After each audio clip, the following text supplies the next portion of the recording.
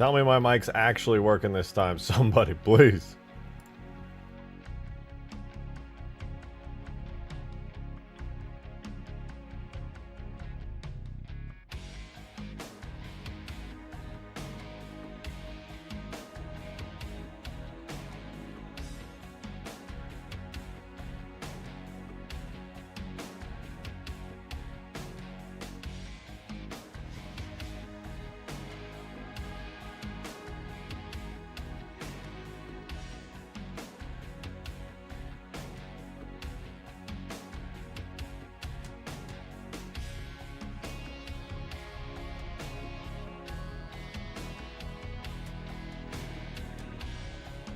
I'm back. We're back, and hopefully my mic doesn't sound like an alien anymore.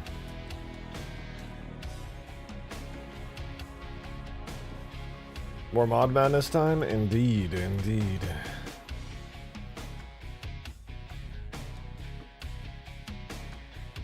This time I'm just hoping with the distinct lack of robotic alien nonsense sounds coming from me. Got my coffee, restarted my PC. I hate that it does that. Sometimes I'll just be sitting there minding my own business. I'll be like, I'm gonna turn on my mic program. And then my microphone just explodes. And I can't unplug my mic. I can't unplug it and replug it in. Sometimes it blue screens when I do that, so I might as well just restart at that point. I love it, electronics.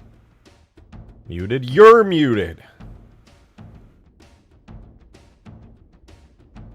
Today's gonna be fun though. I was working on some stuff last night. It didn't pan out, but we're gonna do it today. We're doing some fancy animation work, which requires some fancy sound work to go along with it. Why no deep fried stream? Hey, listen. It's better this way. Clean, professional. Did you guys hear Stream Elements is shutting down? Did you guys hear that? All the work I did on my animations for all my cool stuff for my stream, it's all, I gotta restart it all. They're shutting Stream Elements down. I don't know why, but it's dead. Apparently nobody at Stream Elements thought to charge money for stuff. And they just did it for free, which I respect. But like, the service is too good, and there's no better replacement service that I'm aware of. Please just start charging money for things and make a premium subscription so that you can pay your bills. I would like to pay for Stream Elements. It's a good service.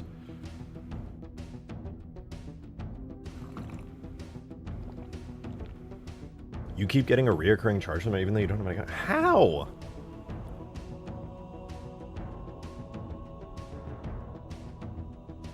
I don't even think they have a way to take money.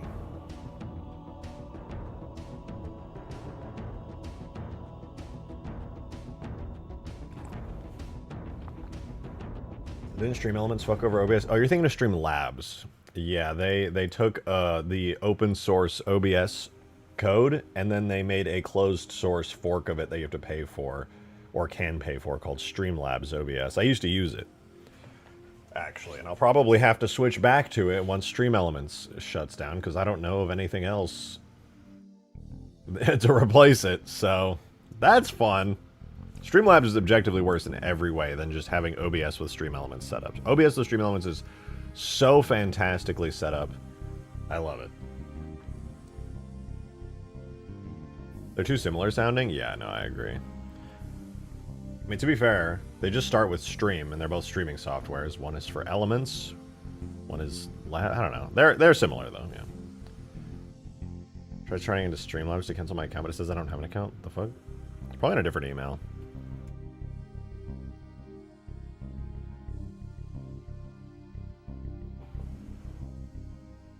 Alright.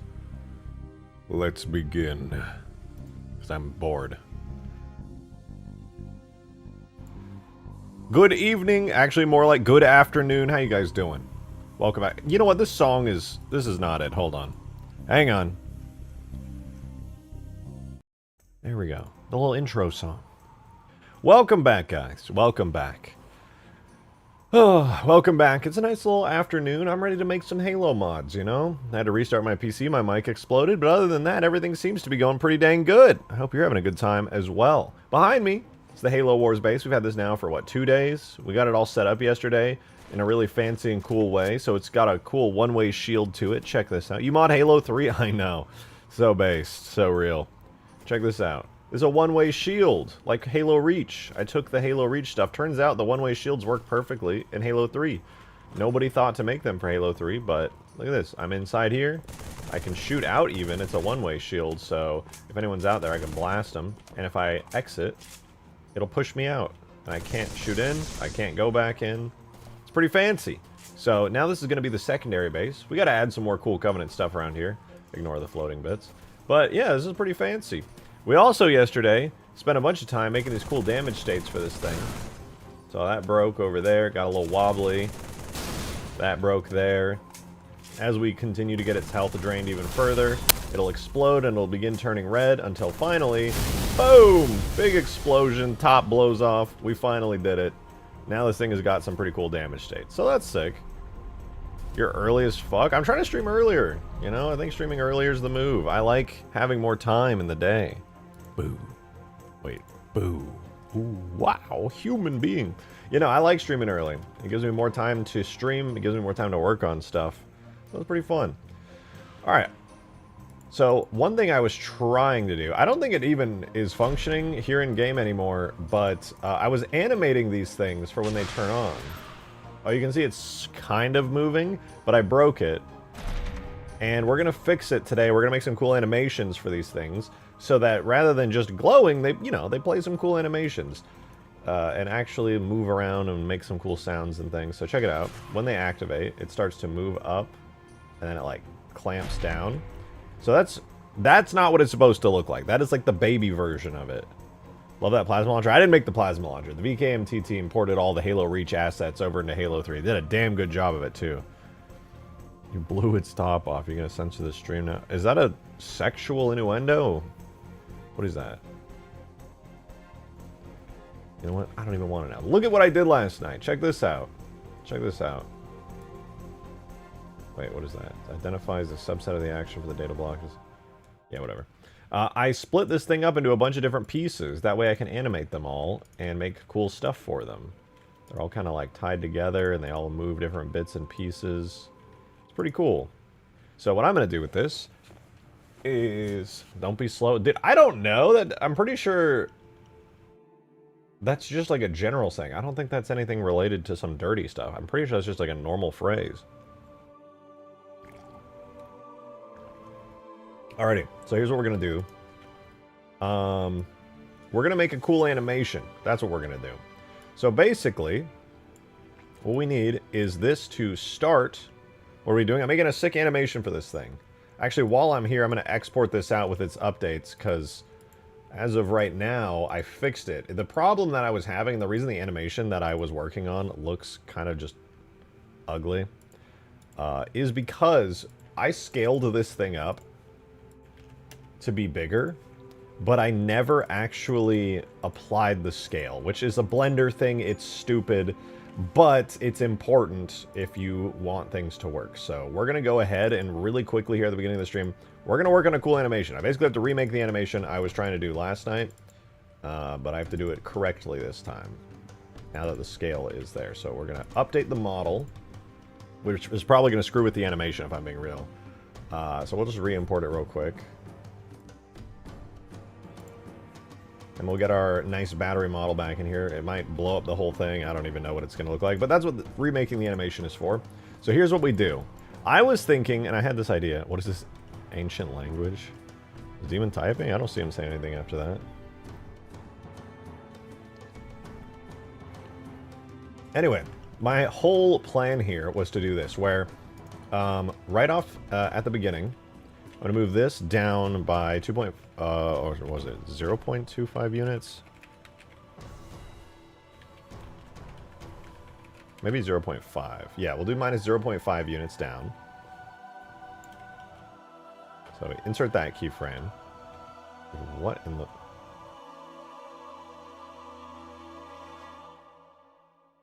Blender. You're fucking with me, Blender. Okay, we're back. So, we're going to go ahead and animate this thing. So we're going to move the shell part down minus 0.5. We're going to move the top shell up 0.5 like that. And these two are going to just kind of sit there for the time being. Then what we're going to do is we're going to take the lower part of this, and we're also going to lower this down a decent bit. I'm just going to eyeball it. Enough to where, you know, it doesn't like have any weird clipping issues. So right about there is probably the limit that we can get away with. Then we're going to take this section, which I also separated onto its own little animated thing, and we'll move it down a little bit like that, maybe. Right about there. And then I'm not actually going to move the fuel cell, I don't think. I'm not going to move it down. I'm going to keep the fuel cell mostly, like, in place. Maybe I could do that. Well, I'll be careful, because what I also got to do is move these side bits down so that they match. It still looks like a cohesive thing. But I'm pretty sure if I move the fuel cell down, it'll look kind of wonky. It'll look too small. I'll try it, but I'm pretty sure it'll look weird. Yeah, because the sides don't really animate super good. I said something right before you said, and I went silent. Oh. That makes sense. Actually, wait, this is kind of sick. Okay, so here's the plan. Right now, all of these bits kind of just go boom, boom, and then they all kind of just slide up. That's boring. That's extremely boring. So instead what I want to do is I want to start by having probably have the base of this rise up first. So we'll take the core bottom here, and we're going to move it up in the first, like 7 frames. Well, we'll make this kind of a slow rise, right? So it starts with the core, like, rising up. As for the shell, I don't want the shell, these cool parts. I want these to do like a kind of pointed clamp where they go at the last second and lock in, like fucking Stargate chevrons. So I'm going to grab the keyframes here, and I'm going to move them to, like, the last 5 frames. That way they kind of clamp in like that, like a little Stargate chevron locking in. And then, so this rises up. When it's done rising up, I'm going to pause for a moment, and then I'm going to have the second part of the core bottom do its rise up, which I'll have roughly the same length on. So it'll go kind of like 1, 2... It'll like do a slow rise, pause, maybe a little bit slower of a rise there. So it goes zoom, zoom.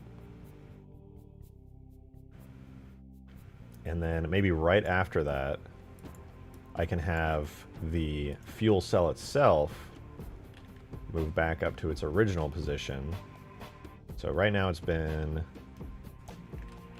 kind of down the entire time. And this clamp here is core top. We're going to have it also lowered down into position. So this thing kind of goes up, then up.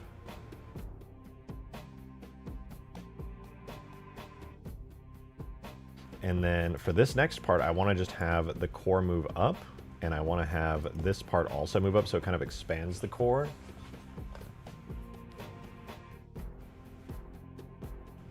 So we'll give that a try. We'll do... I mean, don't worry about the side things yet. So I think I'll do it like this, where... Yeah, right here, we'll take these 2 bits. We'll insert our keyframes.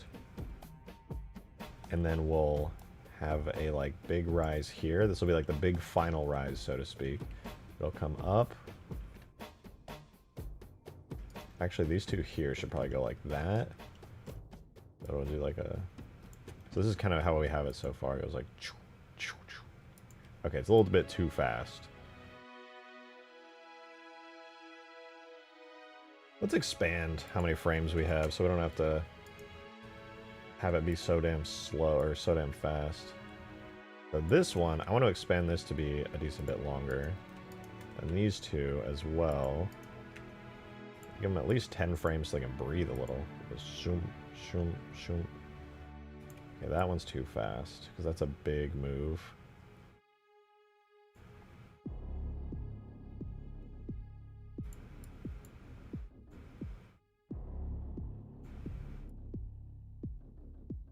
I think maybe we should have a pause on that, you know, before all of this stuff moves right here. I'll wait like 5 frames.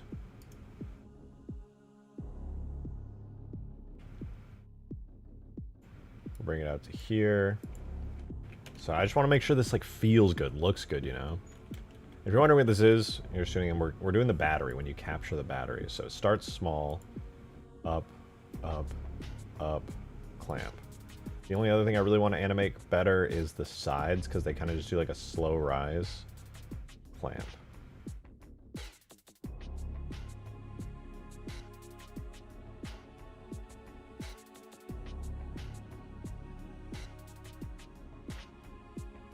I don't know how I want to do the sides yet. Because the sides are cool, but maybe I should have them like shoot really high upwards at the beginning. Or maybe I should have them wait.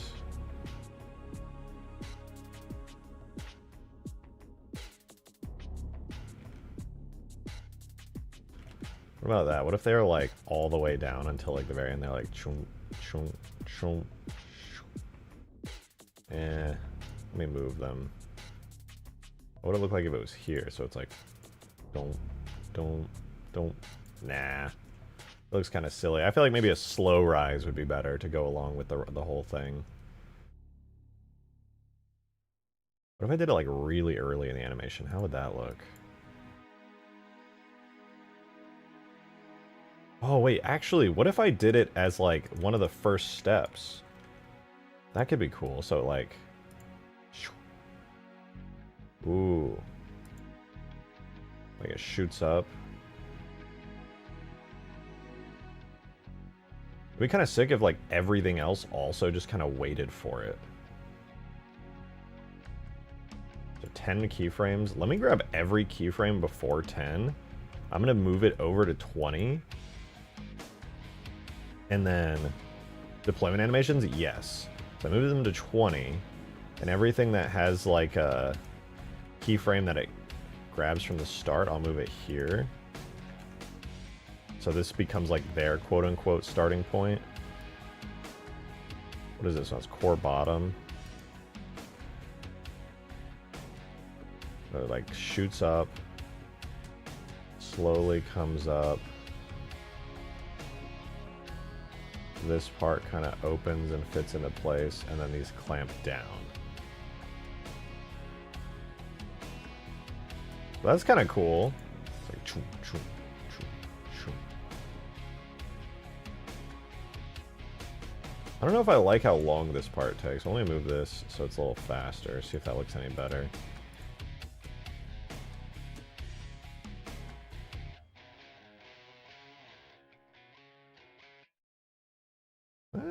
It's okay. It's not bad. Let's put it in game. Let's see how I feel about it.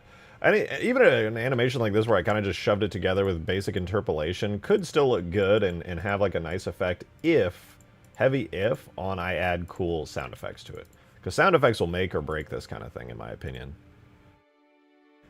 Okay. So we gotta run the command to re-import the animations. That's gonna be Green Knight. I know that guy. Thank you for the 2. It's me, Green Knight. Hello. I have seen the light. I bet you have. I love modding Halo 3. Let's go. Everything is so much easier True. and better than that trash Halo 4. That's fucking Oh, and true. also I threw away my Creality printer. What? I am a Bamboo Labs boy now. It all just works. Maybe my hair will grow back now. Listen, Green, it's tough being bald, man. I can't imagine what that's like, but I see it. I see the struggles that you go through. So, you're fine, man. And I get it. You love Bamboo Labs. That's totally understandable. Hey, you know what? A 3D printer is a 3D printer, right? There's not even any real differences, so I completely understand, man.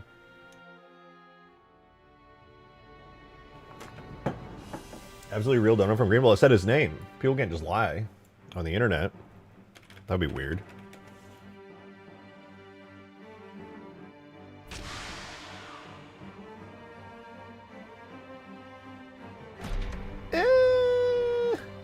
I actually didn't really like that.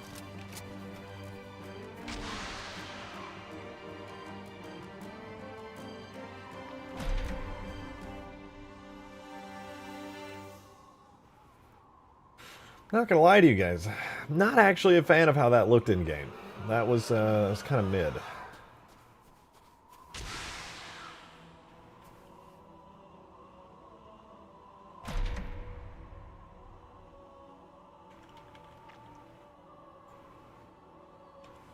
I have a suspicion on how I could make it look better, though. You know what it is? It's the interpolation that's killing it for me. It's like, that one's fine. Right? But then this one comes up. The core bottom. Let me try something here. I'm going to do a quartic on you. A quartic type.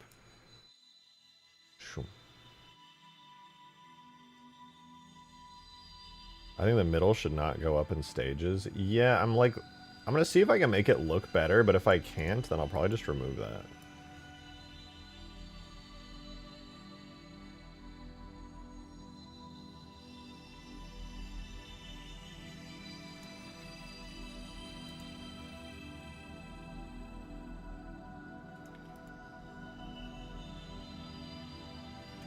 Alright, maybe with some, like, this type of smoothing the quartic type interpolation will potentially make it look better by kind of implying that there's, like, some force behind each move. It improved it, for sure. This kind of animation benefits from that, but I think there just might be too many stages. Maybe it was, like, a slow rise.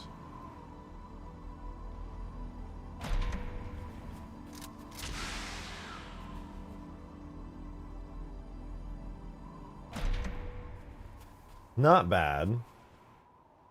Definitely an improvement. I'm thinking maybe Neptune's right. Maybe I could keep it simpler. Like, I like the idea, like, these sides raise up, right? And then it kind of, like, slides into place. But maybe if it was, like, a more gradual rise. It just feels like there's too many steps, you know? There's too much going on. Maybe I ought to just... Maybe I ought to just, like, take, like, for example, core bottom... And just delete this keyframe and then just make this, have it go up. And then I move everything else over like here, so it goes boom.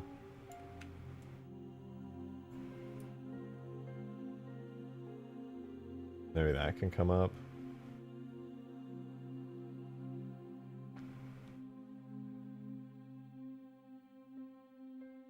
This part doesn't even really make sense, so I might just remove that.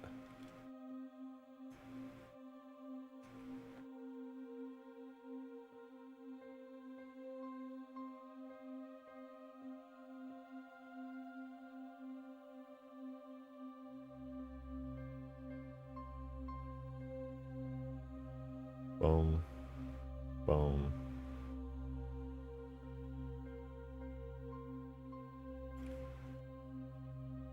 Let me say boom. That's kind of cool. That's actually pretty cool. Wait, hold up. That felt interesting. It was not just a repetitive action. It was kind of this like combination of actions. That smooth bit at the end kind of felt nice. Let me see that in game because I didn't even intend to. I just forgot to put quartic interpolation on there, but like genuinely that felt better.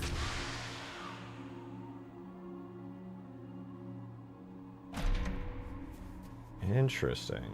And you won't see this sticking out because I'll shove these into the ground, but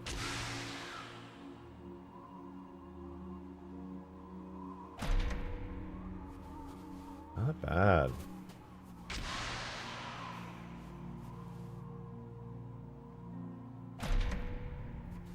That plus some sounds could be the move.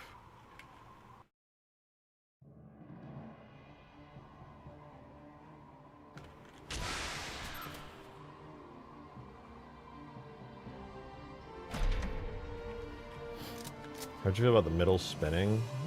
I guess it could. What if the top side rotated 90 degrees and wait, top side...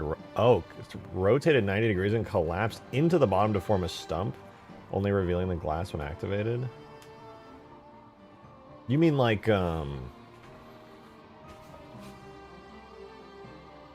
like the whole thing is like a little thing on the ground and then it like, when active it like pops up and you can actually see the glass inside of it? Could be cool.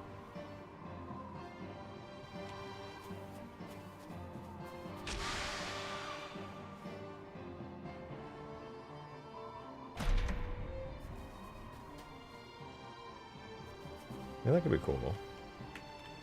I definitely need some better sounds on these things, that's for damn sure.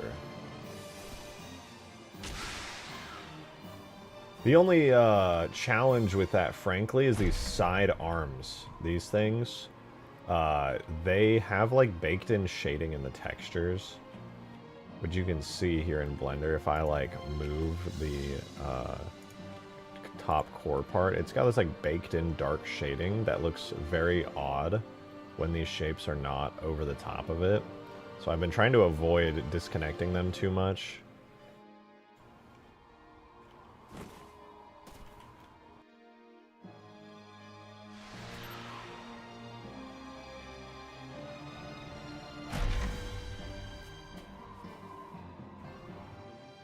What are we doing this stream right now? I'm working on some fancy animations for the batteries.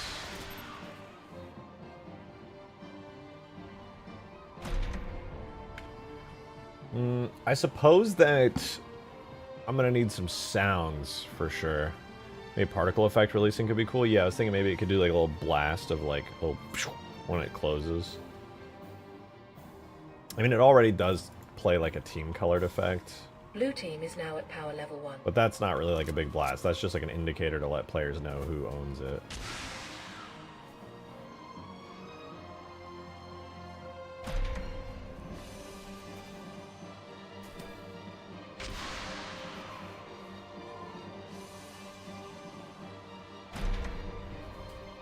Blue team is now at power level 2.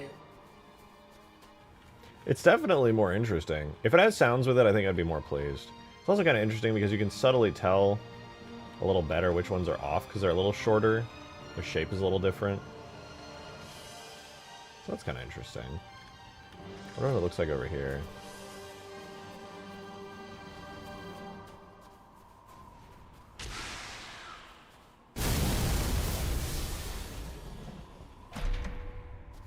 Blue team is now at power level 1. I do wish I could have them be, like, in the ground more.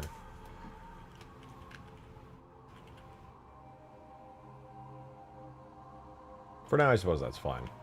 It looks cool. It looks cool.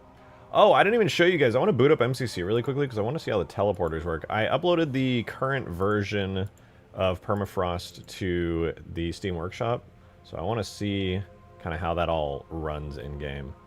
When it explodes, just record your own voice line saying, boom!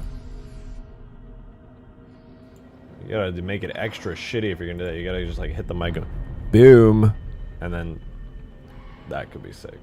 That could be sick.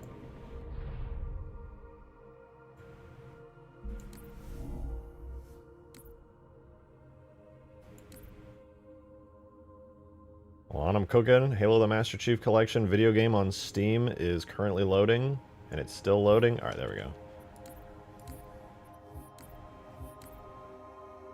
I'm just gonna load up in Forge real quick.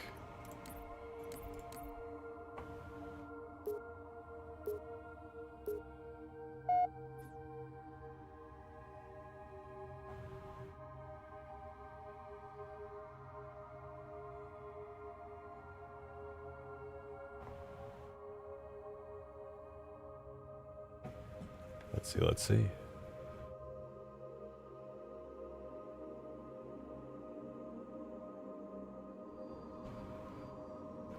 Okay, that's blue side. The AI spawn. We're a red team because we're in Forge. Let's go over here. So this is what I want to test, though. I want to see if the teleporters worked. Bro, wait, the teleporters didn't work. What's up with that? Is there something special I need to do to them that I don't remember? Maybe they need to be on a neutral team.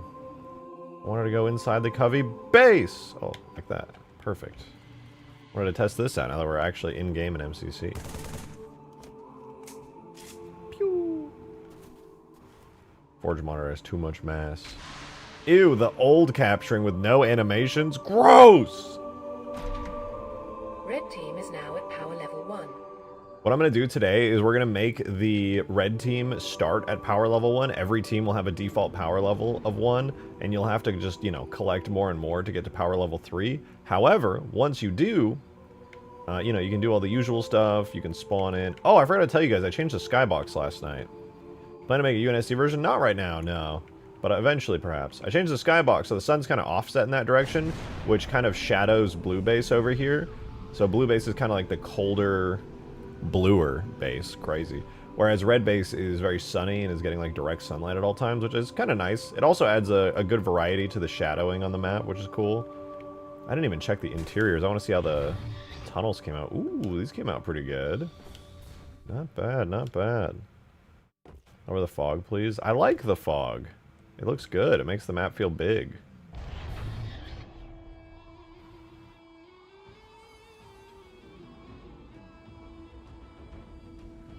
You can sense scale. Look, it's so far away you can barely see it. It's perfect. A bit blinding. Well, that's more so the sun. And the way that I have this skybox set up. So, in that case, in that way, I agree. Not ideal. Why did my teleporters work, though, man? What the hell? I gotta go figure out what's up with that. The Covenant bases are kind of nice, though. I might end up retexturing the interior part of this. We're able to remove the snow effects inside the tunnels. I know how, I just haven't done it yet, because it's like such a low priority at the moment. This base works, though. We're going to probably add the vehicle spawners to these bases today, because I can just do a bunch of copying and pasting for them. As for the other bases here, we're actually going to work on adding more vehicles today. So we're going to get the Skiff in. We're going to get the Falcon in. We're going to do probably the Mega Mantis as well. And I would like to add the Destroy function so that when you spawn a vehicle, it deletes whatever else is on the pad at the same time. And then I'll be pretty happy with that. There's some other vehicles I'd like to add and debate adding. I'm also debating adding... And calm down, relax before I say this. I am debating adding a Scarab as like a late game super unit thing where if you collect an insane amount of resources and enough time has passed and a special objective has appeared and you get it, your team would get a Scarab, basically. But it wouldn't be an AI Scarab. I sadly am unable to do AI Scarabs. But it would be a proper drivable Scarab like the ones on Huge Grass. I'm debating it. The Scarab might not even work really good on this map. It might not even be that powerful. But it would be cool. So I'm thinking about it. No balls. Full balls. Alright.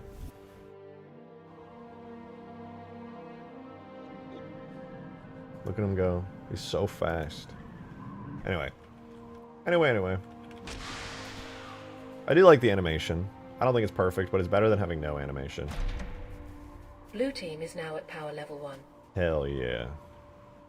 So I'm going to quickly edit the script so that we always start at power level 1. That way, when you play the game, you are guaranteed to be able to spawn something, which is actually extremely easy to do. All I'm going to do is set the starting resources for both teams to 1 instead of 0, which will literally just guarantee you can never go below 1, and you'll always be at power level 1. Blue team is now at power level 1. Probably shouldn't have it spam it the first time. Hold on. To the battery section. I want to see if I can make it so that the very first power level 1... It doesn't say that? Okay, battery storage, blue team. Energy blue 2. Dot blue 1. Dot... Okay, so this one... I'll just make it so that when it very first goes to power level 1, she doesn't say anything. Oh, and for red team too.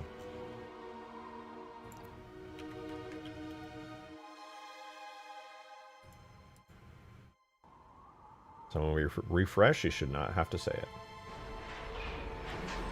Your generator turns on. And let's go make sure it works. So in order to test it, we're going to go to power level 2. And then we're going to go back down to power level 1.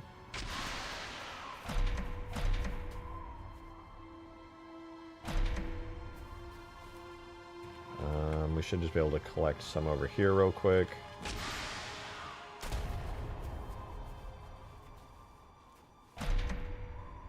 Blue team is now at power level 2. That's not blue team. What?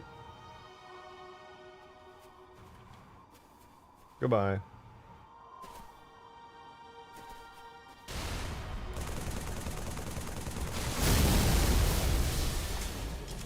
No red teams.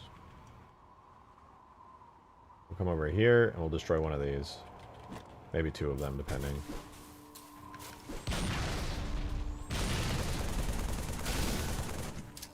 Took like no damage.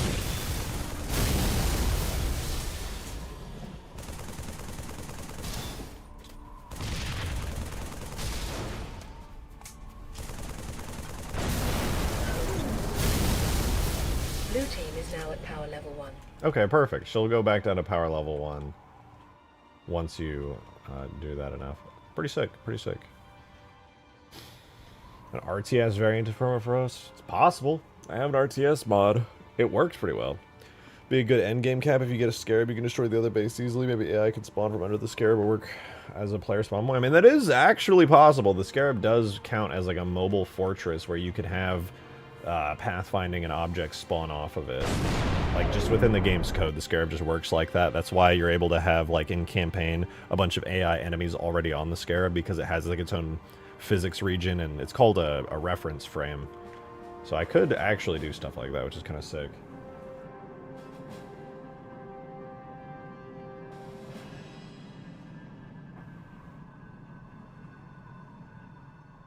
It's a pretty cool idea. I like that. Alright, well, now that we have that, I don't know why. I'm going to check really fast why my teleporters didn't work. A little bit confused on that one. I might just because they're... Oh, I think I know what it is, actually. I don't think I set them to neutral team, and I think they have to be on neutral team. They're both on defender team at the moment. If I recall, that is weirdly necessary. Okay, so now they're neutral team. They have their teleporter channel. I don't think you have to set the height and width for the teleporters manually. I think those get auto-filled because they are teleporter objects. Let me just test it in tag test really quick. I'm pretty sure tag test lets you do teleporters. If I recall. I might be wrong. Have a Scarab shoot like a regular Halo 3 Scarab, not Halo 2 type beams, please. Well, the problem is with that, the beam will never reach its target in time. It's really slow. It's designed to be fought against, not... Game start, levels. It's kind of like how plasma weapons have a travel time, whereas human bullets and human weapons don't have a travel time because players should be able to shoot where they want, when they want to. I could make it like the regular Scarab beam, but faster. That could actually work. Like a double speed regular Scarab beam could work. Hello, good sir. Hope you're having a wonderful stream and a great day or night. It is daytime here. It's a nice... It's not even 5 p.m. yet. Slowly getting into the evening. Making some cool Halo mods. I'm having a pretty good time. Oh, I forgot. Tag test crashes without AI disabled. Every goddamn time, man. I always forget. I gotta do this. I'm so grateful that... the ODST scripts and codes and stuff got ported over by the super awesome MCC team, but goddamn, that specific script function crashing every time because it's looking for firefight mode that doesn't exist.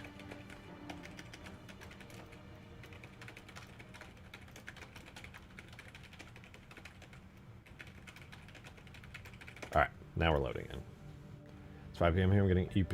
With 3 3D printers to set up. Oh, I'm envious, that's sick. I only have one. That shit was expensive, man.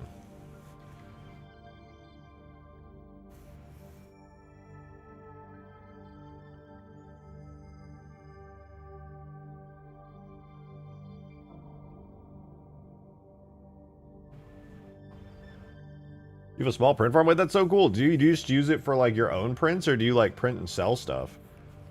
Cool. Let's see if the teleporter... I don't know if the teleporter works in tag test. I vaguely recall that it does, but I don't remember. Oh, it does! Hell yeah. Okay, so they just need to be set to neutral team. Hell yeah.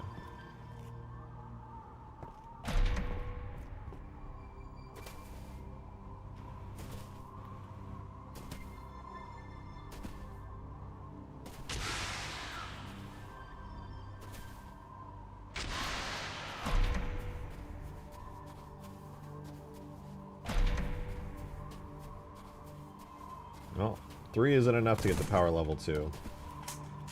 One more is needed. I kind of like that. That actually feels really good. Like, your default mode should be somebody should come over here and capture 3 so that you have resources. Then as somebody else goes back out into the map, they'll go grab another one. That'll get you to power level 2, finally.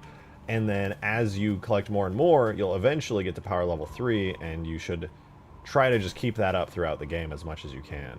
Obviously, the enemy team is not going to let that happen as much as they can, but that's pretty cool. I'm glad the teleporters work. That makes me happy.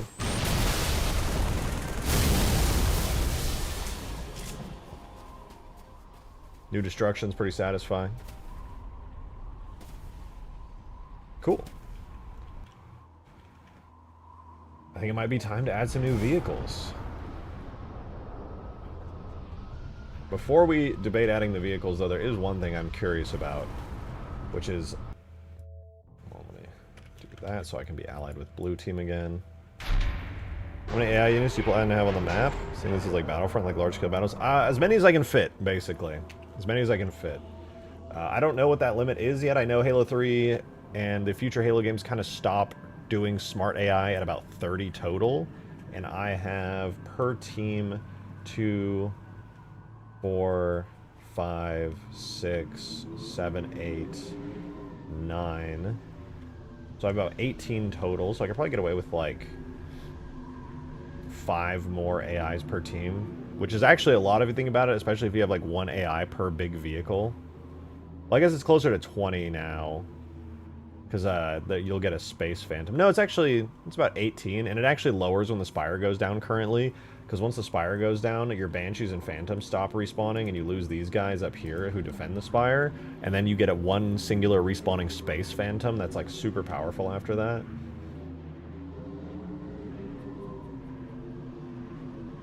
So yeah, I could probably get away with quite a few more. With a modded Diamondback frame with tons of AI to fight. I don't know how that shit went without the map overloading. I don't know. Do not know. Probably what happens in that map, if I had to guess, if they're going over the AI limit. The AI is like a soft limit. It's actually not even a limit that's imposed by the developers. Excuse me. It's just that when there's too many AI calculations going on at once, some of the AIs just kind of go temporarily brain dead until resources free up for them to be able to... Holy fuck! Thank you for the 50, Demon! God damn! Much appreciated! Holy shit! Hashtag vampire, hashtag replace Banshee eye with vampire eye, hashtag do it coward, hashtag bullying doesn't work I know. Hash $50 might though.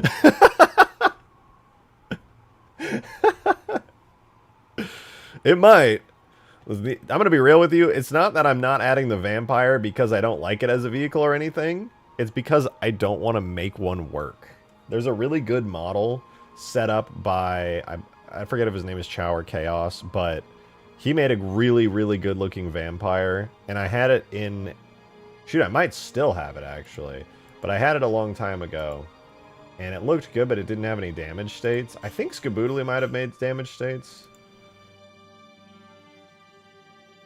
I don't know if this is the really old vampire or if it's the updated one that Chow made. This might be the really old one that Green and I made. Oh, I crashed. That is Chow's vampire, actually, but that shit is broken. What happened? Jesus. Crashed my game when I spawned it in. What the fuck?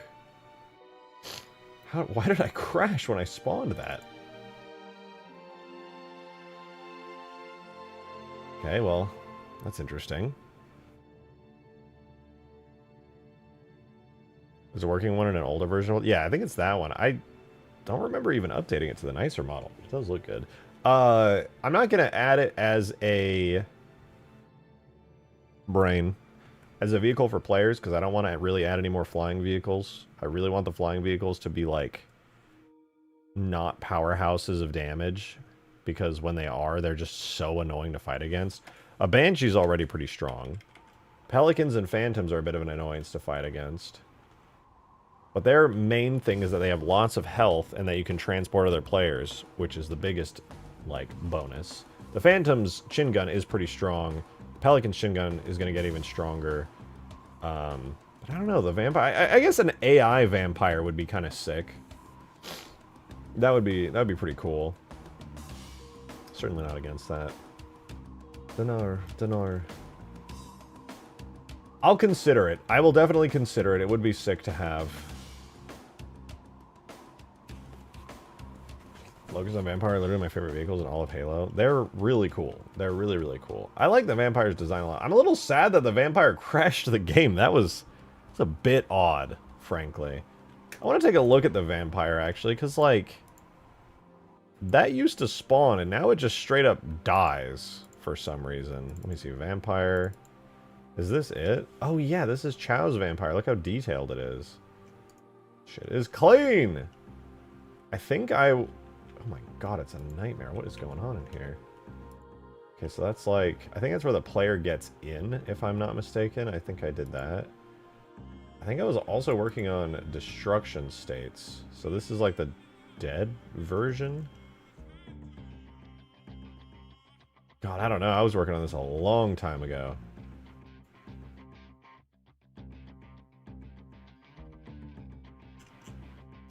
My goodness, I'm surprised that I even got this in game.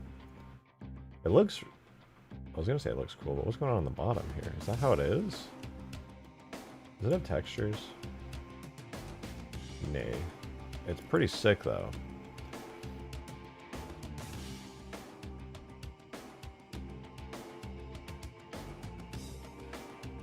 Oh my...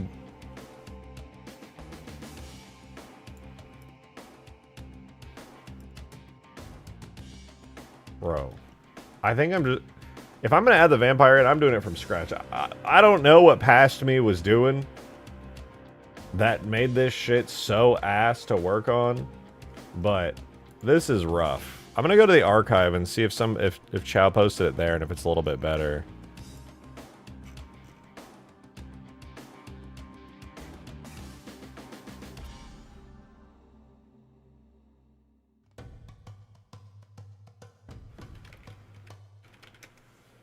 I think he posted it in the archive.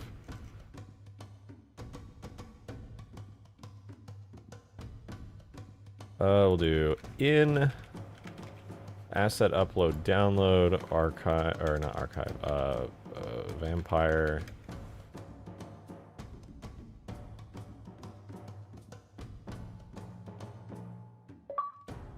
Oh shit, yeah, there it is. Oh, thank you for the 2, Adam! I'm here, is that a fucking vampire? It is a fucking vampire. It's Chow's Vampire, in fact. Holy hell.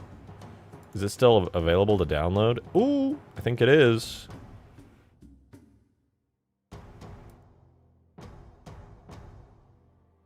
It looks so clean. Holy shit, he did a hell of a job.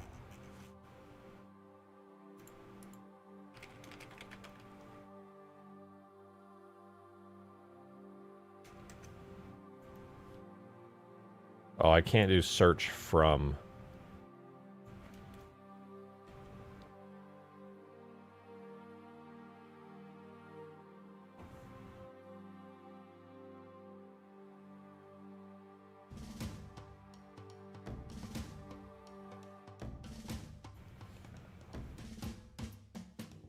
Did I get it? Okay, I got it. Give me 1 second. I will grab my models. I'm gonna do Vampire 2. I'm so much faster and more like proficient when it comes to this kind of thing.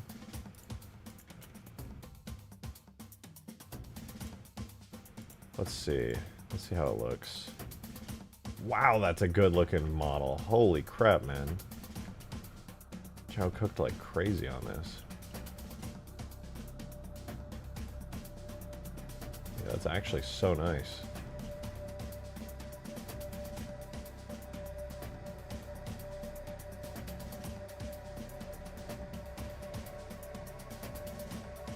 I wonder what physics type would be best for this kind of thing. Damn, this is a really impressive model, dude. Crazy.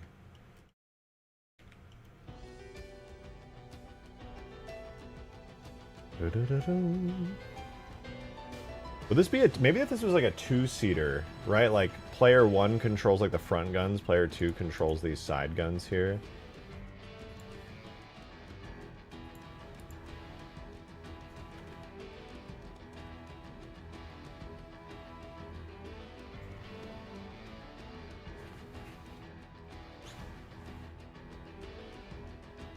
3-seater. Well, it's got these. It's got 2 seats at the very least. It's got the doors. This is where the pilot is supposed to sit. I forget how, but the pilot is supposed to sit in here.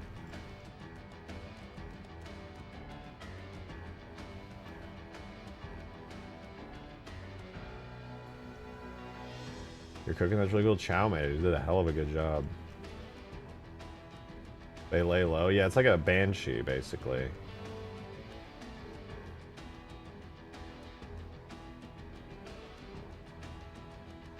Oh, right, and when it fires, it has these, like, elite-style mandibles. I forgot about that. That's so funny. They, like, open like that.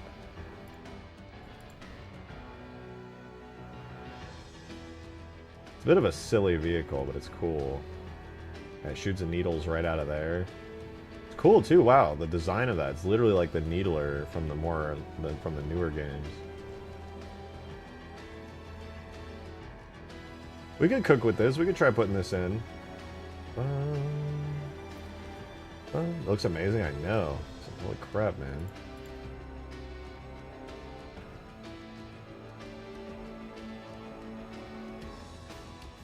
You like animate the needles and stuff too. That's pretty sick.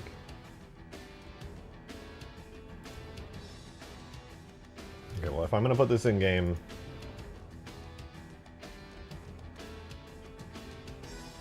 it's gonna require. Actually, I don't think this will be too bad to add in game. How many verts is this? It's only like 20k verts. This is a game-ready asset, bro. Damn, damn. It's got only 3 materials as well. Holy shit, dude. This is crazy. All right, here's what I'm gonna do. I'm gonna save it to a new folder, and we're gonna get this thing completely ready. New YouTube short of you adding this would blow up. Yeah, I think so. I'd have to give massive credit to Chad because he did all the work. All I would be doing is taking his incredible work, fully rigged, fully everything, and then just giving it a couple animations and making it drivable. That's literally all I would be doing. Oh, right, and there's the destroyed variant as well, which is just mangled all over the place. All right, well, I'm going to try setting it up real quick. So we'll do Halo regions. This one will be destroyed defaults. And this one will be default defaults. I'm not going to give it any fancy regions or anything right now. I think they only saw one mistake on it, which was... Yeah, this needle's parented to that one. And that one's also kind of parented to it. Alright, let's fix that real quick.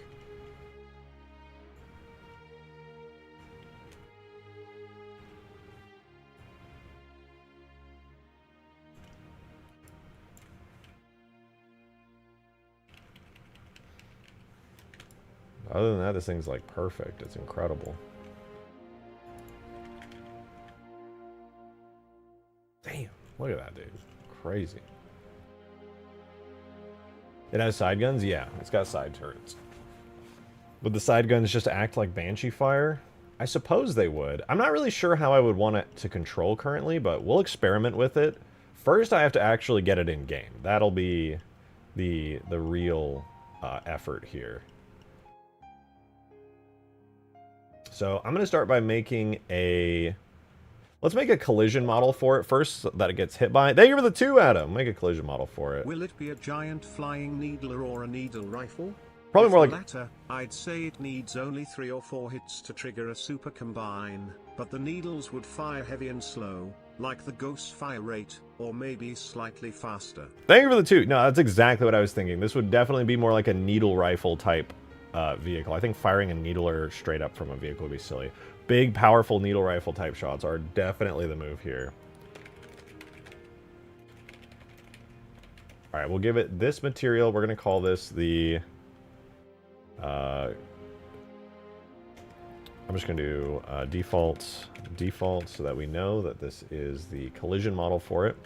So I'm not going to go too crazy with this. I mean, a collision model doesn't really have to be all that amazing. It just needs to get the job done.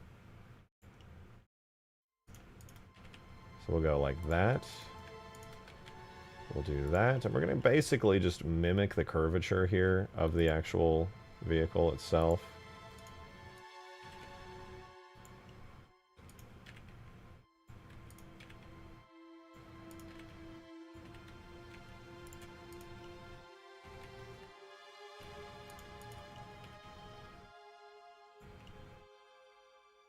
Okay, we'll expand this part out to here. Expand it on the x-axis. Expand it up. Pull. Maybe down a touch there. Bring these two bad boys up.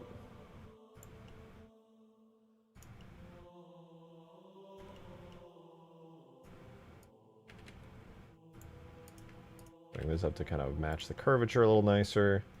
Then I'll expand this part back till it covers this shit up. This crap up. Pardon my French. And then out to here. So I'll scale it down this way. I'll pull these two up. Maybe I'll drag this line out a little. Shrink it on the sides so the shape kind of matches a little better. Maybe I'll give the engines some like weak points. That'd be kind of cool. I suppose that'll suffice. It's kind of blocky and not the best ever, but a bullet's a bullet.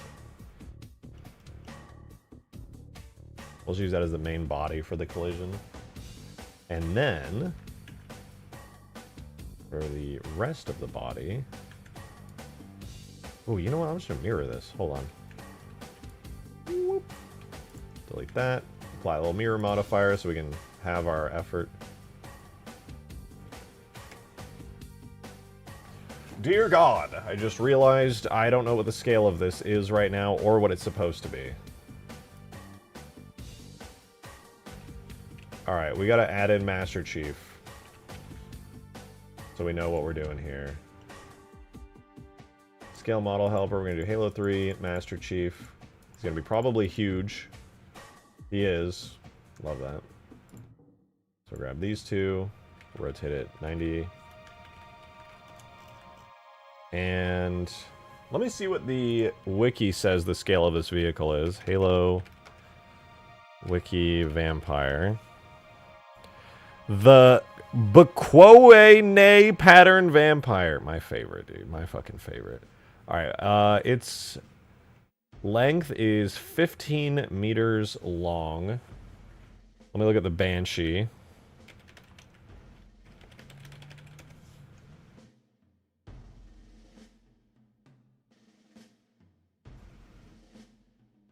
Looking for the regular Banshee. Okay, sure. The length of the Banshee is about 7 meters, so it's going to be double the length of a Banshee, roughly. Let's spawn in a Banshee for this.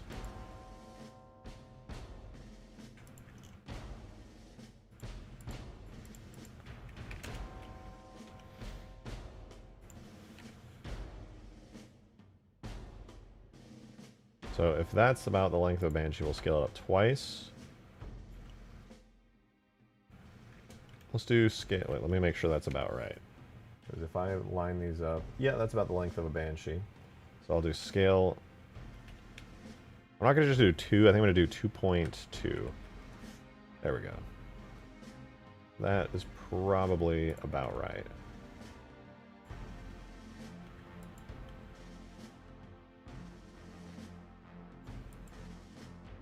Okay. Let's delete our scale models now that this is correct. Mini Vampire. No. Okay, we should be good here. So with this scaled properly for in-game stuff, we can go back to making the quick gold collision model. I thought there was no such thing as canonical size vehicles. Listen, I just need somebody to fit in the goddamn cockpit, alright? And technically, okay, technically, there are canonical sizes to these things. Okay, you gotta have somebody able to fit in the, you know, in the stupid-ass cockpit.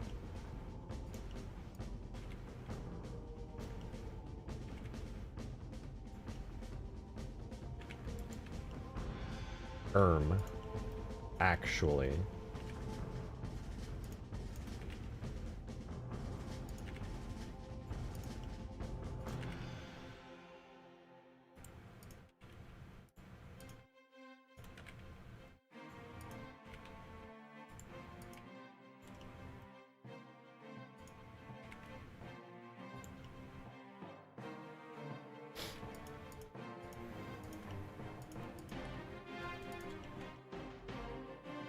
Okay, we're gonna bring it to here. I think after this part, I just have to do the bottom of it, and then I'm kind of chilling. Literally just like grab some vertices. Boom. Thank you for the tune, Ande. Appreciate it. Which name of the undead family tree hasn't been taken by a Covenant vehicle yet at this point? Probably zombies. I think zombies would be the only one that, like, have not gotten that.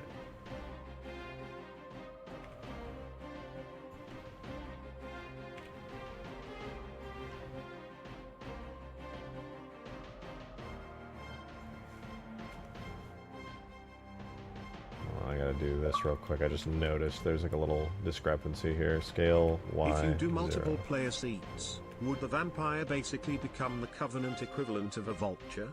Or for one seat do you plan on treating it more like a Covenant version of a hornet? Both fit the hover in place with big damage output archetype. I can't even promise I'm gonna fully add this as a vehicle yet. I would like to, don't get me wrong, but I can't promise that I even will yet because I don't know if this is going to be unbalanced. I mean, I know it's up to me to balance it, but I just don't want to make promises that I may not keep. But if it's going to be like anything, it's not going to be like a full-on vulture. Because the vulture's a lot bigger, a lot stronger. This would be closer to like a flying warthog, almost. Kind of like a Covenant version of the Falcon, but with like a more precision type thing going on with it.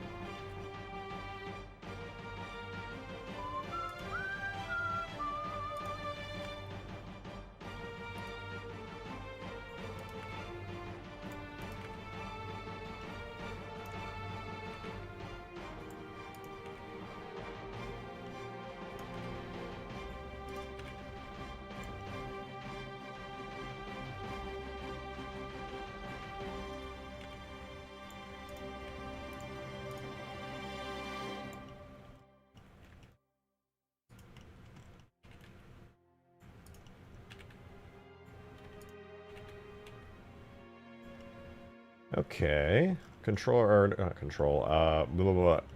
Collision model, almost done. Physics model will be a lot easier. It'll just be a lot of separate, smaller objects. Let's do that. Bring this bad boy down to here. Make it look good.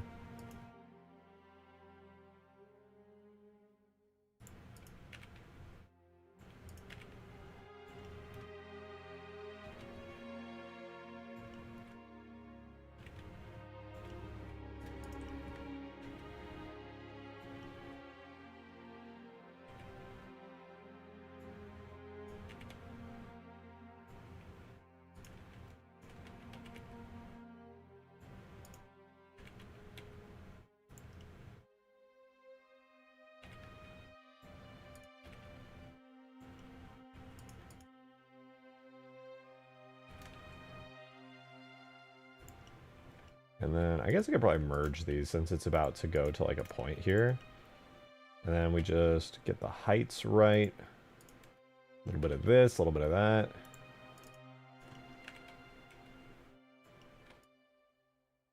Okay, so reasonably acceptable collision model for the base body. It's not bad. What's the bone it needs to be tight? Actually, I'll get there. We'll get there. Next up, I was in the X301 glider and F302 roll fighter from Stargate. Oh, hell yeah. I was going to add those, actually. I have a Stargate SG-1 mod that I was working on a while ago with, like, functioning Stargates that you can't dial wherever you want, like those cool Gmod mods, but they actually functioned. It was kind of sick. It's kind of sick. I didn't get to the F302, but I did add, like, staff weapons and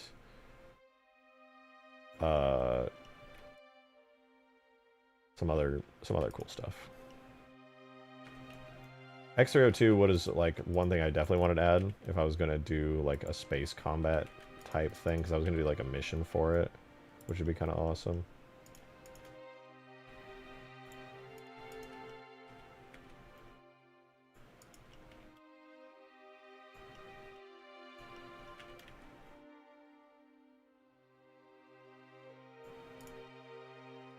Alright, let's just cover up the rest of this shape. Straight up like that. I wonder if I can... No, I'm probably going to do it in another tiered thing like this.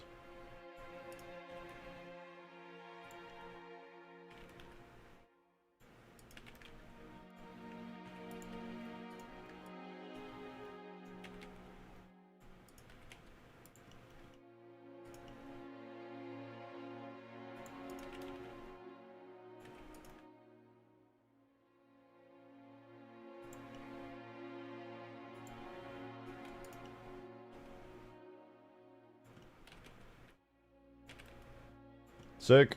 That'll do. That'll do. Should for the most part. Well, maybe I could...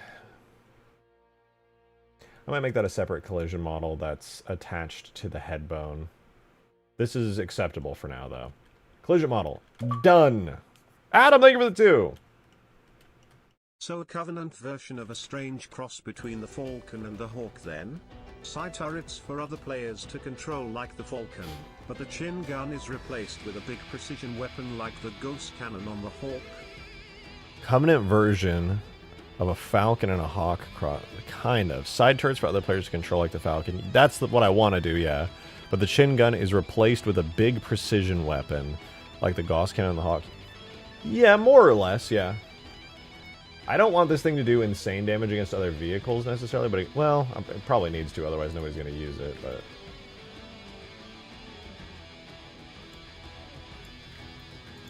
Yeah, that's kind of what I'm after.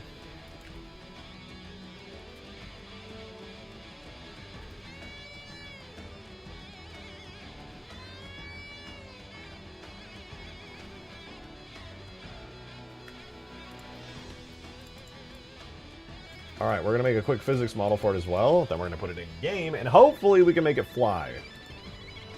Alright, for the physics model, I'm going to keep it pretty straightforward. I'm going to turn the head thing into a single piece here.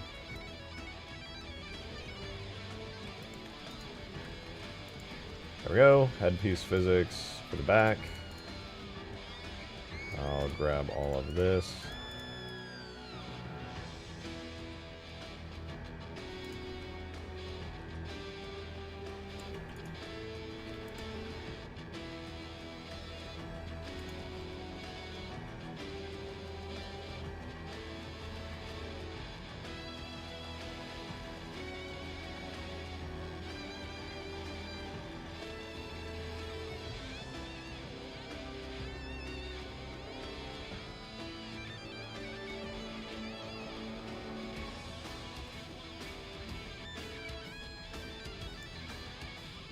Huh, that actually worked pretty well. Okay, that's cool. Oh, god damn it. Do that on the collision model. It's fine, it's the same shit, but...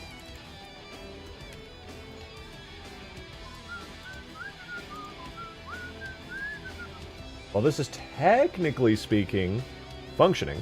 I could just put this in the game. Let's just give these things some regions real quick, so that way they actually spawn in, because otherwise, you know, that shit ain't happening. Also, delete any faces. Delete that vertice. Delete any faces here. Okay, pretty good.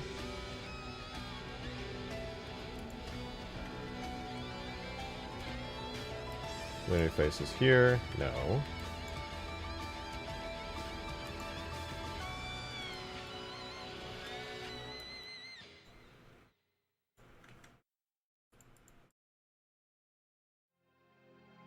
And then these, I actually do need to apply mirror modifier and split them. Now we're good. Hell yeah, man. So we'll give these bad boys some regions, then we're going to put this in game right now.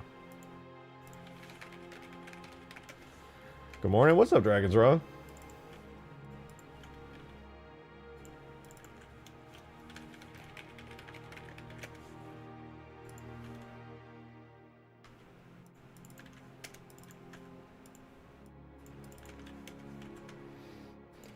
Alright, not bad, not bad. Let's put it in. Oh wait, I need to... Do I make physics for these little things so it actually sits right? I'll do it later. I just want to see if it works in-game. Oh! Before I forget. The materials. Obviously there's textures and stuff I need to grab, but I just want to see what the material setup is. So, MT Vampire Shell, MT Vampire Metal, and MT Needler Crystal Solid.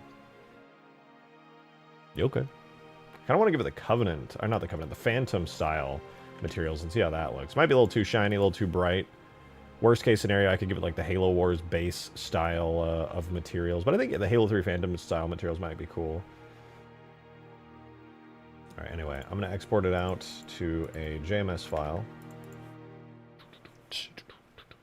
And then I'm going to have my vehicles folder. And dude, when this thing imports... Actually, you know what, you guys... I'm going to keep you on the edge of your seat for a second while the vampire imports. I gotta pee so goddamn bad. I'll be right back, real quick. Give me like 1 minute.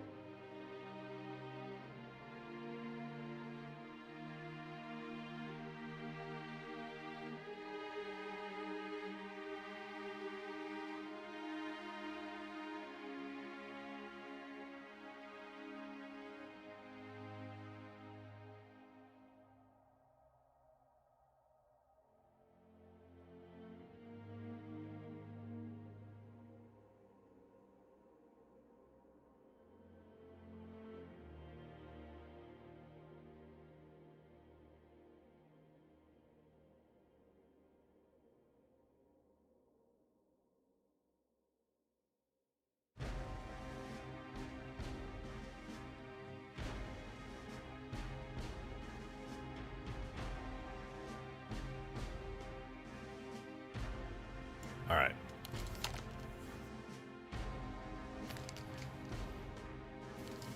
It's time. I'm gonna put the vampire in, but this time it's not gonna crash, for sure. Definitely. With that said, let's extract the textures real quick. Oh, right, because it's got a roughness map, a metallic map, and all that stuff. No wonder it looks so good. Damn, that means the specular is going to be kind of for when I import it into Halo. Alright, let's unpack the base color, roughness, emissive, the normal. And I probably won't use the metallic, but I will unpack it. I presume the metal's gonna... Oh no, the metal actually does use a different one. Okay, so the metal, we're gonna unpack as well. So we can grab all these textures. The normal,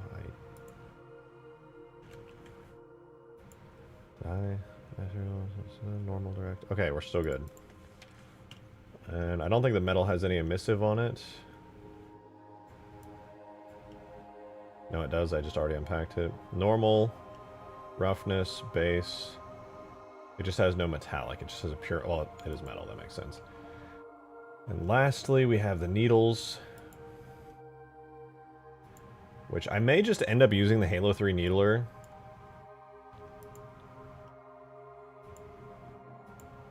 I'm not sure which one's what this one's using, but I think it's actually using Halo materials and Reach ones. Okay, looks pretty sick. God damn, Chow cooked with this thing, man. So good. Did I add the Halo Wars engineer? No. I would use the ODST engineer if I was going to do any, if I'm being real with you. I'm dumb. We almost didn't have a physics or collision model. Okay, so for physics, parented to the armature, boom. For collision, we parented to the armature, but we parented to the main root bone. Alright, now we're going to export it. Now we're going to put it in the game. I don't know what the hell was going on with the old style of vampire, and that vehicle, frankly, is super old and just years old. It's many years old now. So what I'm going to do is I'm going to completely delete the old vampire. And this thing is going to be a brand new creation. Holy crap, man. There's so... This is my old vampire folder. Hey, by the way, when I spawn this thing in, it completely crashes. Vampire with zoom, vampire space, vampire weapons. Look at this nightmare. Look how many copies of this. I don't even... Be gone. It's gone. We're safe. Anyway.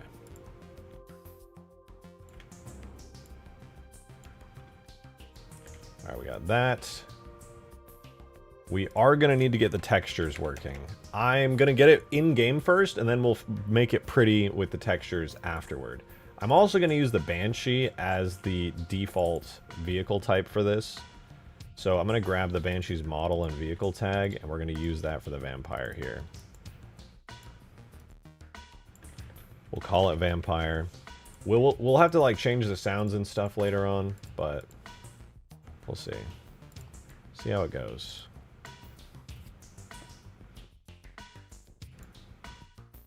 Alright, now it's using the Banshee model. Banshee, vampire.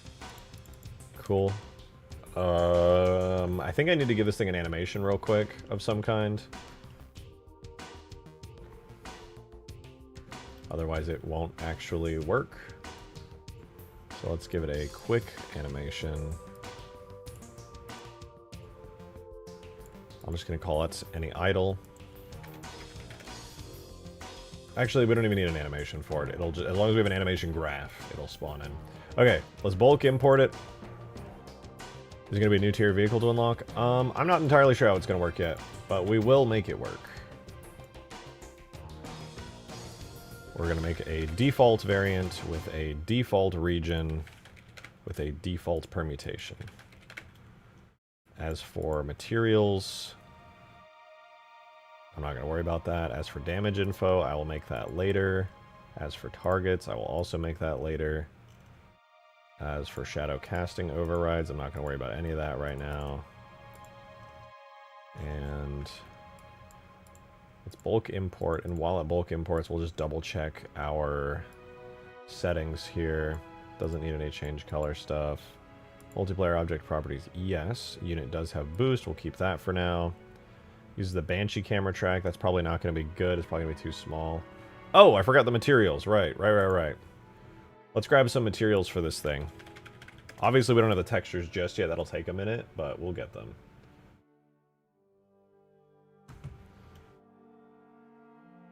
So I'm going to grab the needle texture from the needler first.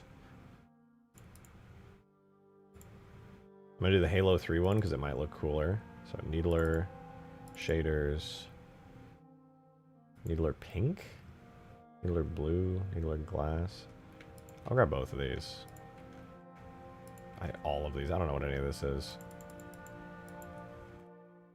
We'll start with needler luminous, and that'll be our material for empty needler crystal solid.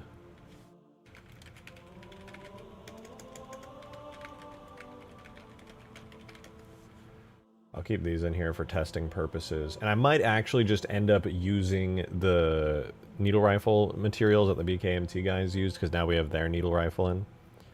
Alright.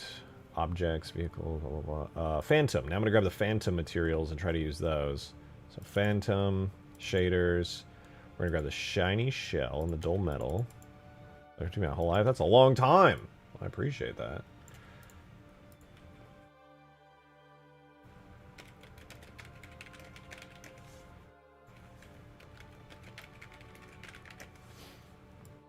I will do my best to... If I made the Locust, Skaboodly made the Locust. Skaboodly and Green worked together a long time ago to make a pretty awesome Locust. Alright, our vampire is going to look pretty fucked up at first, but that's okay. Nothing wrong with looking a little fucked up.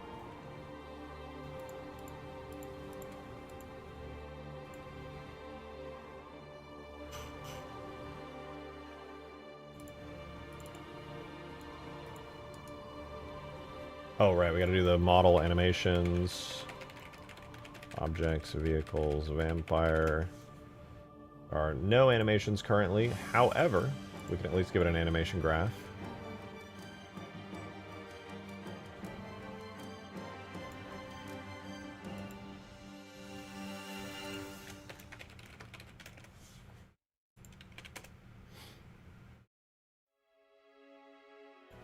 That should be enough to spawn it in, maybe. I lied. We need an actual animation for it.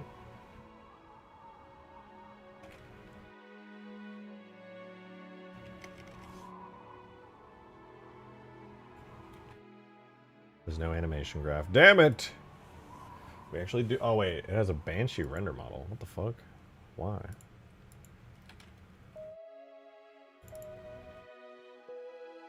Could we import the render model, please?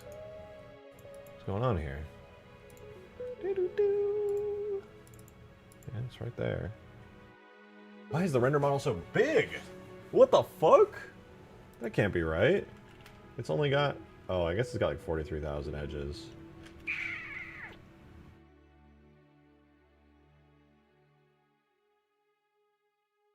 Is it just too many? I might just have to split it up into a couple different pieces.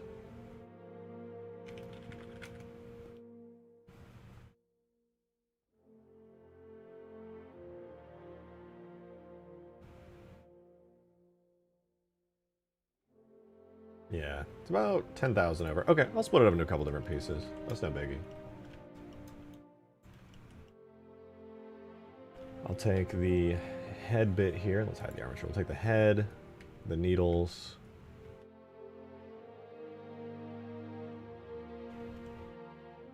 These right here, this bit underneath.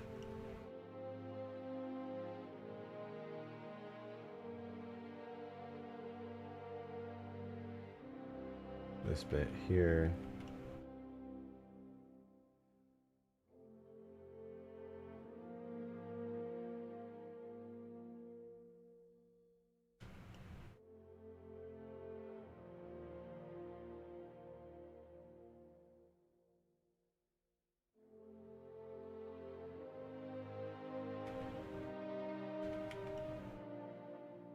Okay, then we'll unhide all of that, which is 3,000 vertices. Not enough still to get it rendered in. Where is all the detail hiding? Is it in here? There's some pretty complex pipes and gadgets and things. Well, I will add this to the default turret region. And I guess since I'm here, I'll add all the rest of the components in here. Maybe that'll save enough space to get this bad boy in.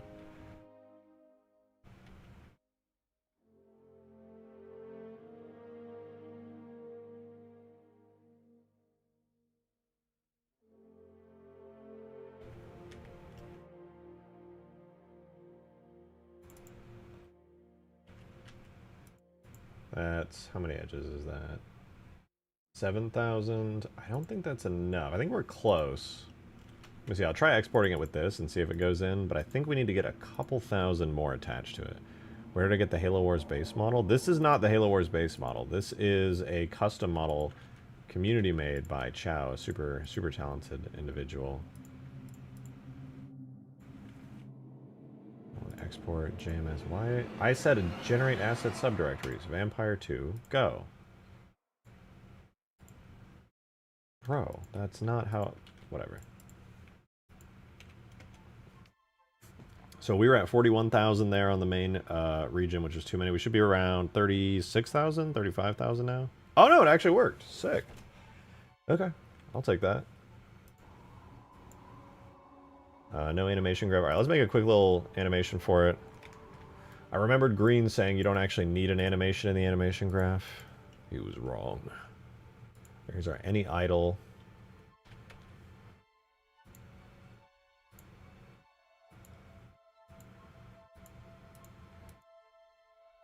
Sometimes I don't understand how Blender is supposed to work. Alright, boom. Boom. idle animations are JMM type. I don't even know what I saved that out to. Any idle.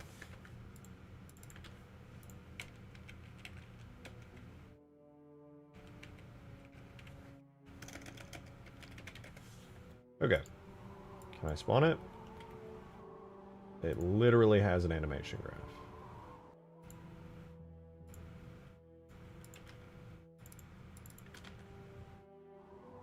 Hey, there we go. Well, it's got phantom textures right now, so it's a little, pretty wonky, but it's a start. It's a start. Well, those needle textures aren't half bad. It'll look a lot better once it's got the normal maps and stuff imported, but yeah, it's a start for sure. Hell yeah.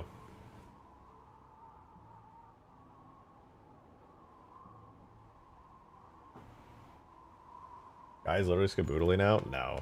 I'm not entirely sure what I'm going to do with this vampire yet, but I know Demon really wanted it, and honestly it sounds kind of fun to add this thing. I'm not going to lie, it's kind of sick. So we'll see, we'll see. Where does the pilot go? It goes underneath these things. It's sitting like in a Banshee. And then I'll probably have a secondary seat for the side turrets as well. These actually rotate upwards.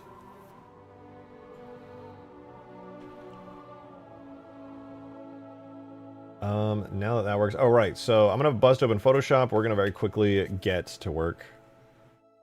Holy feature creep. I don't know, man. I just felt like working on the vampire. Demon suggested it, threw me a 50, and I was like, you know what? That does sound kind of fun. Even if I don't use it, at least we have it. Hell yeah. Review the vampire from the Halo Archive. A super talented dude named Chow made it.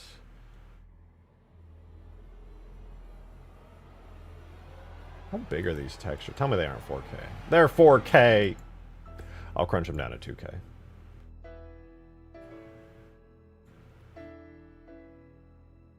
Alright, here is the roughness map.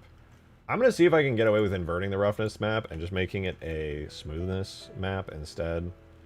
I don't know how well that's going to work, but I'll toy with it. Make a little alpha channel. Soiling the map with flying vehicles. Yeah, this thing won't be very strong, I'm not going to lie. It's going to be kind of slow, kind of strong. It's basically going to be like a Covenant Falcon if I do anything particularly interesting with it. Make a bitmaps folder. We're going to have vampire shell diffuse. We have our normal map. Vampire shell Z-bump. I think the only other material we need is the emissive map, which is this one. And for this, I'm going to do a hue saturation down. And I'm going to do a brightness contrast up, like that. Cool. That's a pretty good emissive map. So vampire shell miss. Or is it illume? Fuck it, I don't remember. Let's find out. Self-illumination, it's illume.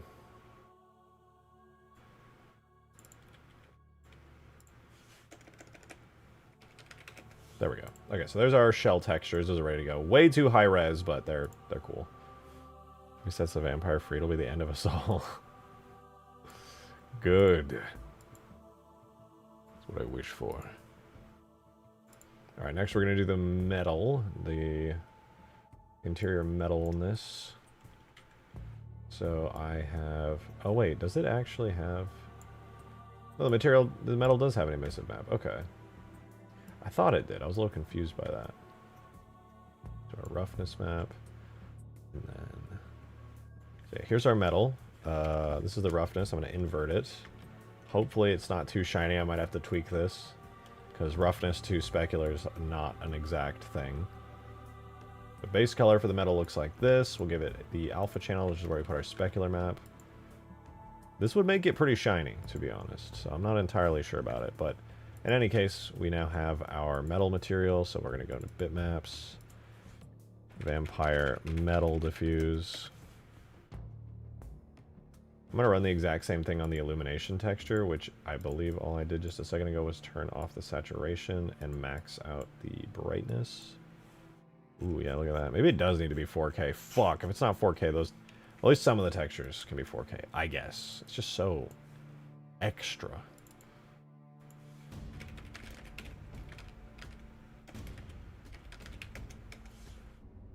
Alright, I'm going to export out the other texture, the lovely normal map.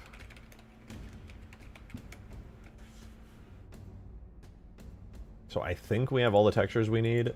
The last one that I'm going to add is the needler, which is literally just this. It's got a cool custom shape for the needles.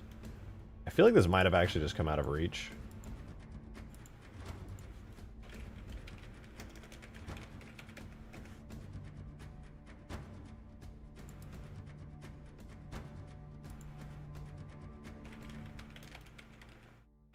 I'm pretty sure these did come out of Reach because the name is Needle Illume and Needle Z Bump, or Needle Normal, which are like Reach names. Whatever. We have the textures now. We have the technology. Why is it using the variant? It's using like yellow reflections. Ew. Anyway.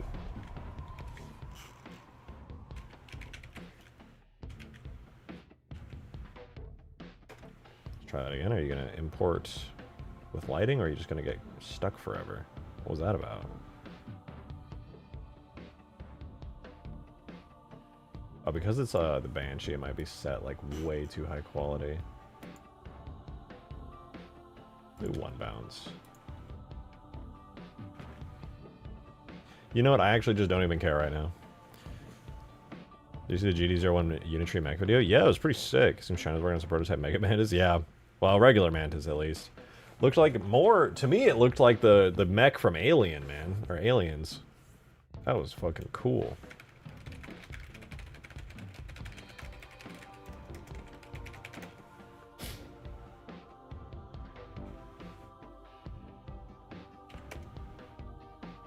Dude, did Tool like fucking break? What's happening here?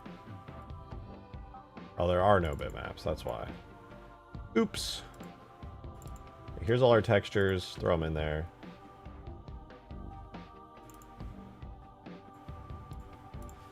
Tool, bitmaps, objects, vehicles, vampire, bitmaps.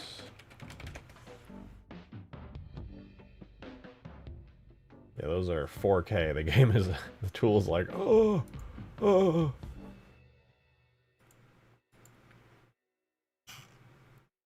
Man. Alright, after we get this functioning, I want to return quickly to getting the new energy system and stuff set up. Because this is really badass, but...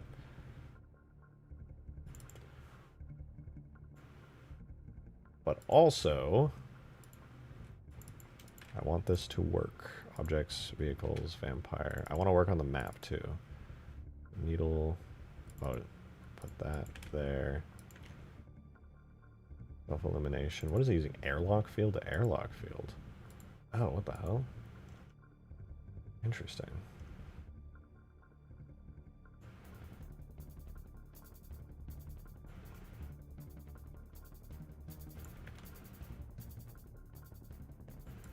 Oh man. Needle Z bump. And then I'll throw this. I don't know if an alpha mask is what I want to do for this, but I'll give it a try. What does that look like? Not bad actually. Very Halo 3 needlery. Okay, as for the actual materials now... Good God, why is it so ugly? Why is it reflecting yellow, man? I hate it.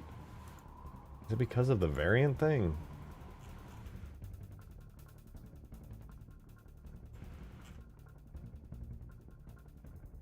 Right, don't care. We're gonna edit the shell first.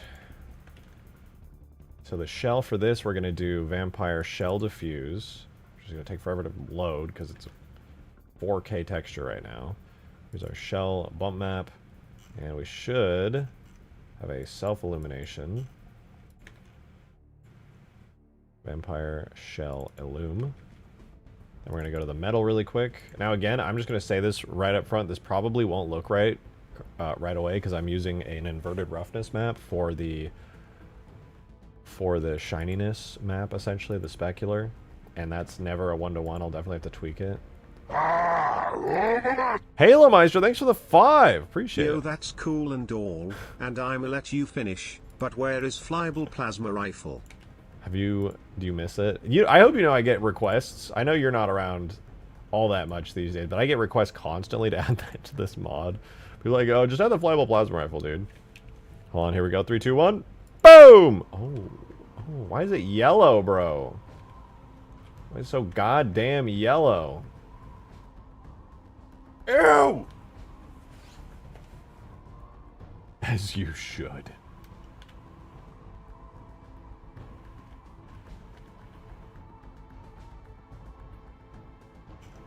Okay, well, I'm gonna fix the Illum really quickly, because this is fucking ew. Okay, this color, save. Actually, this is a nice color.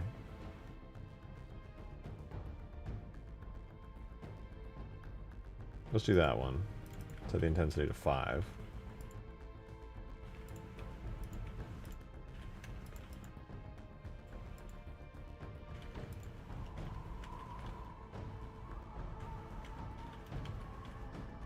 Nah, that's too green.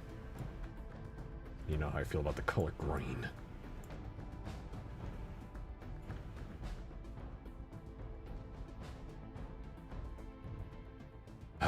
What is this bullshit, man?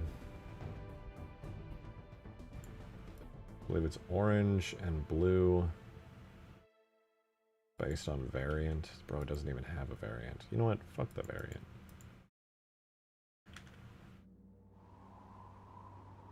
Okay, now it actually looks like a vehicle. The shading is still kind of a nightmarish mess, but could be worse, I suppose. Alright, we're gonna have some fun with this. The vampire shell is too dark and too purple. It needs to be less purple and more gray. So we're gonna do hue saturation, we're gonna completely desaturate it, and we're going to increase the brightness a little bit. Like that. Save. And import those textures. Thank you for the 2! Cool and all. Where's plane? Where's plane? You deserve the plane. Let me ask you that. Do you feel that you deserve that?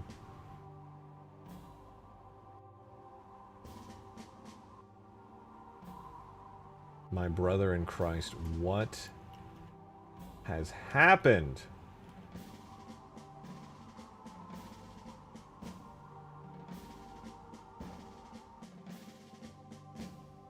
Oh, it's because it has a color change map. Delete. Oh my god! Thank you for the 20, Halo Meister! Holy hell!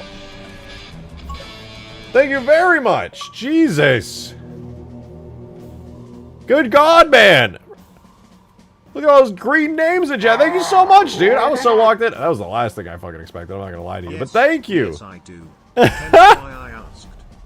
I can add the plane. I'll add the... Here, you know what? Halo Meister's here. He's asking. I might actually have the plasma rifle. Oh no, I cleared it out for the last play test. I have flown the plasma rifle around this map more times than I care to admit.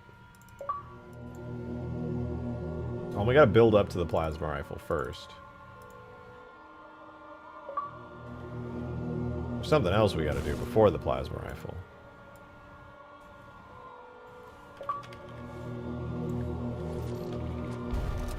Ah, yes. Okay, calm down.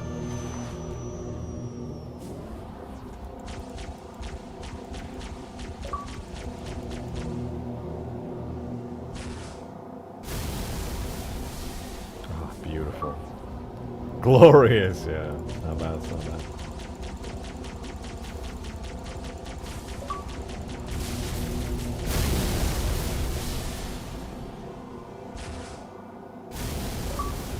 Look at all those new members coming in. If any of you guys are getting this, if you're getting a membership, give your thanks to Halo Meister. That is extremely generous of him.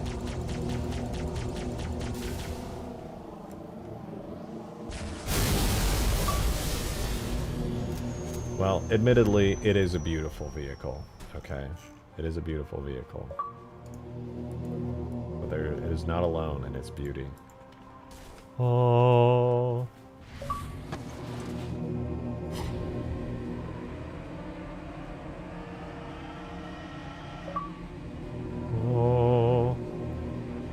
They don't want to give me? That's true. You're here too much. Going in. Open the door.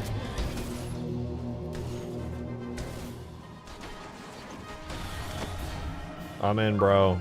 Halo 2 Metropolis Banshee style.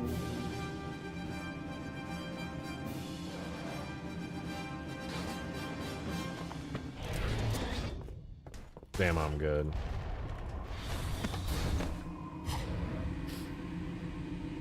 We didn't even check out the red team tunnel. I'm also debating making the red team tunnel kind of like an orange color rather than a blue.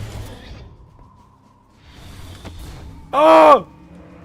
Okay, wait, we gotta do this. Damn, I'm good. Ah! Red team tunnel. Does red team get a flying brute plasma rifle? They could. It'd be pretty cool if they did. Okay, hang on, we gotta turn around and try it again.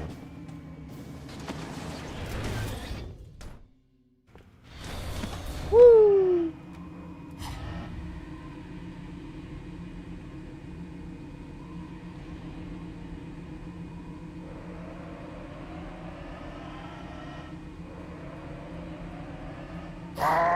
Thank you for the 2 Gyarados.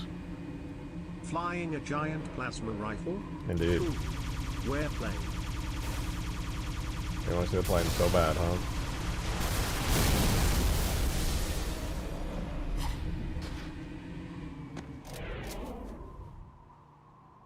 I don't like to pull out the plane very often anymore because it's one of my best vehicles, and I don't want people to assume that I'm going to be able to live up to the quality standard of the plane. Like, I spent how many years working on the plane?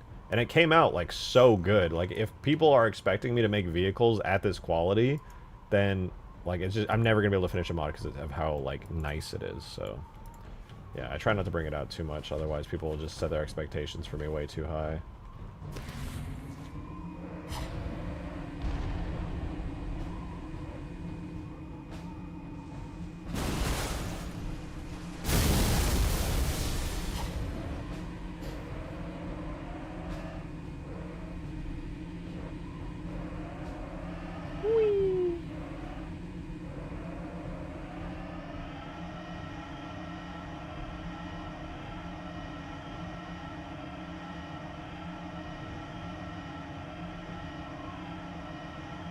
God, it's so cool.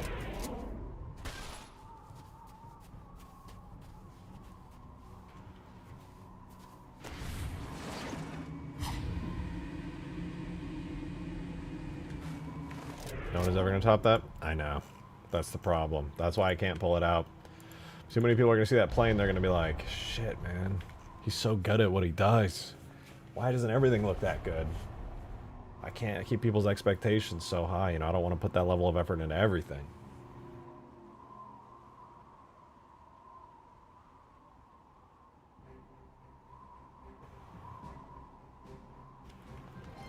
It is what it is. Alright, we gotta make this thing not look like absolute abysmal dog shit. So let's work on that.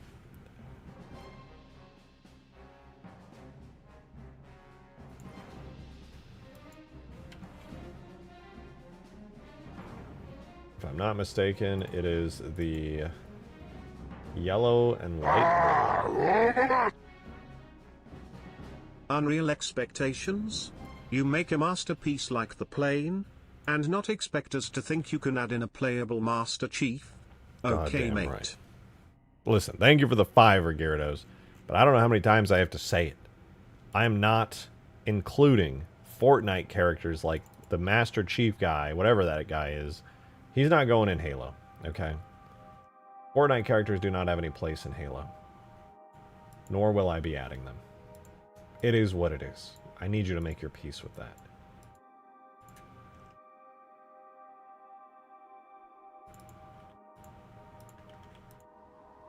There we go. That's a phantom. Way too dark, though, for the vampire. But that's cool.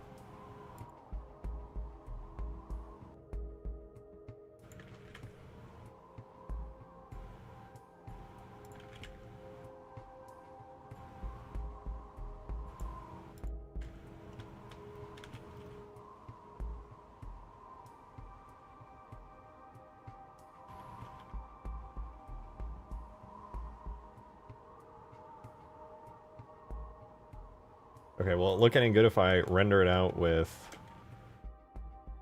actual lighting? Render. Render objects, vehicles, vampire, final. Give us Mater Chief or give us chair. You'll get none of it, and you'll be happy. Ugh. I'm not sure why, but this thing was unable to compute direct lighting before. It may have actually just been too complex visually. I'm not entirely sure. This looks really good, though. Which has the same problem every vehicle on this map has, though, which is not, it's not blindingly white like the snow. So you get this, like, insane bloom and HDR difference that occurs. Oh, it's actually computing lighting this time, thank God. Well, we'll let that cook for a second, and in the meantime, we need to make it possible for players to actually fly this thing.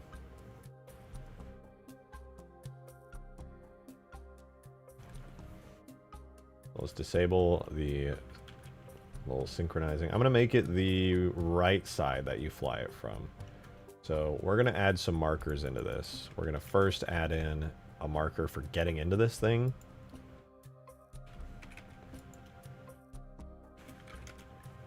Which I'll put right here on the side. It'll point outwards like this. Roughly here. And we're going to call this driver enter. Thank you for the 2, Kingston. Master Chief never wanted to be in Fortnite. He was kidnapped and forced into it at a young age. We need to rescue the Master Chief and put him into a game like Halo 3 where he belongs. He could be friends with Arbiter, and they could have their own show. Yeah, I'm not so sure about that. I think if Chief was in a show with Arbiter, that Fortnite character, he'd probably get really emotional and sad, and then probably, as the Arbiter becomes a prisoner of war, would probably go to Pound Town. I'm not sure if I would want a Fortnite character because they would do something like that, you know? Just not interested.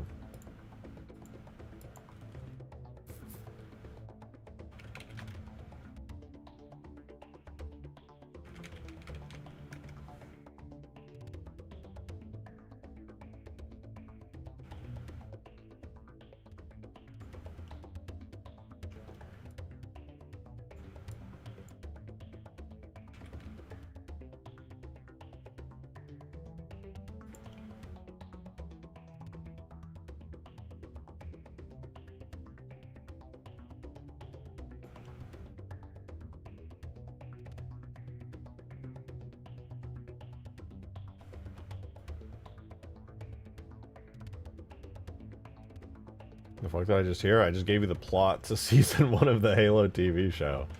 You're very welcome.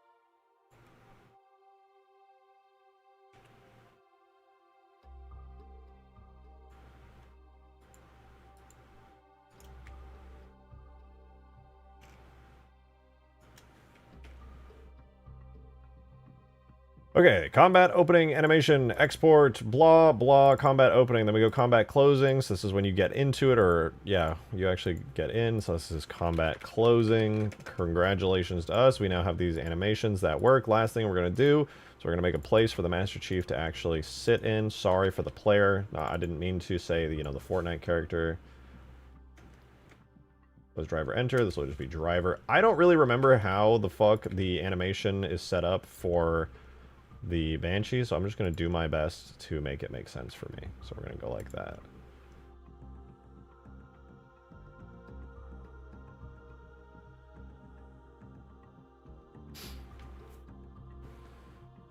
I'm playing Belbin Bing. Is that your original new video game that you just came up with?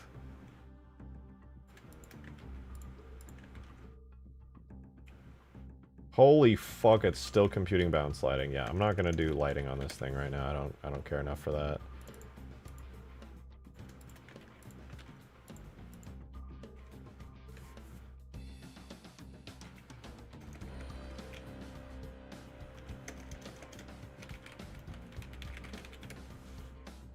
Alright, let's make sure we can sit in this vehicle. We sure can. I already have the right names and everything.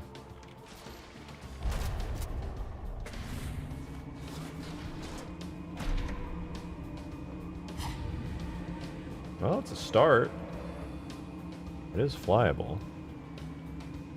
Though I don't think I like the Banshee angle on it. I think if I'm gonna do this, we're gonna give it a... Where's the angle? Oh, fixed gun pitch 0.25. We're gonna do 0. Uh-huh.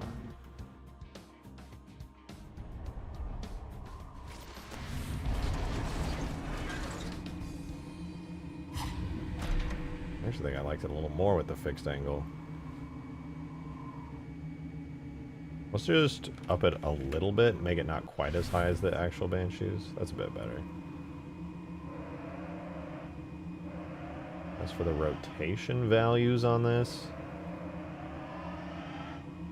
it feels a little too snappy in the way that it turns. I'm going to adjust its overdampen exponent is 1.1. I'm going to try 1, see what that does. Nothing helpful. What about like 5? No. This is 0.5 degrees. I'm going to make it 5 degrees. I'm going to 10x it.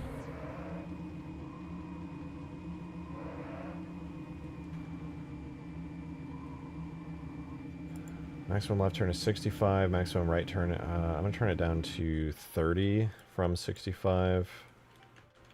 And the turn rate is going to get reduced from 540 to...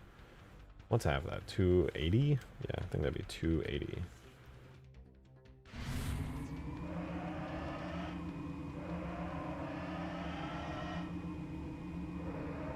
Makes it feel a bit more sluggish. That's not bad.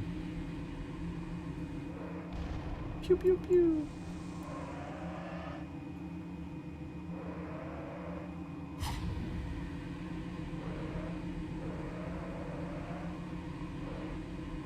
Well, it's a very early start for this vehicle, but it's not terrible.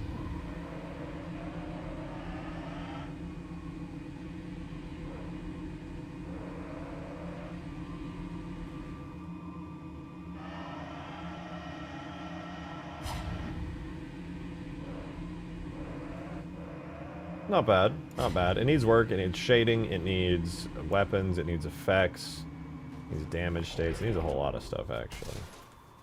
I think I kind of nailed the driver's seat position on it, though.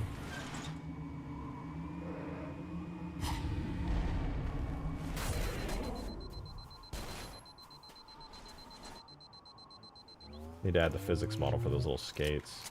Actually, why are the skates totally purple? Are they supposed to be metallic? No, it's on the shell?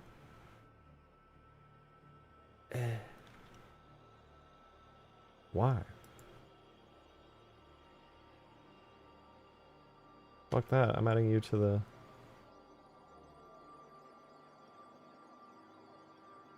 Not normal. Let's do... seam. Bro. Whatever. I'm gonna add these to the metallic texture. Oh, I can't because it doesn't have... That's lame.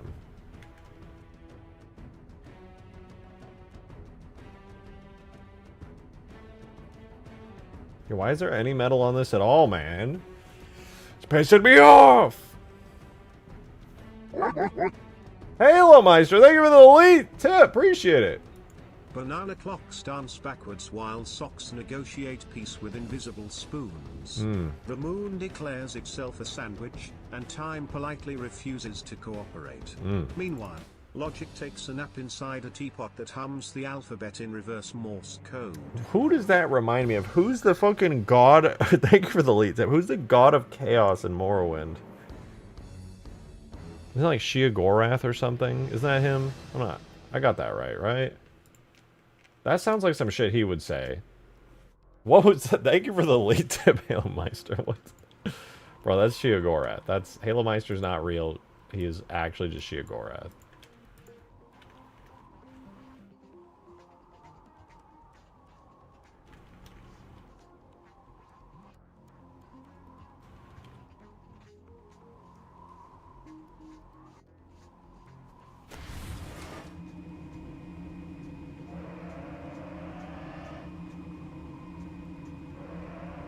What kind of time frame are we looking at so we can play this? I'm trying not to give a hard set date on this because, frankly, I don't know. And I don't want to disappoint people. I have a very bad habit of giving terrible release dates. I'm like fucking Elon Musk with release dates, bro. I'm never right on that shit. I'm always way off. So, I don't know. But I am going to do a playtest soon. Now that I've messed around with the vampire and I've had my fun with it, I'm going to delete it for now. We'll work on it again later. But I'm going to prioritize instead working on these bases, getting some more vehicles set up, and just making it work.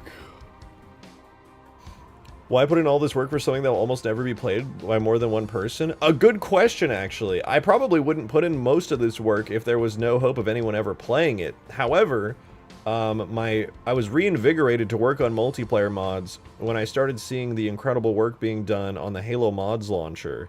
There is a really great community-driven project called the Halo Mods Launcher that adds a server browser for MCC mods, and you can host your own lobbies. You can scroll through the server browser, it auto-downloads mods, it sets up the lobbies perfectly. It's an incredible project. It's not out yet, but some of the people who have used it have said that it's basically like this flawless, perfect thing that adds full modded server browser support, and it's incredible. I don't know when that's going to be done. Now that sounds amazing. That'd be incredible with that. Exactly. I know that basically until that comes out, very few people are going to play this mod. So I'm not really pressed to like force myself to release anything until that's already out. I would like to have my thing. I'd like to have this mod out before that comes out, but I'm like, I know not many people are going to play it until then. And frankly, I would agree with you. When I was making a mod like Huge Grass, where it's mostly just for fun and an excuse to have big battles, it's like whatever. But this is like actually reasonably balanced around players playing it. So that's what I'm looking forward to the most. Because like, you're right. Until that comes out, very few people are actually going to be able to play this.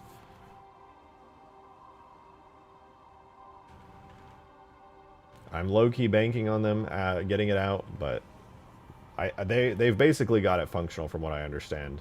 I think they're just polishing it up.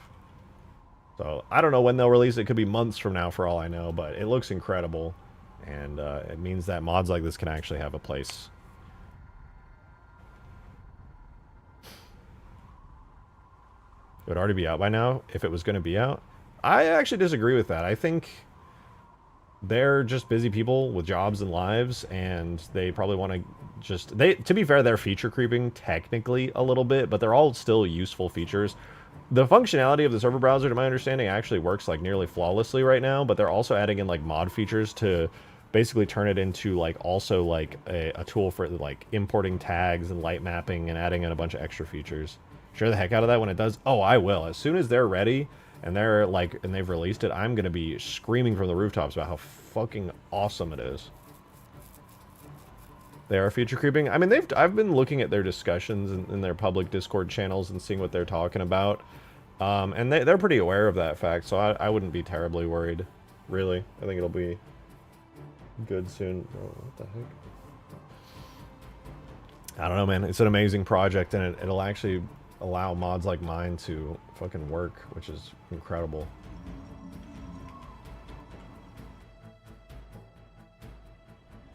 Why is this already on? Don't you require power level 2 for the Scorpion?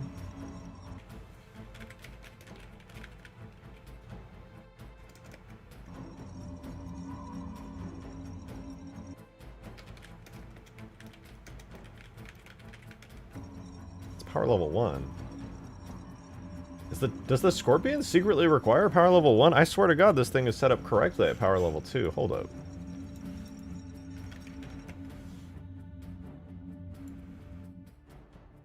Sleep until device gets pressed. Yeah, it needs blue tier 2. Oh, I don't have scripts on, that's fine. Duh, I'm done. I always do that, man.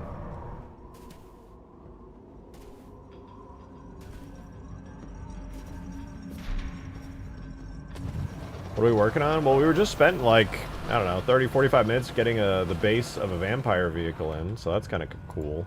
Demon really likes vampires. He threw 50 at my face, and frankly, if I had no interest in doing a vampire, I wouldn't have done it, but for what it is, it's pretty sick. Needs a lot more work, but we got Chow's really sick model from the Halo Archive in here. Could look better as I give it better shading and stuff, but all things considered, it's pretty good. Doesn't have enough animations. We do have an opening and closing animation, but that's it right now.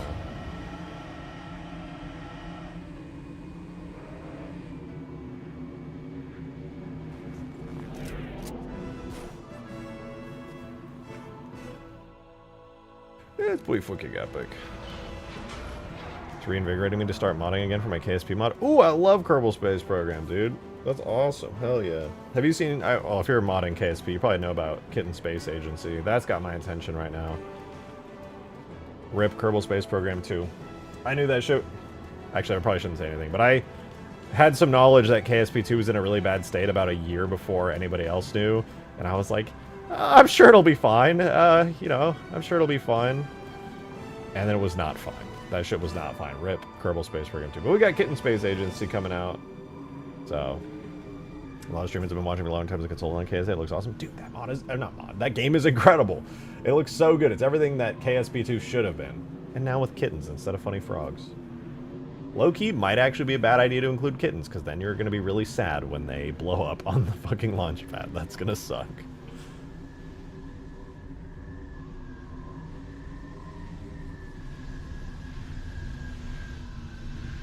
Okay. We need more vehicles. I'm going to work on the Falcon first, which is going to be a Tier 2 air vehicle. The first Tier 1 air vehicle that you start with is the Light Hornet, which is... it's fine. You get 2 of them. It's not bad. The Light Hornet's, it's good. It's fine. But the Falcon is going to be a way bigger deal. So, we're going to create ourselves a brand new Falcon spawner here. We're going to start on blue team because we always start on blue team. Very easy. We start by making 2 device groups for the Hornet. So it's going to be button, 2 device groups. We're going to have button, Hornet 01 blue, and then we're going to have vehicle, Hornet 01 blue.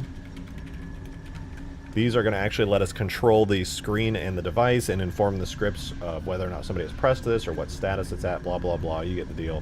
Then we're going to grab this machine right here, this vehicle podium. We're going to make another one right next to it. Whoops.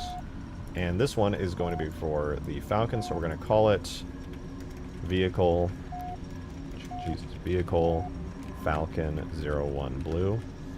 Tell me I called the device group Falcon and not Hornet. I did not. Falcon 01 blue. Falcon 01 blue. And for our lovely machine here, which is also called Falcon, we're going to set it to that device group, Falcon 01 blue. Little machine here needs to have that. And then we're going to create a button. We actually need to create a brand new button. So for that, we're going to go to our HUD messages here. And we're going to create something called device spawn Falcon. And this is going to say in text here that you will spawn a Falcon. Then we'll put that string in the game by running the strings command on our HUD messages. And then we're going to create a new button object, which is going to be under objects, levels, multi, huge towers, switches, and we're going to copy, let's do the Hornet, create a spawn Falcon button. And this button is actually going to display to your screen the text message that will say spawn Falcon. So what kind of vehicles are you going to add to the spawners? Right now, Falcon, Mega Mantis, Falcon for Tier 2, Mega Mantis for Tier 3, Skiff also for Tier 2, and I haven't decided. I think I'm going to do the Kestrel, the floating human ghost, the Kestrel for Tier 2 as well. It's kind of like an upgraded gun goose. Alright, anyway, this will say Falcon. So now we're going to add this new button into the game real quick. as a new device control called Spawn Falcon. What's on Tier 1? So currently for Tier 1, and I might add or remove, but I'm pretty pleased with Tier 1, we have the Light Hornet, the one that doesn't have missiles, which is pretty weak, but it flies. Then we have the Tread Goose, which is basically the Halo 3 Gun Goose, and we have the Tread Hog as well, which is literally just a regular Warthog. For right now, it's the Chain Gun variant, but I might turn it into the Grenade Launcher variant, or also make the Grenade Launcher variant available. I might make the Grenade Launcher variant also a Tier 2. Tier 2 is not hard to get.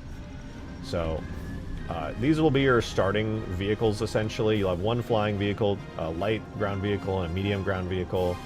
And then, if I can think of more stuff to add, make the Grenade Hog Tier 2 for sure. I think I will. I might even swap it out for, like, a weakened version of the Rocket Hog with, like, tracking and stuff, so it's a bit stronger. Because right now, the Grenade Hog, it's not very good anti-air, which kind of sucks. If it's a Tier 2 vehicle, tracking weakened Rocket Hog would probably be best for that. Alright, anyway, let's put our Falcon button down right here. I'm going to turn off scripts for now. So our Falcon button is going to be here. Delete that Falcon button that I just spawned in. We're going to use the Hornet button for reference. We're going to spawn this. This is now going to be button Falcon 01 blue. And we got to make sure it's on the button Falcon. Okay, so that's all of our in-game setup.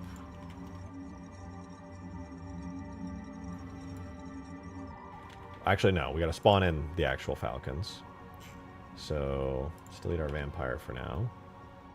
We'll come back to that, but because I know I'm going to probably be building the map, I'm going to delete all the joke vehicles and that for now. So we're going to have our Hornet Red instead. This will be our Falcon. Falcon Snow. So we don't want it automatically spawned in, and we don't want it spawned in at rest.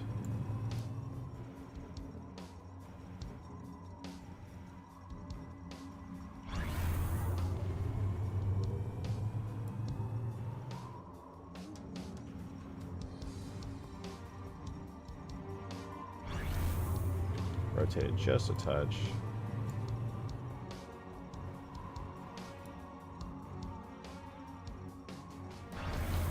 Okay, that's a pretty good spot for us. So there's our Falcon. We're going to set to not automatically, and we got to give it a special name so we can spawn it in, which I'm going to call P Falcon Blue 01. And I'm thinking 2 Falcons total. Should we do 1 or 2 Falcons? Sparrowhawk for final tier? Maybe. Right now the final tier has Pelicans, Phantoms, and the Mega Mantis.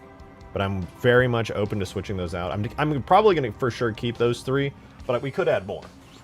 We could add more. In the original map, we only had 1 Falcon per base, and I might actually keep that. I might actually keep that as is for now. You can have 2 Hornets, you'll have 1 Falcon. And then maybe for the higher tier, at tier 3, maybe you can also unlock the Grenade Falcon.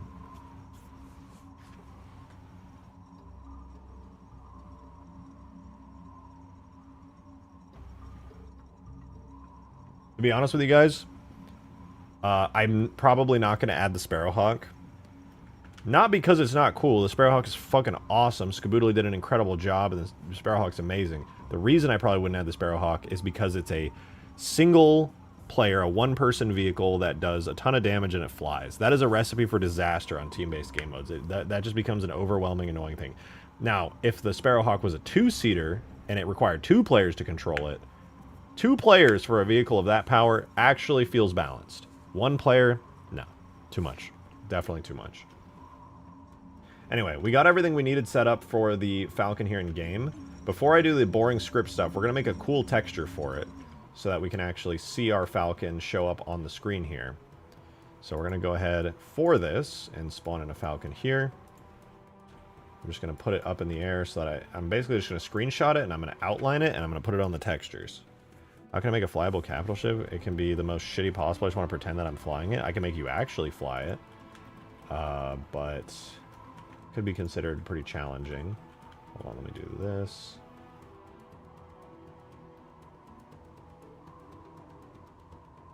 Let me get in this and fly it actually so that it's closed.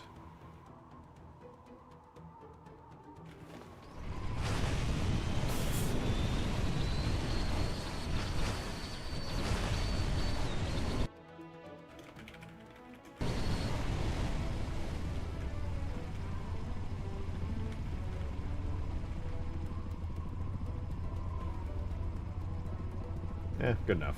I can work with that. Brother, I require some oats. Yeah, I understand. You know what I eat a lot these days? Rice cakes.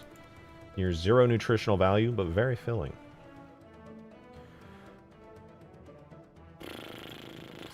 Models. Where did I put this? Is it under... It's under Reach. Not Reach. It's Covenant. No, yeah, it is. It's Reach Alpha Assets. Button Station, Bitmaps, Cov Screens. No. Oh, wait. Yeah. Okay, we're not going to work on the Vampire for right now, but we will work on the Button Station, because we need to add textures for the Falcon on this thing. So let me very quickly grab the Button Station textures. You guys can see objects levels multi, huge towers, objectives, vehicle podium bitmaps, and then we want to do the... I'll grab the Hollow Hornet for now. The hologram for the Hornet. So with this, we can see our cool Hornet texture, and I'm going to grab the Falcon screenshot that we just grabbed from in-game, and we're going to do a quick outline of it to use here, and then we should be good. So let's outline this thing. We'll make a new layer. Make sure we got the color white selected. Is that the color white? Okay, close enough. All right, and then we're going to do an outline of the Falcon. But we're going to do the outline of the closer part of the Falcon.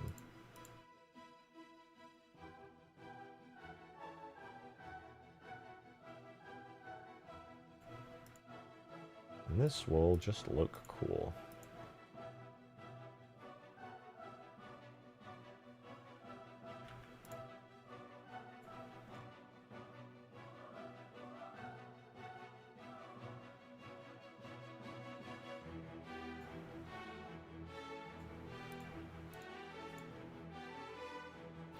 I'll try to speed through it because most likely nobody's going to see or appreciate the detail on this. It just ain't gonna happen.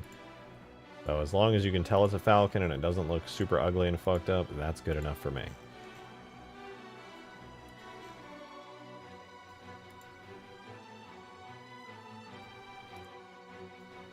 Bum, bum, bum, bum, bum.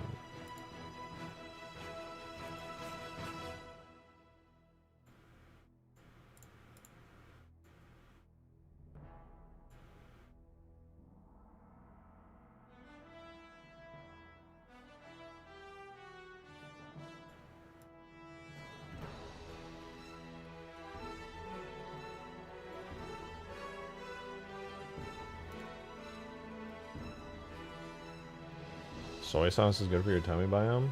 Really? Can't say I'm surprised. Pretty much anytime somebody says, oh, this Asian food is really good for you, I'm like, yep. I don't doubt it.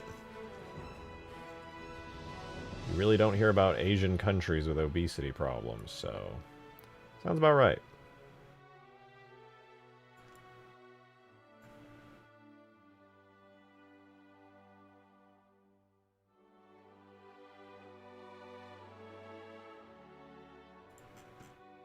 Over here, there, dude, I'm so mad at American food companies.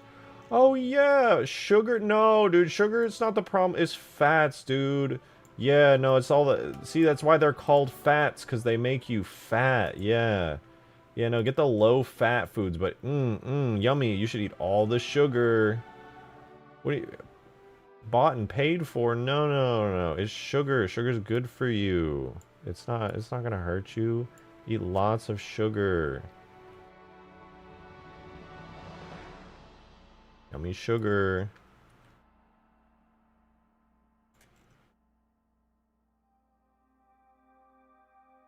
Oh, I fucked this up. I gotta go back.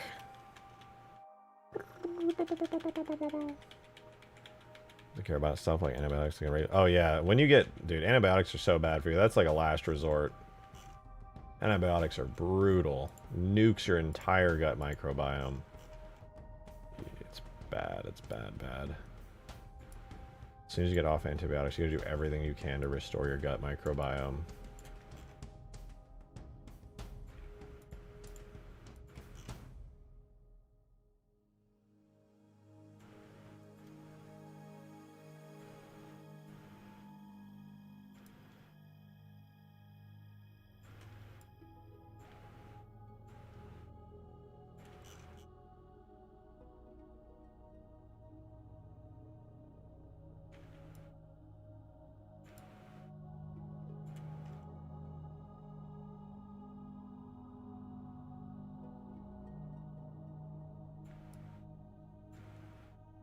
Okay, that was a bit more work than I would have liked for that outline, but I'd rather it actually look good than be like super fucked up.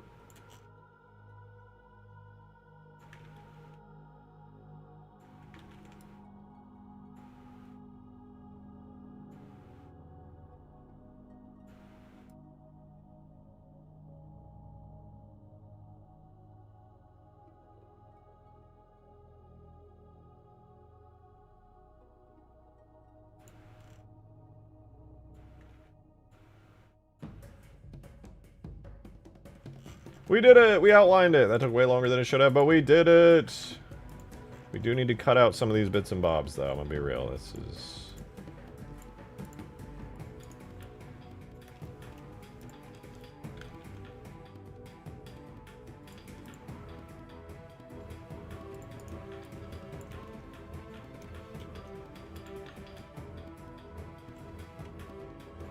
a little bit more cutting out to do. We're almost there, though.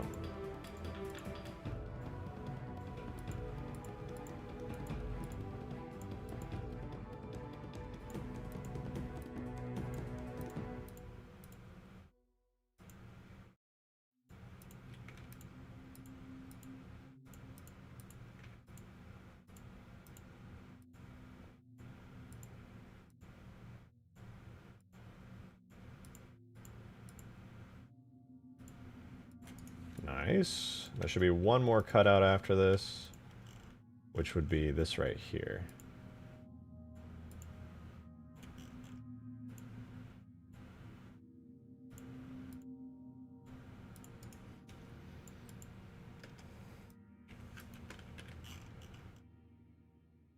There we go. We got our Falcon. Throw it in here. We'll grab this, copy its style, paste its style. And then we just make it fit.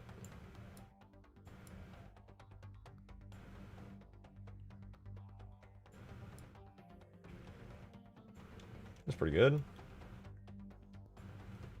We're off the Hornet. Call this one Falcon.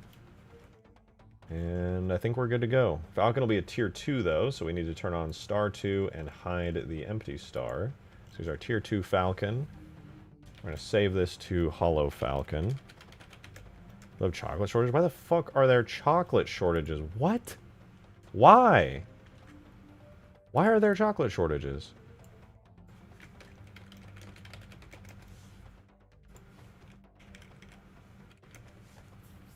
Hollow Falcon 00. Thank you for the 2 turbos. I appreciate it, man. All y'all soy boys and wimps. Back in my day we put radium in our water and drank the motherfucking radioactive water. Hell yeah. That's what it's all about. I'm trying to die of radiation poisoning from drinking literally the only thing required to stay alive. Mr. Beast. Yeah, Mr. Beast single-handedly causing the chocolate shortage, I'm sure. Sounds about right. Okay, nice little outline. We got our textures. Now we're gonna run the silliest command of all time. Okay? I'm gonna run a command to import a texture, but I'm trying to import multiple textures into one file so that I can switch between them like frames, like an animation. The name for that command, if you want to import textures, is called tool. You run tool and then you do bitmaps. That lets you import bitmaps. For multiple in one, it's called import bitmap folder as single tag.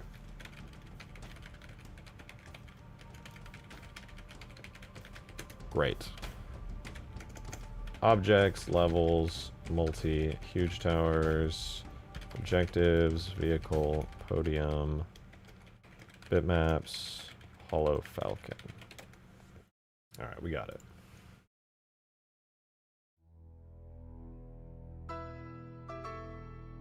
Or tool test tag stuff. Is that a real thing? Of course it is. I don't know why any of that would be surprising to me at this point. Anyway, objectives, we'll go to our vehicle podium bitmaps. We're going to grab that Falcon real quick. We need to set it to a diffuse map and then re-import it. Cool. Now that we have those textures, we're going to make a place for those textures to go. So we're going to grab Hollow Hornet here. It's going to turn into Hollow Falcon. We're going to give it the material. That's a unique new Falcon material.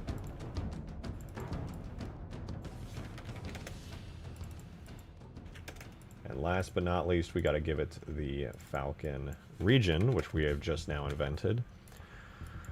Now that we've invented all those shenanigans, we're going to put it into the game. And then we're going to take our new button station update, and we're going to put it into here. We're going to open our brand new button station that we're so very proud of. Just kidding, not yet. Now we need to make a new shader for it, for that texture to go onto.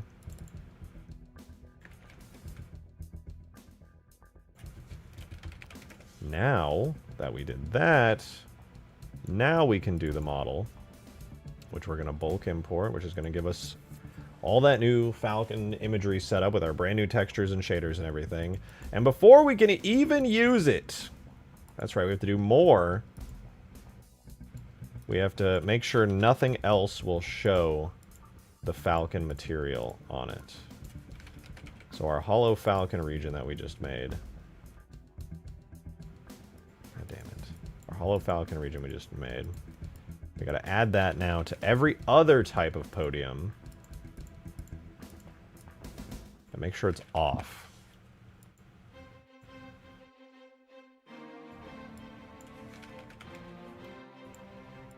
Otherwise it will be on.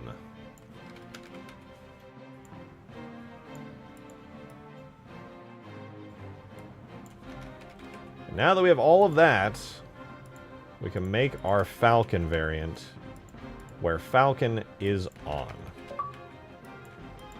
That wasn't convoluted at all. Thank you for the two. Radioactive utensils. It was literally glass that you could drink water out of, and it was radioactive glass. They made it with plates as well. Yep, they put radium in it. I don't even know why. Did it just like glow? Were people like, ah, that's fucking neat? Like, why did they do that? What's wrong with them?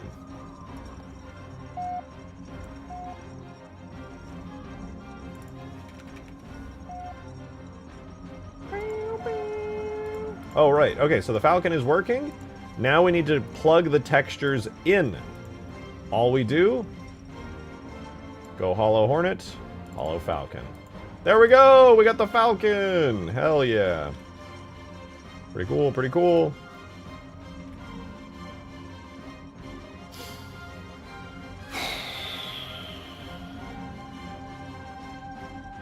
Last thing that we're gonna do is we're gonna make the scripts for it. Thankfully, that part is probably the easiest out of everything we just did. It's super fast, super easy. We're gonna go find, for this purpose actually, we're gonna find the Hornet, which looks like it's right here. So this is the Blue Hornet script. We're gonna copy it. Thank you for the 2, Xeno! But hear me out. Okay. This came to me in a dream. So what if you add in every HW vehicle and variant you have access to for the next playtest, and just experiment with what is fun and how it plays on the map, then remove stuff later as needed? That would be way too much work. It's a phenomenally fun idea, but it's also a tremendous, tremendous amount of work.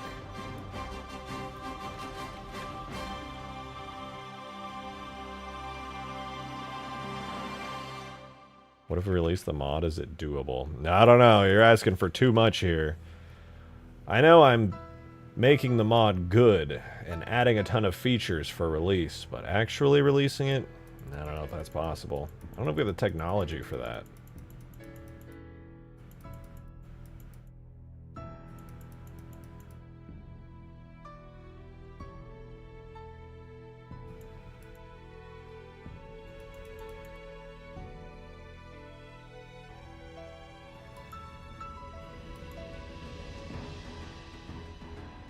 Okay. The scripts are in, they're enabled. The last thing we need to do is just create the variables for them. So I'm going to copy the Hornet variables, put in the Falcon variables, and once again, we're just going to replace Hornet with Falcon. Save, and I don't think I forgot anything, but let's see if the scripts compile. What is this? This is not a... Oh, right. Yeah. I just forgot one thing, which is that we're only going to have one Falcon per team. So because of that, I need to remove the check for a second Falcon here. And if I scroll down to this vehicle spawner for vehicle 2, I'm just going to remove that ability. And I think that should fix it. Expected global script 3261.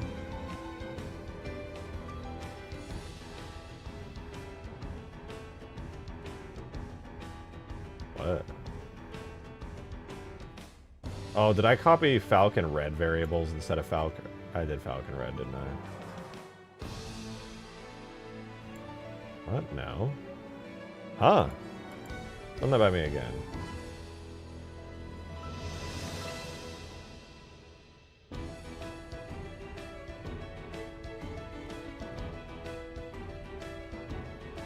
think I fucked up a parenthesis. 3261.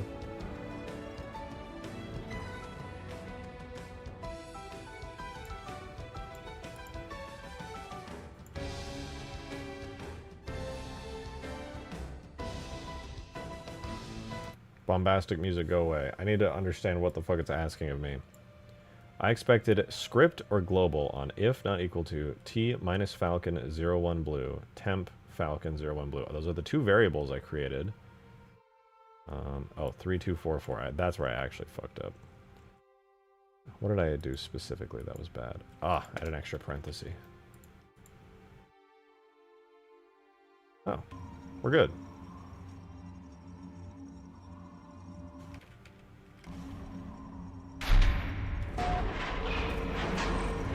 Not bad, although I did need to set blue to tier 1 or tier 2 for the Falcon. There we go. So if we want to spawn the Falcon, we got to go grab power, but I'm going to cheat the system and I'm going to set blue resources to like 5. Blue team is now at power level 2. Let's make sure it works. Max units reached. Scripts are still solid. Got ourselves a Falcon.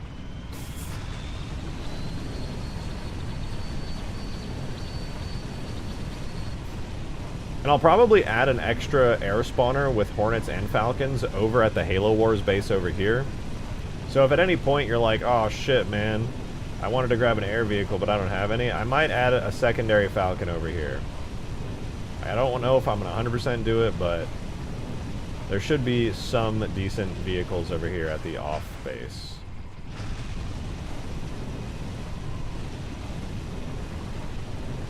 It'll be a separate, unique spawner with its own vehicles.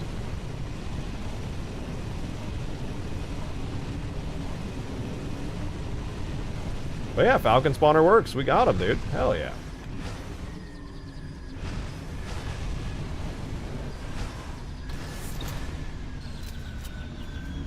Did the Scarabs, you should totally make a drop in from orbit. I will. 100%. 100%.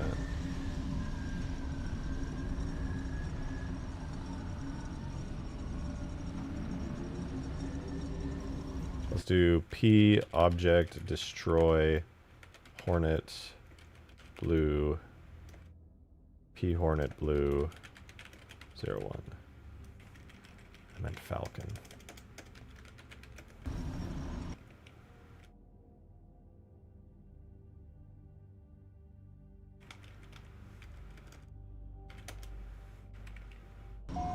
Okay.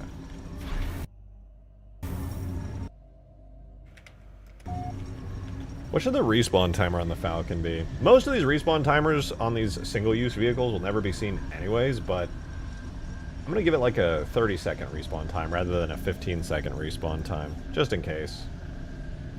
It really doesn't make a difference because the respawn timer starts after spawn. I guess I could make the respawn timer after death? No, it needs to be here. 45 maybe? Yeah. It'll just allow you to get one again once it disappears. But yeah, that's Hornet Blue, so Falcon. I'll just have the timer to 30 seconds. You'll really only ever see the timer on the one-time use vehicles if if it gets destroyed on the spawner. Which probably will happen now, because you know what I'm going to do? I'm going to create the trigger volumes to blow up and destroy vehicles.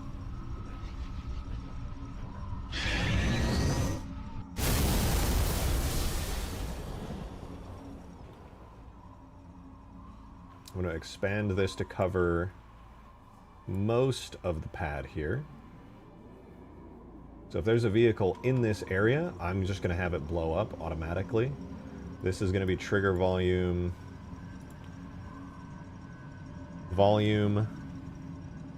pad 01 blue. Perfect. And what we're going to do is we're going to grab anything that's a vehicle in that volume and nuke it the moment a vehicle spawns. So we're going to go to here and do by type.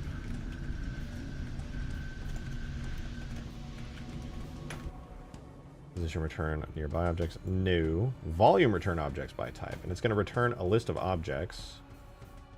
Actually, is there like a delete all objects?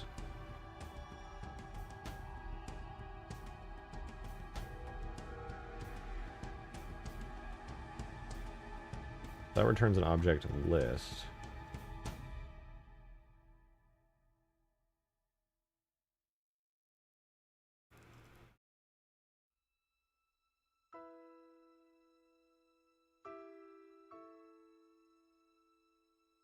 So we'll do list get. Yeah, okay, I got it. We're going to test it on the mongoose spawner. This will be our test here. What's up with the kill volume on the pad? I'm going to delete any vehicles that are existing on the pad when a new vehicle spawns in. That way they don't spawn inside of each other. So anything that's there will just get instantly erased. Any vehicle, anyway. If anything else is there, yeah, I don't know, man. Good luck. So this is for the blue mongoose spawner. We'll do... Before this gets triggered on the update. What if a player's in the vehicle? They get deleted too. Get sent back to spawn, idiot.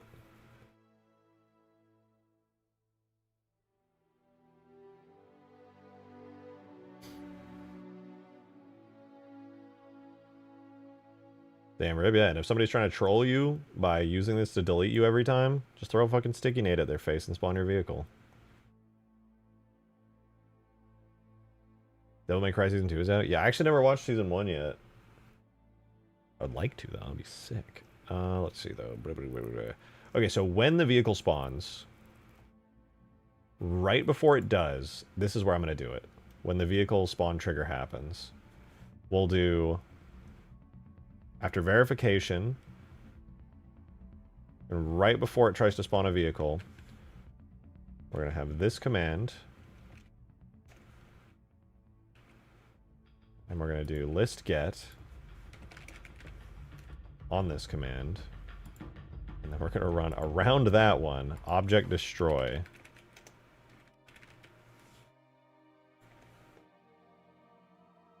And list get will return a short. So we're going to... I guess 0, actually, would be the correct one. List get, and then short. I guess I would start with 0. That would be the first one. So that would just destroy the first vehicle that's there. I'm probably going to have it do 3 object destroys each time a vehicle spawned before anything happens. So that'll destroy that, and the trigger volume that we're going to use is volume... what do I call it? Volume pad 01 blue. I don't remember what type of object vehicles are, so I'm just going to start with 1. Maybe it's on the scripting thing. Let me see. Scripting. Type.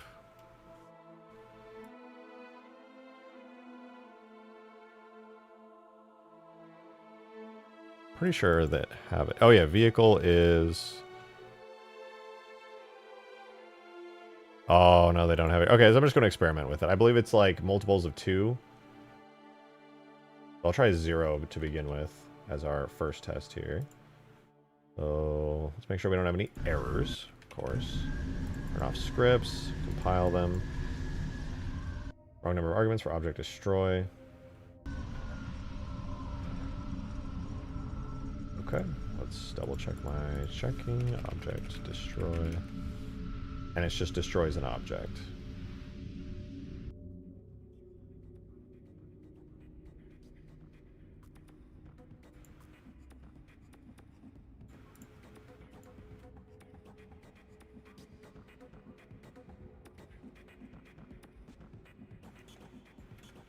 There we go.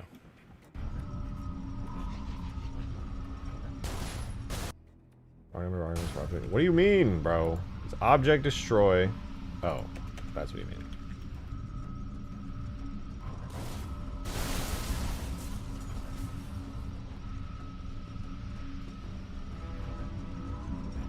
Okay. Let's give it a shot.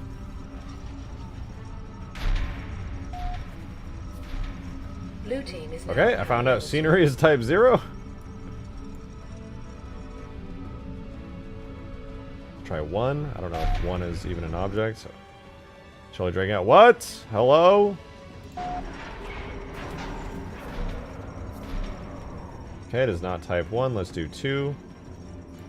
I think it's 2 actually for vehicles.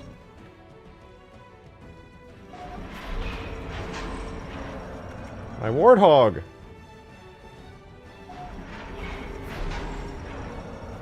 There we go! It's type 2. Okay. So that erased the warthog that was on the pad. So basically all I have to do is put this line in, and anything that is on the pad will get instantly nuked. Any vehicles on the pad will get instantly nuked.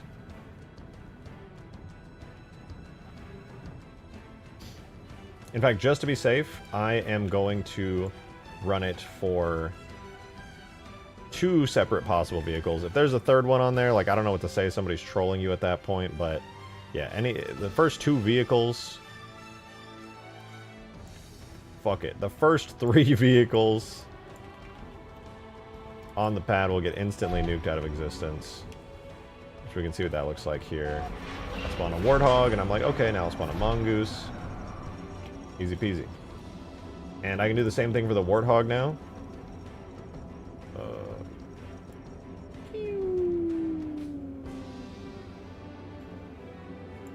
Same thing with the warthog, so we copy this. And since the warthog and the mongoose share the same pad, I can just do this. Boom. Since there is a mongoose there, place a mongoose, place a warthog. Nice.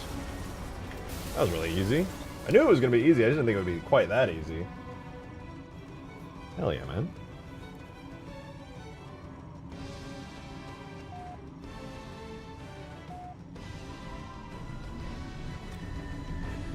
If I put a delay between each button press just so someone doesn't kill your vehicle before you get in, that's what plasma grenades are for.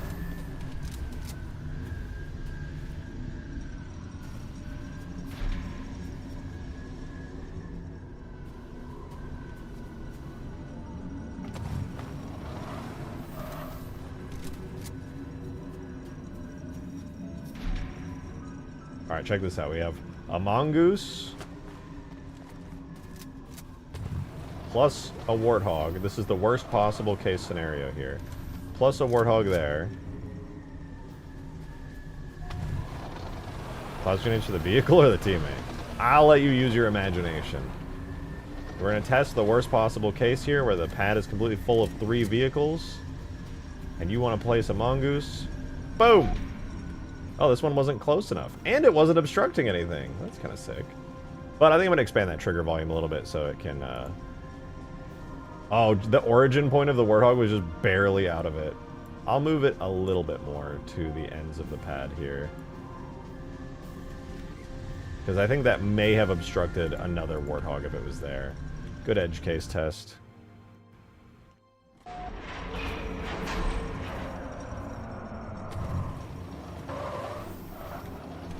There's our warthog. There's our mongoose.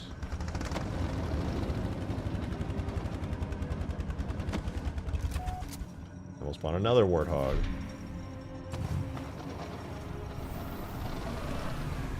The worst case scenario, somebody's got a hog right here.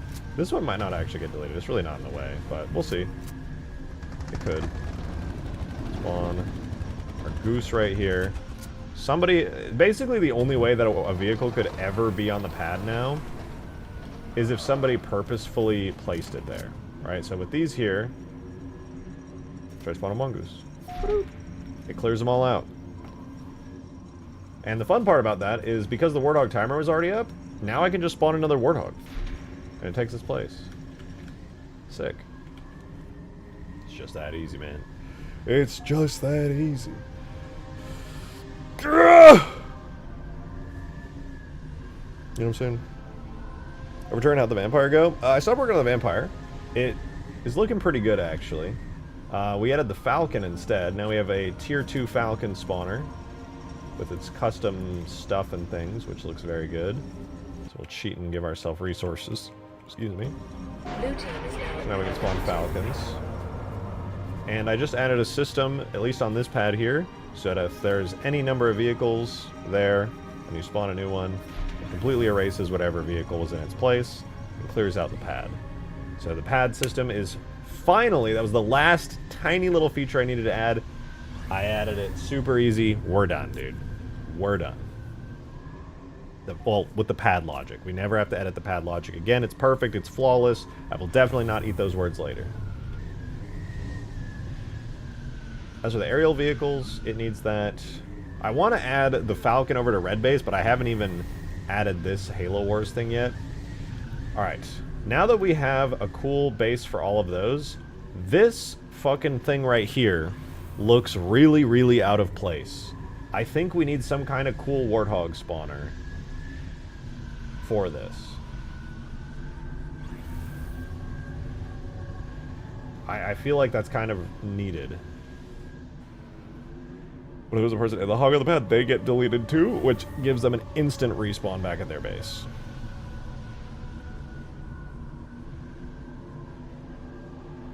So, you really don't lose that much. You just get mild annoyance. You lose whatever weapons you had. But weapons will be deployed through spawners in the future anyway, so it's whatever, you know.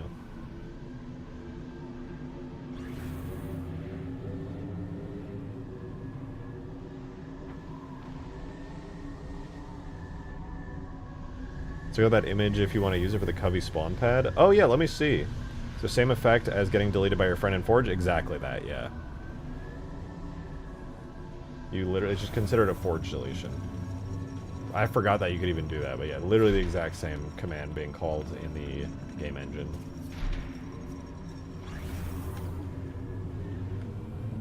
And enemies can't troll you, because enemies can't spawn on your... They can't use your pads at all. It's useless to them. It's really smooth, too. It's, like, super flawless.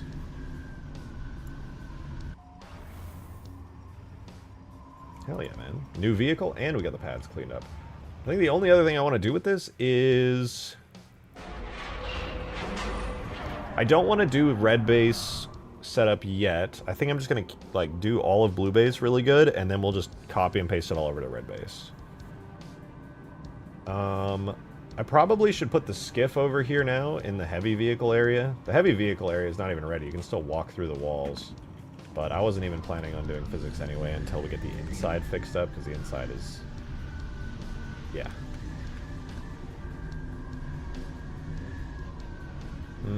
But... don't forget about the Falcon in the air you used for the screenshot. Oh, I just deleted that, yeah. In stream chat, yeah, let me see. You said this is the spawner.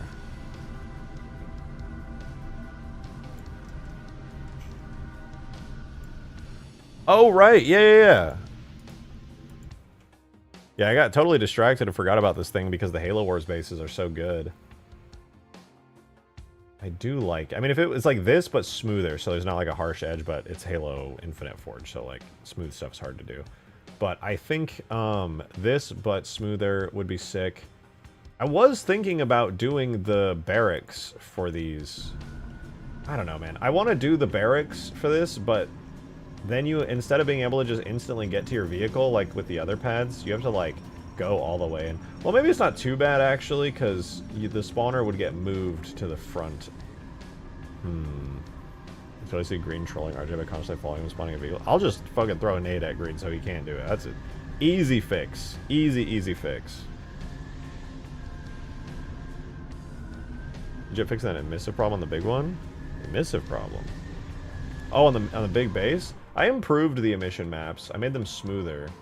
I added more geometry detail to them, so they look arguably a decent bit better. It's not really bugging me as much anymore. It bugs me a little bit in here. They're a little too bright on the floor. Oh, I did get these working. I don't know how many of you guys saw, but we have the one-way shield since yesterday, so you can shoot out. You get forced out. You can't go back in. You can't shoot in. It's a one-way shield, so you can just fuck around however you want. I don't recall what the Covenant Barracks look like. They're pretty cool. They have like this like multi-tiered door that works on them. Oh, before I forget, I think I'm also going to turn these into device machines as well, not just scenery objects, because they'll get much better lighting if I do that.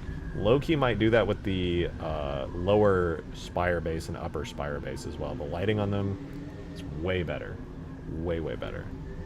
Scenery objects just have really terrible lighting. It's not great.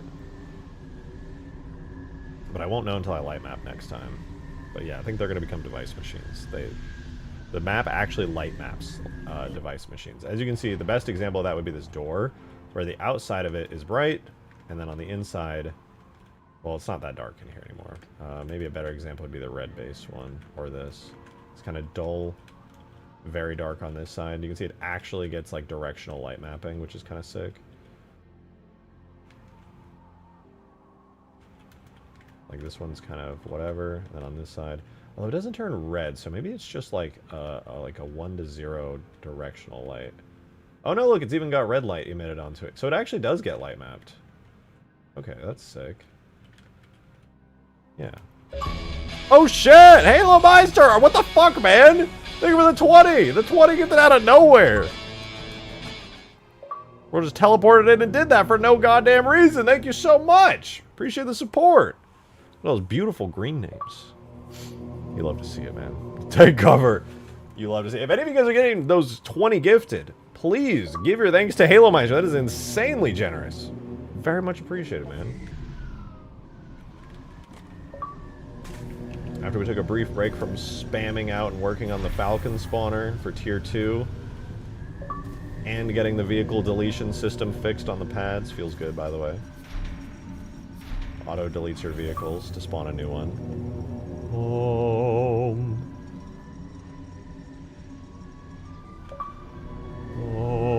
Oh, that beautiful, beautiful sound. Thank you again, Halo Meister. I really appreciate it. Get ambushed. No! Like I could complain about 20 gifted, you fucking kidding? Appreciate it, man. Thank you so much.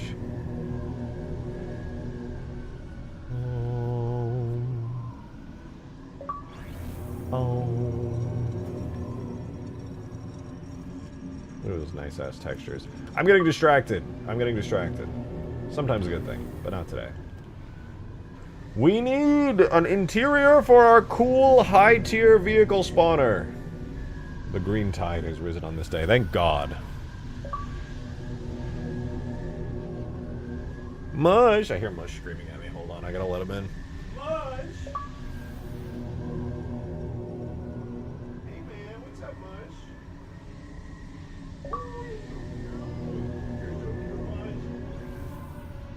Welcome to the new memberships, Mush. Here, buddy. I want to show Mush the new memberships. What's up, buddy? Here. Take a look. Take a look at the new memberships, man. You see that? Pretty cool, right? Look at those on the screen, man. New memberships.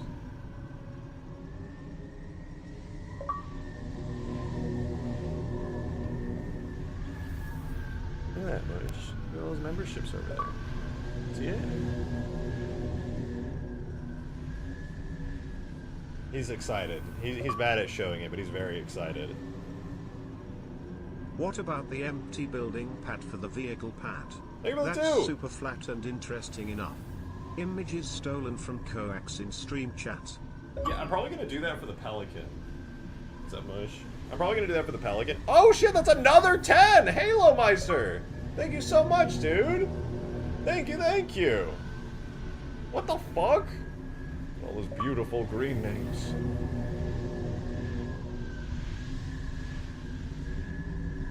It's sniped. The green tide has risen. Grays are done. They're gone. You're so happy, Mushy boy. Look at you, Mush. You're the modder now.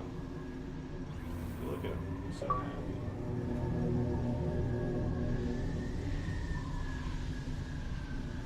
Mush, you're doing such a good job modding, Mush.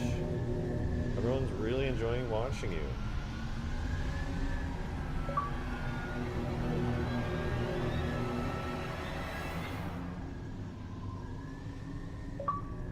Here you go, Mush. What are you doing? What are you doing, Mush? We're watching you mod, man. We're watching you mod. Rejected, Mush. That's him. Look at him. Wow, Mush, you added that? No way, dude. That's amazing. You're so talented. Good job, Mush.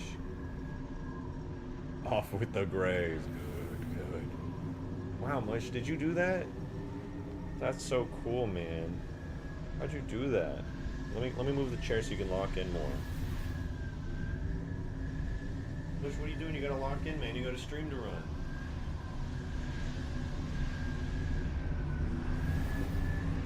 Modder? Mine too. Mine too. You destroyed my chair? It's so brave with you. You shouldn't have. Really.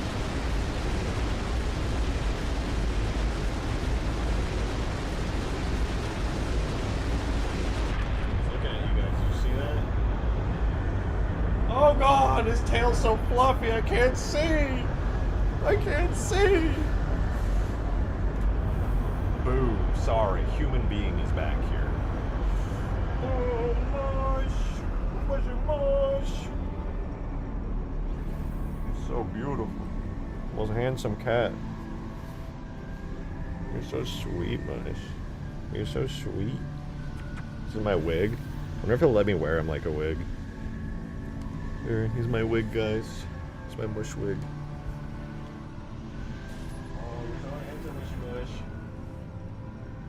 Come on, guys, I haven't eaten today. I'm gonna go stand up really quick and grab myself one whole rice cake. Turbo Sim, thank you for the 2. Good God, man, what's happening? Blues and greens, listen close. We are not to fight each other anymore. The blues are our real enemy. We must band together.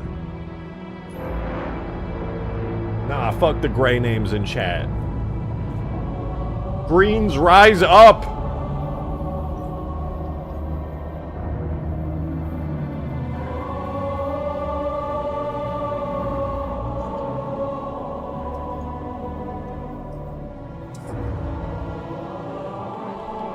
He's looking.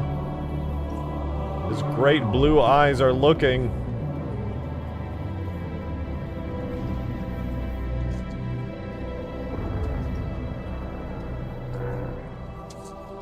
There he goes. Goodbye. Ah, Mush, you're pressing buttons on my keyboard, man. You're so cute. Many hunger. You money hunger, get a job. You're so right. I'm gonna grab myself one whole rice cake. I'll be right back, guys. And I'm, for the record, eating it only a rice cake for caloric deficit, so I can lose weight, and my gym gains will be great, thanks to... I'll be skinny and fit at the same time, man. Alright, give me 1 sec. I'll be right back.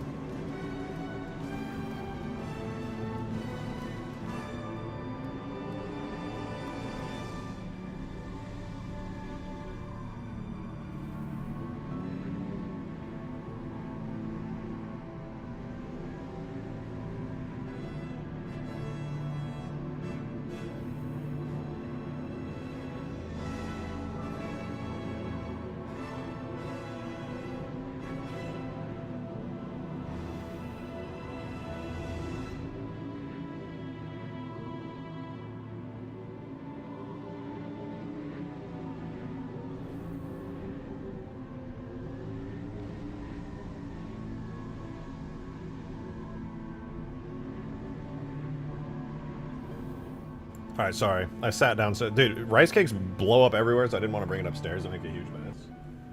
So I munched on it. I am here now. What happened while I was gone? Turbo Sim, thank you. Oh, no, I saw that one, actually. Thank you, Hyoga, for becoming a member. Appreciate it. Welcome back. How was your rice cake? It was delicious. It was chocolate flavored, and it was 60 calories. Which is like the equivalent of breathing air. Did I miss you? I did, Hyokin. But now that you're here, I feel so much better.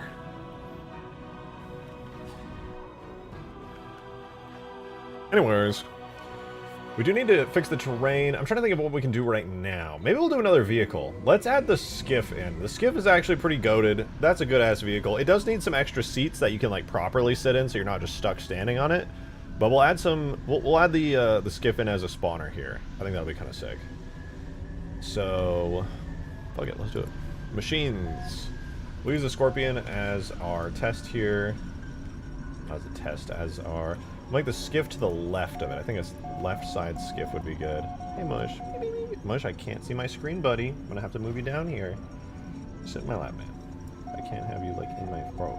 I love Mush so much. He's so needy, bro. He's, like, literally shoving his whole body into me. Thank you for the 2. Store emoji. Oh, Convenience store emoji. Convenience store emoji. Convenience store emoji. Yeah? Convenience store emoji. Okay. Convenience store emoji. Convenience store emoji. Bro, who's using these emojis? Who's using these emojis, bro? Convenience store emoji. Convenience store emoji. Love hotel emoji. Tokyo Tower emoji. Tokyo Tower emoji. Tokyo Tower emoji. Shrine emoji. Cob emoji. Foggy emoji. Bro, who's you? Okay, thank you for the 2. But genuinely, who the fuck is using these emojis? Genuinely, who? Who's doing it? 'Cause I'm not. I use like 2 emojis. Mush, I love you, man. I just wish you weren't so needy all the time, buddy.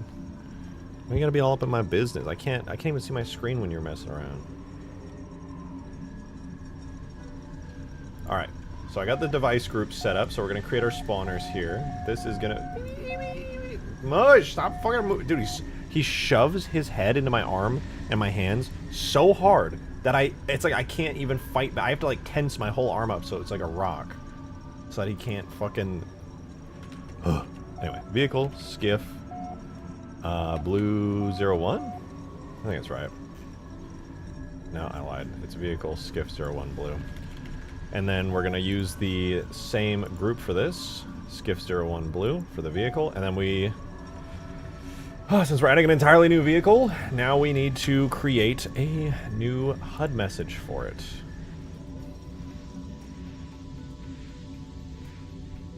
This will be spawn skiff. Spawn skiff. Save that. We're going to re-import. Now we have a brand new string for it.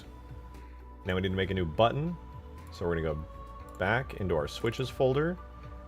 We're going to make a spawn skiff button. This will basically just create a button that has a special piece of text on the top right corner of the screen. That would obviously say hold button to spawn skiff.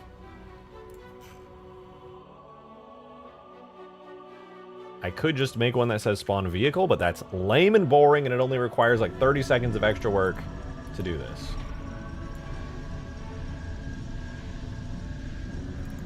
I love you, Moise. Have to make sure he's not upset with me.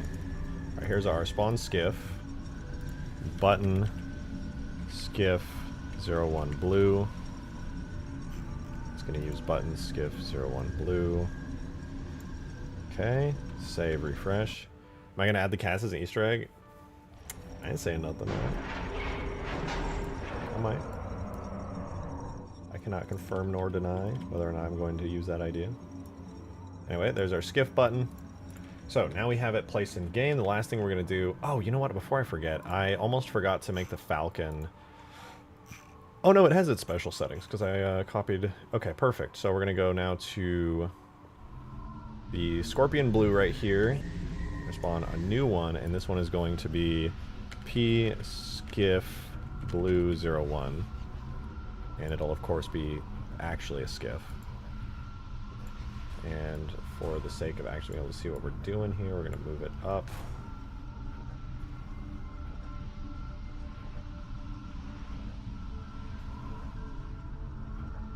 Do the lock transformed object. And then we're just going to center it.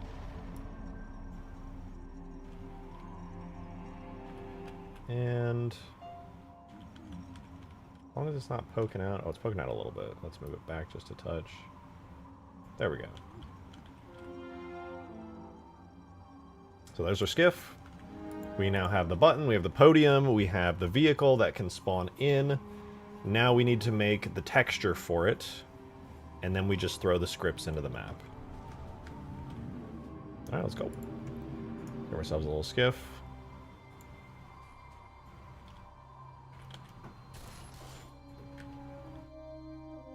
Skiff is huge? Yeah, it's a very large vehicle.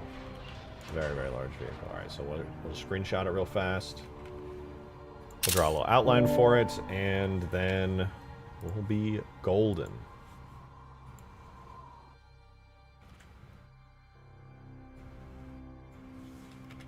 I'm going to make a texture file real fast in the background for the skiff as a Photoshop document. And I'm going to drag that screenshot that we just took of the skiff into Photoshop. Beautiful.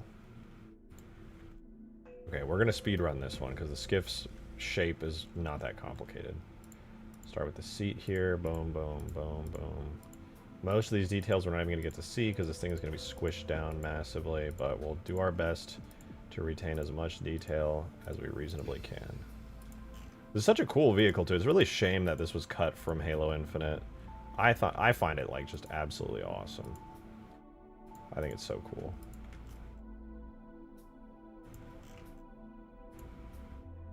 The Prowler always like low-key was just a shitty vehicle.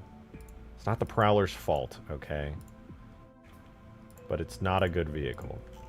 It's just it's like they tried to do a brute version of the Spectre and then I don't know, it just sucked ass. It's just not nearly as cool or as interesting as the Spectre and objectively did terrible damage. Thank you for the 2, Adam. H3 chopper enjoyer, the skiff is indeed goated, and while the floor magnetization is sick, multiplayer latency is just slow enough that you lag behind to at best get flung out or at worst get run over.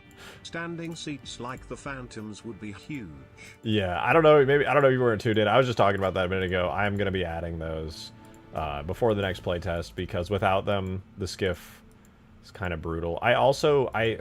It's kind of dumb on my part. I added in chopper boost collision damage on it, which means that even when you are standing on it, you take chopper boost damage from it, which had the effect of sort of kind of making it so when you're standing on it and you took any amount of collision damage was almost a guaranteed death.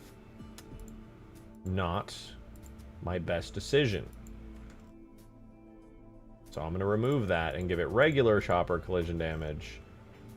And then when it's boosting, it does the insta-kill boost damage.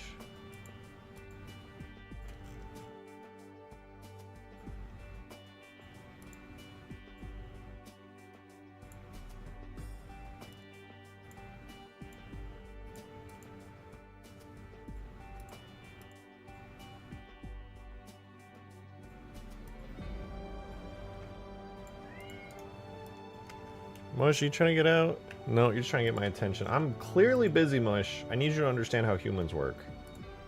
Soon. Okay, we go boom, boom, boom, boom, boom.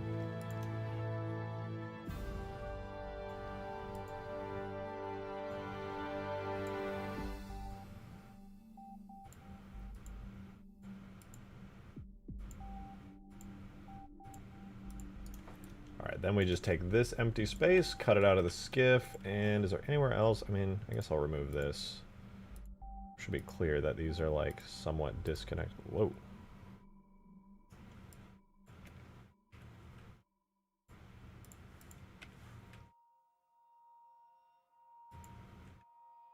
Yeah, a ghost just poked me in the head.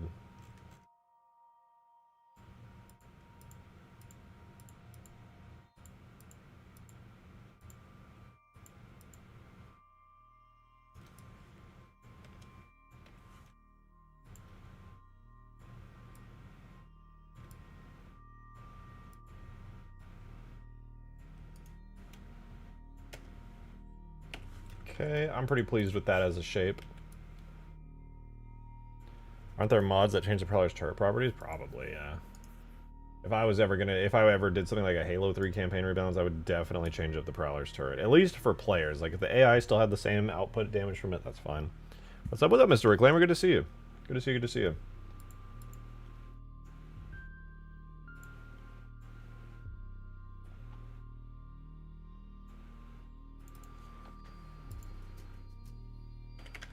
We're adding the skiff into the vehicle spawner. We just finished the Falcon a minute ago.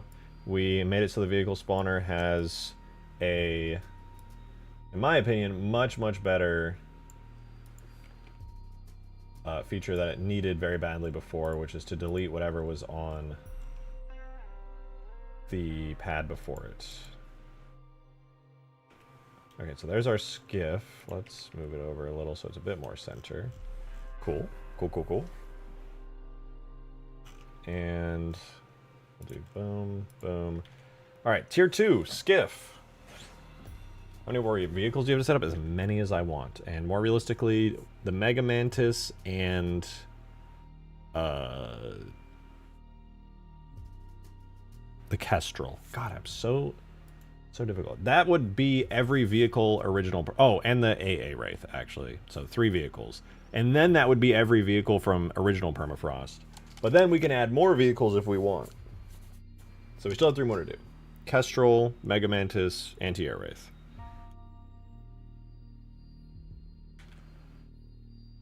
Alright, we're going to say this is a TIFF. We're going to do Hollow Skiff. Read up and see me gushing about splattering vehicles with vehicles. I love the boost to kill functionality of the chopper, so there being a big squad vehicle capable of eating other vehicles is just so good. I agree. It's really fun and really satisfying.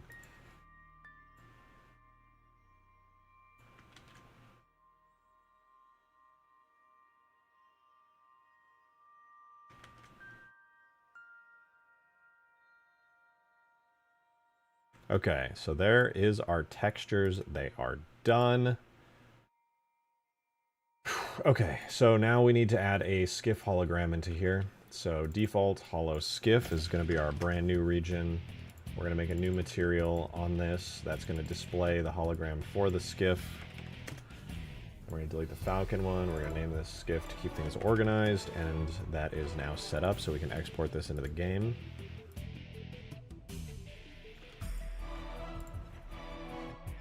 We're going to bulk import the podium model so that it gets that in. While that happens, I am going to... I don't remember what I'm going to do. Oh, the textures. Yeah, we're going to put the textures in there now. Oh, we already have them. Perfect. So we're going to run the same texture command that we did earlier, but this time it's going to be hollow skiff. That's going to create the skiff hologram, but it's going to be kind of broken.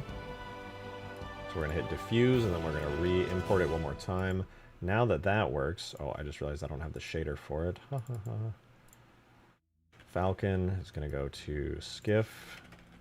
Then we're going to re-import it again, now that we actually have the shader for it. And now we can select the texture of the skiff. Good. And then... Is this done? I think it's done. So the last thing we got to do is set up the regions. Because right now it's probably not set up correctly. It shows a scorpion. Oh no, they're all broken because the skiff isn't set up right. Okay, so we'll do the same thing we did earlier. For every different type that we have right now, we got to add in a region for the skiff and tell the game that it is off. So that, that, that, that,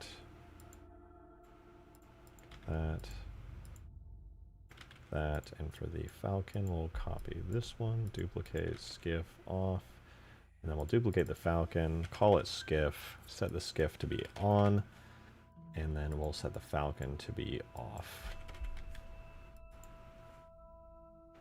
Okay, last but not least, we're going to change our podium to be the skiff. So select this, scroll down to the variant, skiff. There it is, we got it.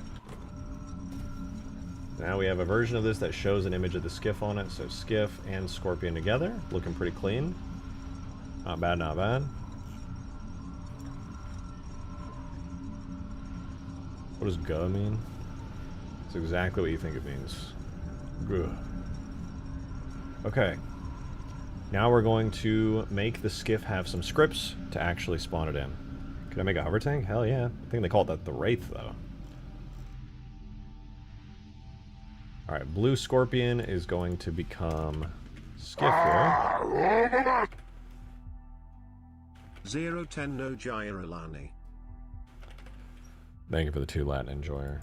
And that's, I think that makes it a 10 out of 10 personally. But you know, what do I know? Alright, Warthog, Hornet. We're going to copy these, not Falcon. Scorpion, where is it? Yeah, Scorpion. So we'll take the Scorpion, we'll scroll down here. And I'm going to put the skiff before the Scorpion, order-wise. Boom. So the Scorpion blue becomes skiff blue. And, guys, this is really hard. In order to convert the Scorpion to the skiff, I have to type in Scorpion and replace with skiff and then spam my mouse button over and over. It's really hard. Guys, it's really hard out here. Can we get 100,000 likes on the stream, please? Or just how hard that was. Okay, we're done. Let's compile scripts. Now we have a working skiff spawner. Sick. Let's simulate ourselves going up to energy level 2. Spawn ourselves a skiff. There it is. Max units reached. And just to make sure the timer still works, we'll do object destroy. P skiff 01 blue. P skiff blue 01. Alright, yeah, timer's working. Looks pretty good to me. So it's power level 2.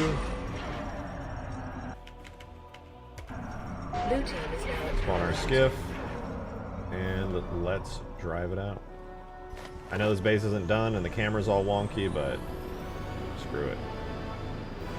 We got a skiff now. Did you change the vehicle pad? Yeah, we have the air pad and we have the heavy vehicle pad over here, if that's what you mean.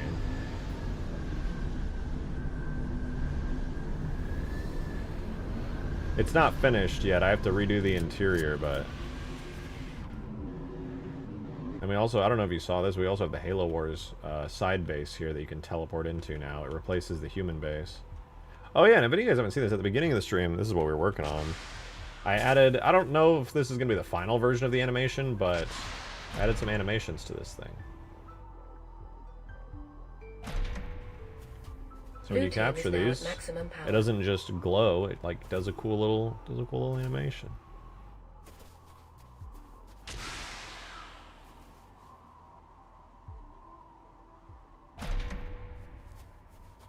It needs sounds, though. Right now, the fact that it moves but makes no sounds is kind of lame. It needs to just be making, like, cool mechanical sounds. You know what I'm saying? That'd be sick.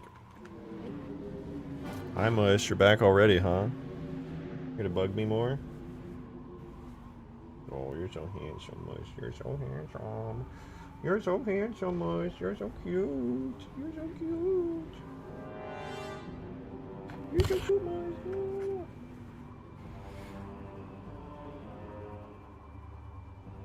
You guys didn't hear any of that. I'm a man. Which is exactly why I love all my cats. Could you add smaller banished areas? No, I'm not adding any banished areas. This is just Covenant-themed stuff, and Halo Wars happens to have awesome Covenant-themed assets. There's no... I don't want to work on anything banished. Ever. The banished are fine. I like them. But the fidelity of banished assets is either way too high from Halo Infinite or way too low from Halo Wars 2. I say that while I'm using Halo Wars 1 assets, to be fair. But, like, I have to do a lot of cleanup to make these look good still. Like, I don't know what to tell you about that. This shit's just like, it's 2D. It's literally 2D. My only real hope is to make the ground so perfectly flat here that you can't even tell. So would you say no to banished vehicles? Yeah, I'm not going to do any banished stuff. This is Halo 3. We have the Covenant, we have humans, and we got the Forerunners. That's it. Banished don't exist here.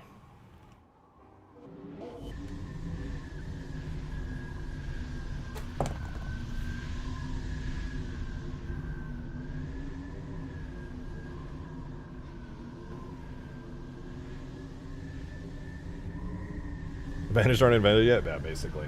Oh, also, I know there's that really cool holographic vehicle pad that Zophi sent me from the Halo Reach Alpha, and I think I'm going to use that in place of the Forerunner teleporter bit right here. I think it'll look really cool to just kind of have it with the full-on like teleporter bit from cold storage. It would be kind of awesome. I'll pop that open really quickly. Maybe I can get it in game and get it actually working. Mush, mushy mush, please leave me be. NCIS, thank you for 4 months. Appreciate it. Thank you. So am I adding any more Halo Wars buildings or vehicles? Yeah, I am. Right now we have the airbase, we have the vehicle thingy, and we have the main structure here. I guess you could count the pads as another structure that I'm adding, because that's probably going to be what the Pelican and Phantom and Mega Mantis will spawn on. But also, I'm going to add in... Hang on. It's coming to me. Probably the Barracks. I'm probably going to replace this little ramp right here with the Halo Wars Barracks. And that'll be where the smaller vehicles like the Warthog and the Mongoose spawn out of. And if you want to see what that looks like, it should be called the Hall, right? Yeah, right here. This is the Halo Wars Barracks, and I think this is what I'm going to have the Warthogs and stuff spawn out of. It's cool because I'm going to make it animated. I'll probably make all of them animated in the end, but yeah, it'll like do this. Oh wait. We'll go like... You know, like that. And then vehicles inside will be able to come out. Pretty straightforward, pretty cool. Scarabs? I'm thinking about Scarabs. I might add them as like a sort of super unit. It would go kind of hard. What do you guys think? I know this is Barracks and like in Halo Wars, infantry are supposed to come out of here, but I think it would work really good for a small garage. What are your thoughts? Random troops? No. Troops are useless on this map. Even when you're a player on foot, you're only good if you have a strong weapon. So that's why we're going to have some powerful weapon spawners in the map. But what do you guys think? Do we do the Barracks? For the... I think this will look good, personally. So I'm definitely with it. I kind of want to port it into the game. So we're going to Vampire... Oh yeah, that's true. We did get the beginnings of the Vampire working. No promises on whether that's actually going to be added, but we do have it.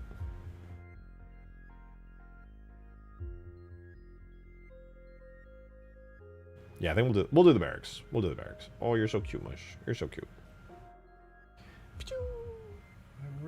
I need you anywhere else, Mush. Hold on, I gotta get this dude out. Mush, I love you, Mush. I love you. Do you want to leave? You definitely want to leave, don't you, Mush? So that way you're not. No, you're just gonna continuously rub your whole body over me. Mushy Mush. We see out there, man. We see out there. Okay, that's cool, Mush. You know, you can just stay in here and bug me, I guess. Oh, my goodness. My goodness. Alright, let's put the Barracks in. Even if we don't end up using it, it'll still be sick as hell. Delete, save this to Hall H3. Mush, please, man. What do you want? You ate today. I know you ate today, you little wiener. Maybe once done, you could make a 4-team map like this. Maybe. I think 2 teams works better. Can't imagine there's gonna be a lot of people who are gonna have enough. Well, maybe. Alright, Barracks are looking decent. Let's go ahead and... I think I'm just gonna merge everything together, actually.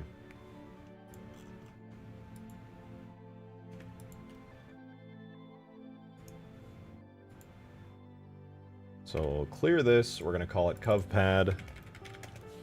Delete that. We're going to call this Cov Barracks. I'm going to parent this to the main root bone here. I don't know what half these fucking bones are. They use bones for, like, markers, which is crazy to me. In Halo Wars, anyway. Yeah, this looks good. Imagine these are usable in Ultimate Forge. That'd be cool. Could work.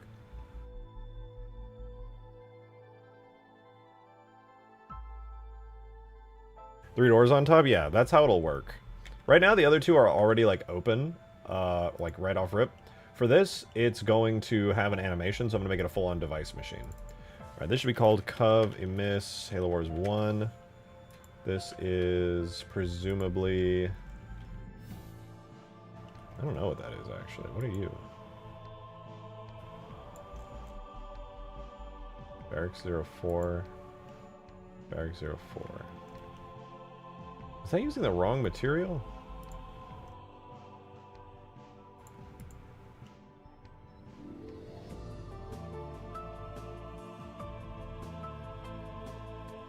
I think it is. I think that's supposed to be on the emissive map. Yeah, that looks more correct. And then with those set, I don't even think this needs to be here. I'll just delete that.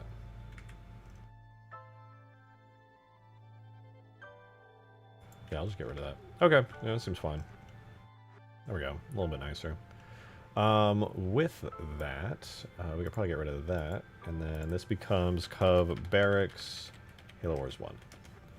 With our Covenant pad here, I'm fairly certain we already have this set up, so this is Cov Barracks Halo Wars 1. Shit, Cov Pad Halo Wars 1. I already have this texture in game because all of the other areas already use it. This one is Cov Emiss Halo Wars 1, and I think, yeah, this all is...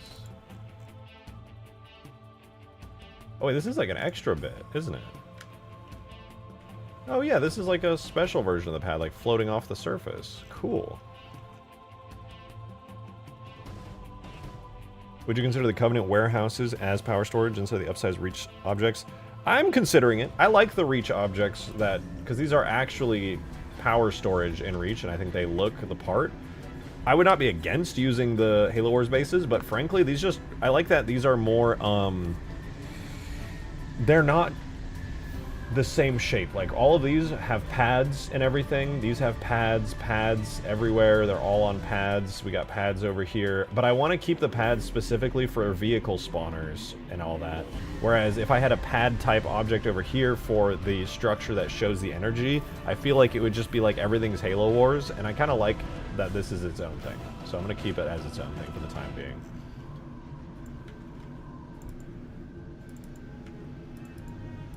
Okay, we have everything pretty good here. I can't say that anything's bad. So, let's import the pad collision model for this, so we at least have some kind of collision model. Do we need cables connecting them or something? I probably will.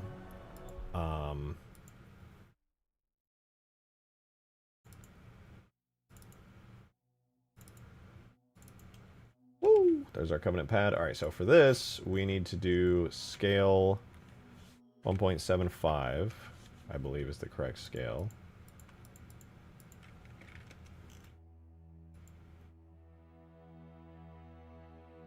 Scale, oh no, wait.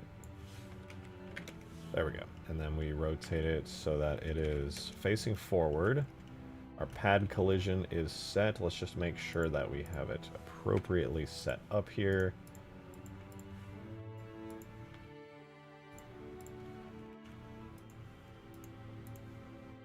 Cool. So this is ready to go in game. How's the grind going? Good. We're adding the barracks for the small vehicle spawner here. We have a new Falcon vehicle spawner. We have the skiff spawner in now as well. I added the system to delete pre-existing vehicles on the pad when you spawn in a new vehicle. We added animations for the batteries when you capture them.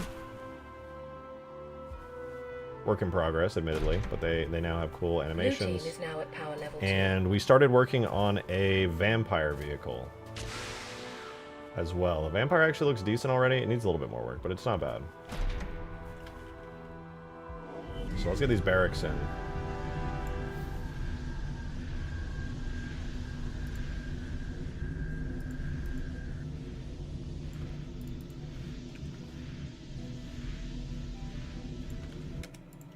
So this is in the objectives folder. We're gonna go to the Halo Wars 1 folder. We're gonna make the barracks like so. I'm gonna make sure that we have the correct materials. So I'm gonna actually just copy these here. We have Cov Emiss, Cov Factory, and Cov Pad. Go into here in the tags and preemptively make a barracks folder with our shaders inside. The only thing I have to do is make this have the barracks name. Now when we import it, it won't have any missing materials. We're also going to go ahead and make a bitmaps folder in here for when we do the textures, but for now we already have the barracks exported, so we can just do this. And we can probably just copy the scenery tag from, like, maybe not the Citadel, but the factory would be good. So scenery and model tag, because these are basically the same type of object, so it works out pretty well. We're doing Halo Wars 3. Not really. I'm using Halo Wars assets, and there's like some Halo Wars inspired stuff, but I would say the gameplay is closer to something like PlanetSide 2 or like Battlefield. It just turns out that these are, I mean, these are pretty iconic. Halo Wars fans can recognize these pretty well, and they look good, actually. I think they look really good here in Halo 3. We're going to go out in the sunlight so we can actually see these bases pretty well. Go like, put it right here. We'll go ahead and add in our new barracks. They're not going to look good yet. We don't have the textures in, so it's going to look super weird. I just want to make sure it correctly spawns in. So our barracks scenery object there. Okay, it definitely does look super weird. It is not correctly set up, but it's not bad. It's not bad. Now let's give it some actual textures, so that way it stops looking like a total nightmarish mess. It should be pretty easy, actually. We're going to go into the barracks material right here. There. So we're going to unpack the textures for the barracks. And then we're going to set them up to work in Halo 3. It's actually a very satisfying process. I can't promise you it'll be like extremely riveting to watch happen, but I really enjoy doing it because you get to watch the results. Very satisfying, like before and after. So, I'm going to throw all of them into Photoshop. And we'll begin. So first thing we got to do is go to the specular map. This is the reflectivity texture. I'm going to go to the red channel, copy that. We're going to go into our main color texture, and we're going to put that as the alpha channel. Now this is going to have reflections with like hexagons and stuff that shine more than the rest. And I think we're good on that, so I'm going to go ahead and export that into the game as the main color texture. I'll call it Barracks Diffuse. The only other easy one we get is the normal map, where we can just clean that up, and we have a perfectly good normal map. We export that as well. That's Barracks Z-Bump. Now we don't need the specular anymore. What we're going to do next is we're going to make a tint map. That's essentially just going to choose what color stuff reflects. I made a tint map for this, so this area reflects gold, this area reflects purple. It's a little bit more complicated than that, but it's pretty straightforward to do because I already have a template I made for the other assets. So if we go to Heavy Factory, Textures, or is it here? Bitmaps, yeah. We'll open the Factory Tint. And we're going to use this as our basis. So this is a really nice texture that came with our barracks. If we invert it, we get a really good mask for the purple shell. So I'm going to go ahead and put that in here. And here. Oops. So now this has the purple shell textures. And I don't believe there are any metals on this. As far as I understand, there are no metals. But in case there are, we'll have some nice metals for everything that's not the shell. So I'm going to export these out really quickly.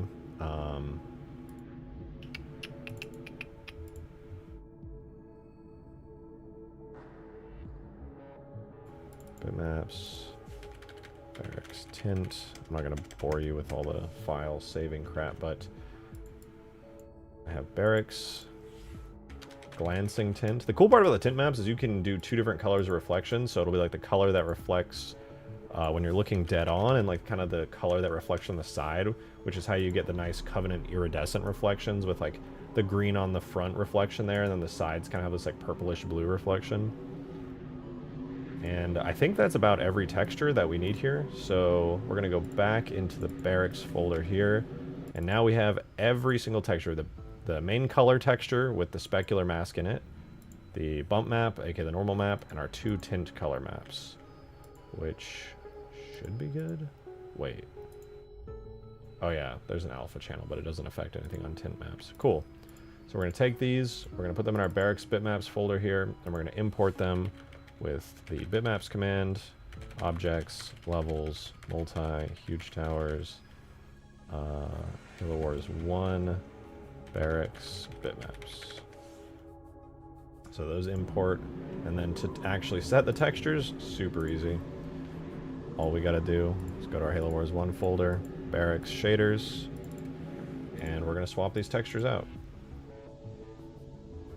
So we'll do our main texture for the color, then our normal map for the cool bumpy height effects. For the reflectivity colors, we're going to do the normal tint map that I just made, and the glancing tint map, which has the nice secondary reflective color. And now, it's done! Look at that. Not too shabby, dude. Dude, seeing it with this color scheme compared to the, compared to the one in Blender. The one in Blender looks fine. It looks actually probably arguably better material-wise, but the color of this one, very nice. Very, very nice.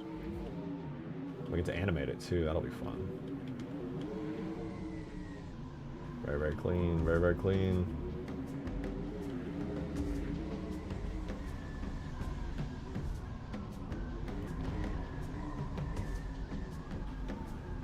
Why are these so dark? They have like no reflectivity values at all. It's a good looking Halo Wars barrack.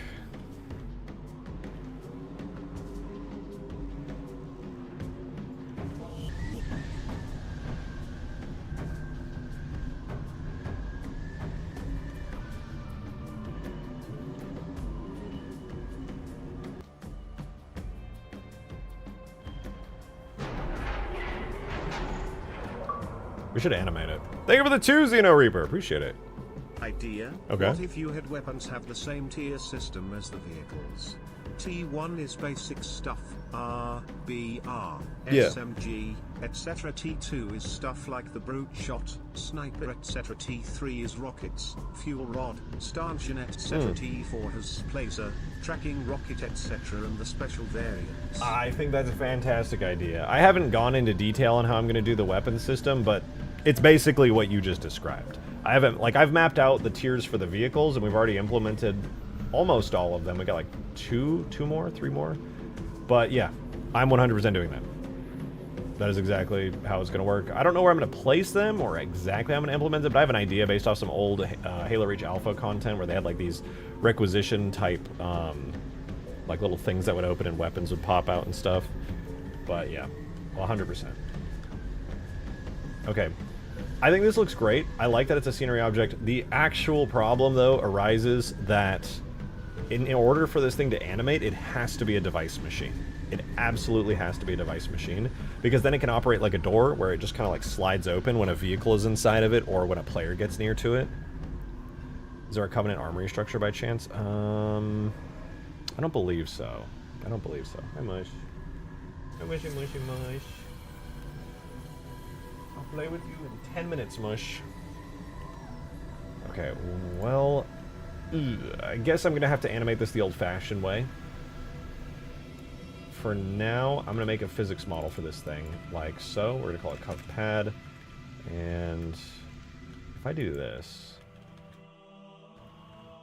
not ideal. I'll do that for now, and I'll make a better physics model later, but that'll be a passable physics model for the time being until I actually go in and detail one, because I'll use that physics model for everything. I'm actually going to completely obliterate the bone structure for this.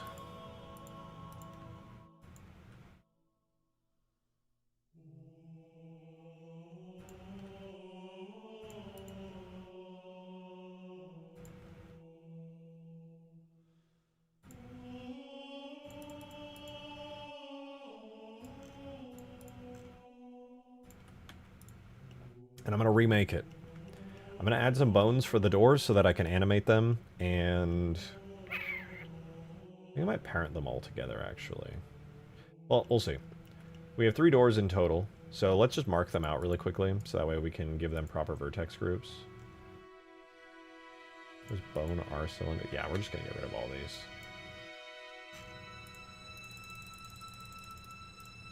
Okay, we're going to do door 01, door 02, door 03. In order to animate these, we're just going to assign these. So I'm going to make the front one door 1.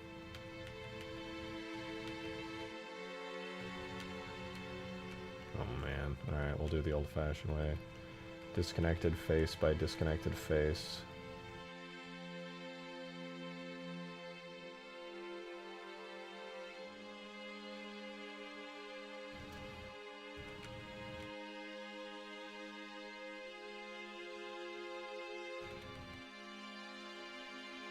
Fun, fun, fun! Okay, that looks pretty good. So this is door 1, I think. Is that every part of door 1? No. Not quite.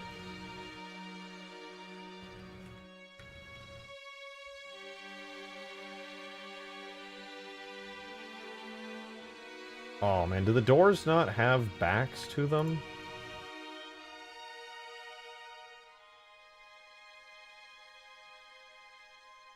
Or is that part of the door too?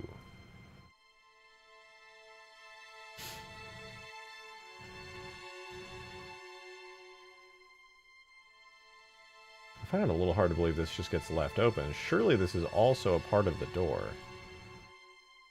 No, it's not. I am confused and scared.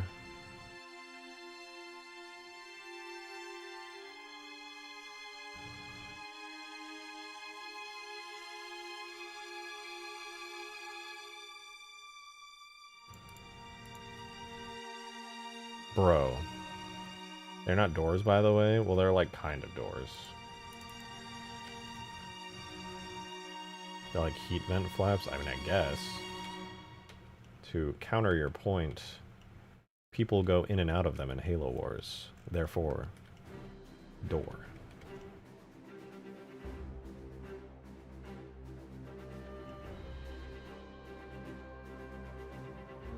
I punch a hole in my wall, and I walk through it. That's a door.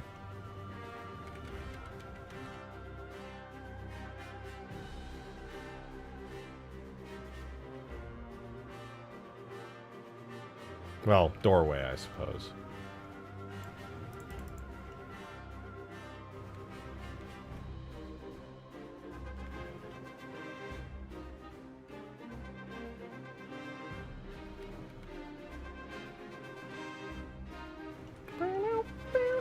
Oh wait, see, this thing has a bottom to it. Did I just like miss it on the other one? Yeah, this thing has an entire complete door frame. Maybe I just like ought to copy and paste this into place.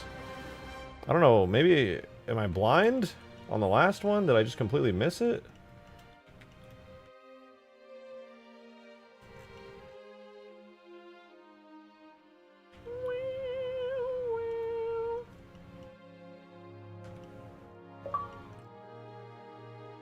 Thank you for the 2, Zeno. Appreciate it. Building on the previous idea, though, as a thought experiment, having upgraded weapons unlocking at higher tiers, the H3 assault rifle becomes the CE1, the Magnum becomes the scoped M6 with 12 rounds, the BR becomes the faster H2 version, etc.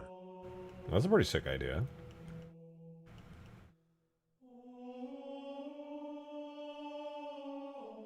I like it. The CEAR would actually be, I feel like, useful here. Unlike some things. Halo 3 assault rifle.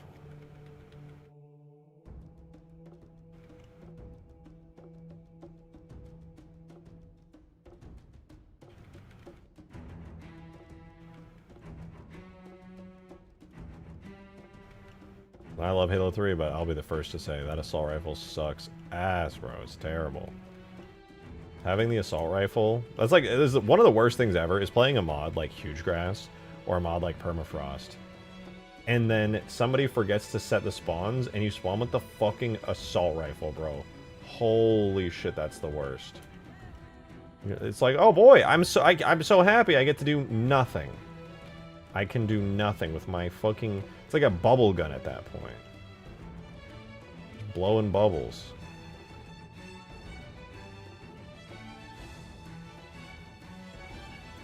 We give teams reason to seek out POI, gather resources up. Talking about permanent base weapon upgrades? Permanent base upgrades are not a bad idea. There could be things that can give you, like, permanent buffs.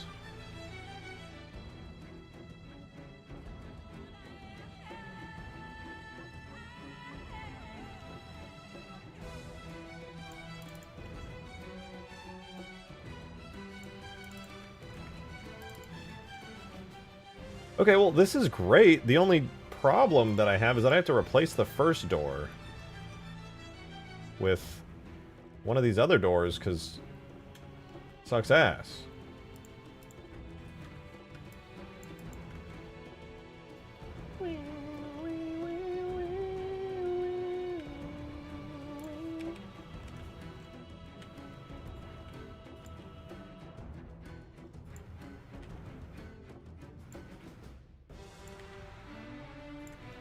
Does it have like a different size? Oh, I guess it is kind of a different size and shape. Is it?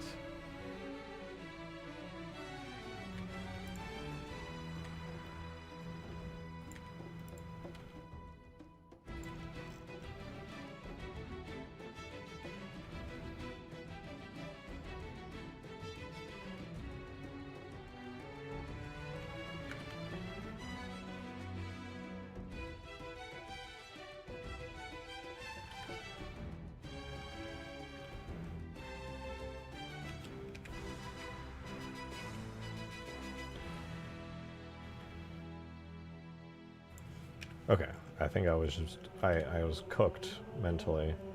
Screwed it up. Good now, I think. Yeah. Are you going to set Maybe up the two. bones for the doors? Yeah. This thing is not going to remain boneless.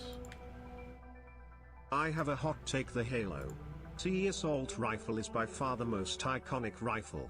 Apart from the aliens, assault rifle also the sound from the CE assault rifle. Can you play a clip of the CE assault right now, MFP? Thank you for the 2! I can. Actually, no, I was going to say maybe I have a version of it imported, but I don't think I do. It is fucking peak, though. It's a great, great sounding gun. Hold on, let me just try to line these up a little better.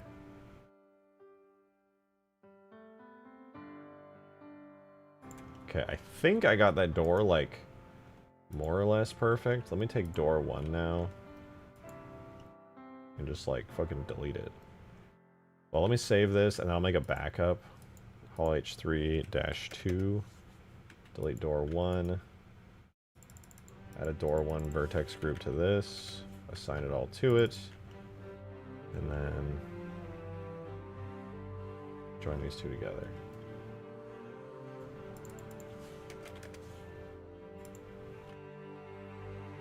Let me get a little bit of stuff poking out there. Actually, what is with that? Why did door 1 have such a different shape? Was it like purposefully designed to...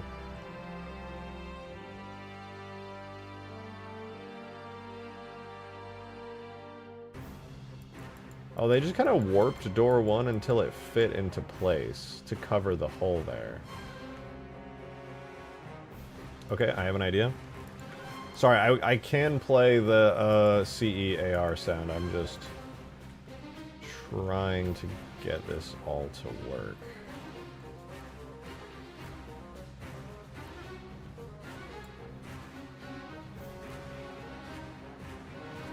If I can anyway. Damn, if I move any of this, the shading's gonna get fucked up on it.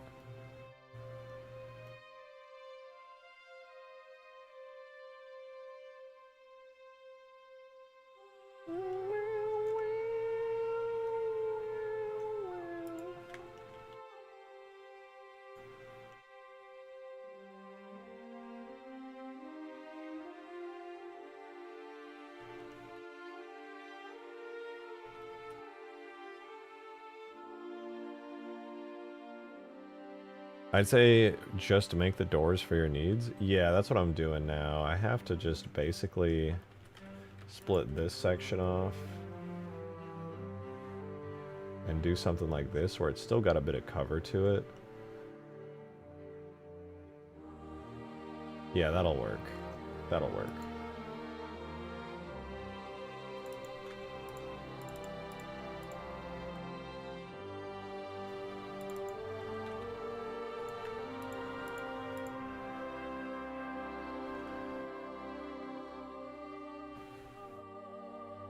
Cool.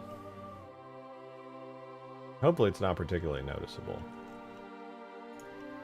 But I suppose I can always just edit vertices if it is.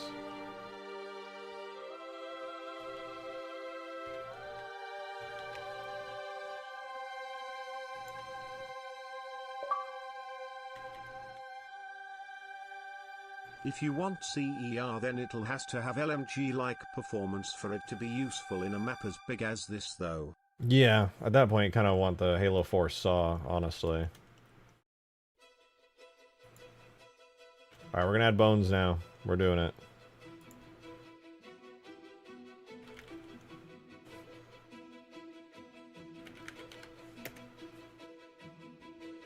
New bone.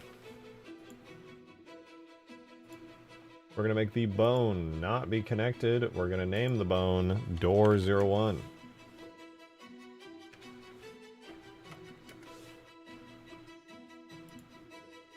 Make it so we can see this in front of stuff, because I can't see shit. Alright. And then I guess we can do it like this. I'm gonna eyeball it. I don't really care. We'll put the bone in the bottom of the door, pointing upwards, like that-ish. Then I will duplicate it, make it Door 02.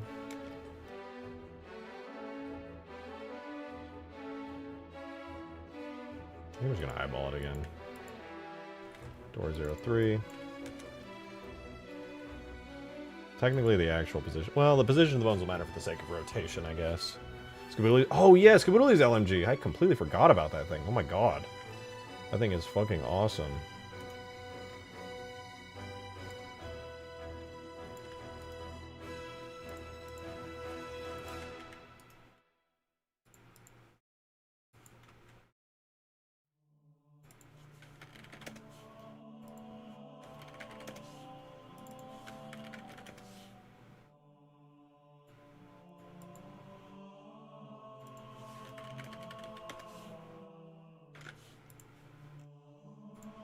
Okay. Oh, it's bald.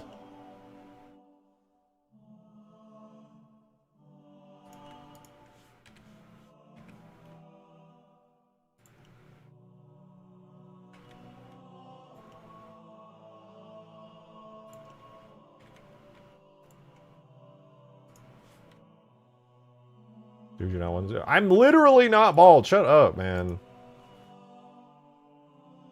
Got a nice head of hair. I think you're jealous.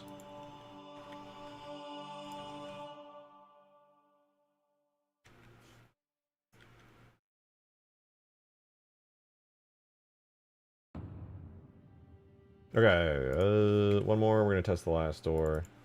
Bro, I'm so hungry right now. That rice cake was not enough. I gotta make some real food after this. Okay. Okay. Let's give these all armature modifiers so that... Oh, I already have them. Can't see that. Does that mean I can pose them? Hey! Nice. Let's do a really slick animation here. Change this to the action editor. Make a new device position animation for a device machine and pose mode. Okay. We'll set everything to have a keyframe here. And we'll set our manual frame range from 1 to at least 60. Just to give ourselves some space in the timeline.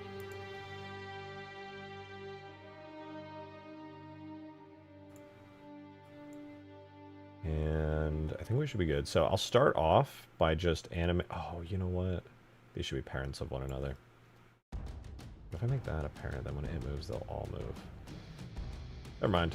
I lied. I'll do some experimentation to get them into their final position to see how it looks. It was cool.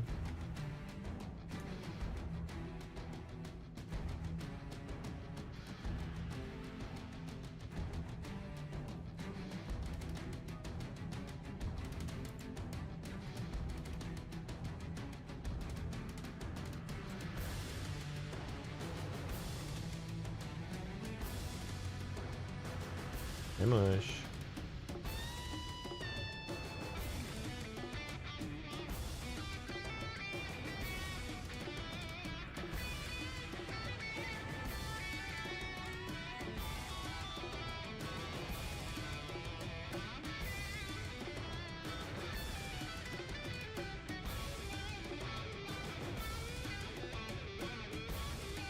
No, that is terrible, and I hate it. What am I doing, man? Ew.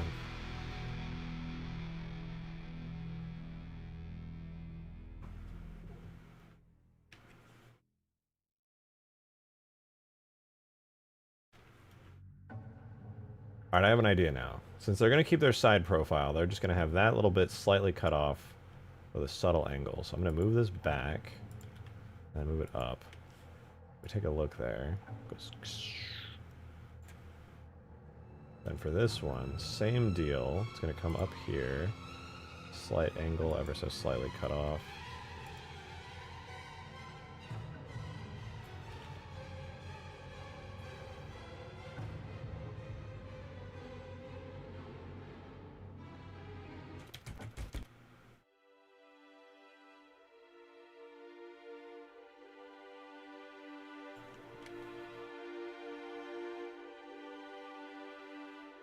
Okay, that's something.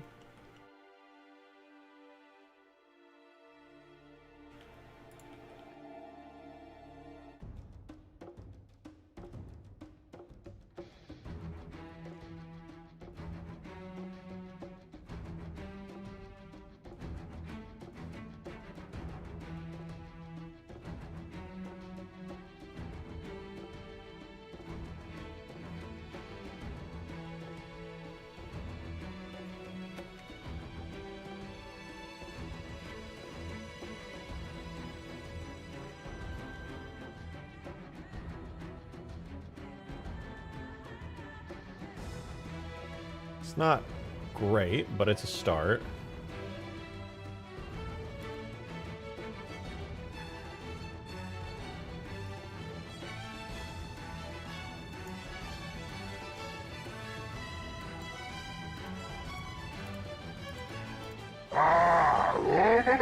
Thank you for the 2 Gyarados. Wow, making stuff for the cough. Traitor. Heresy. Yeah, maybe I'm just fucking evil.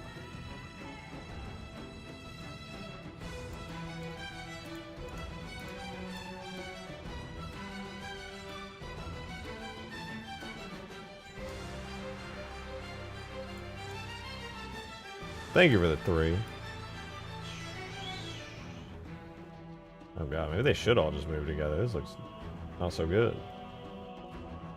Because this has to open pretty wide for a vehicle to get in or out. Maybe they should all open really wide, actually.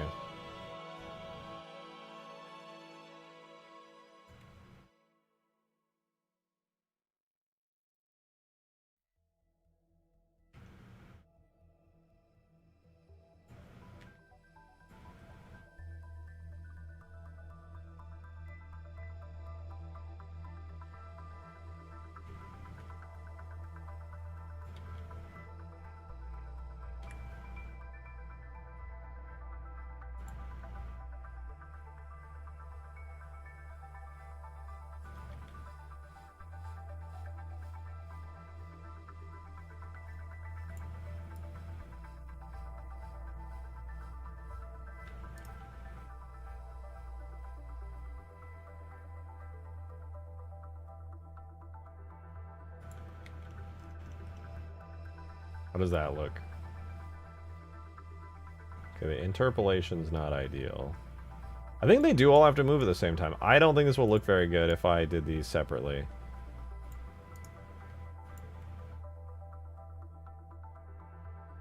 I wish they would go separately because it would be kind of cool to have some slight off. Well, maybe if I did it like ever so slightly offset.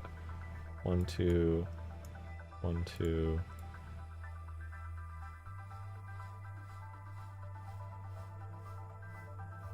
Yeah, slight offset could be cool. If it's slight like that, I don't see it being an issue. 1, 1.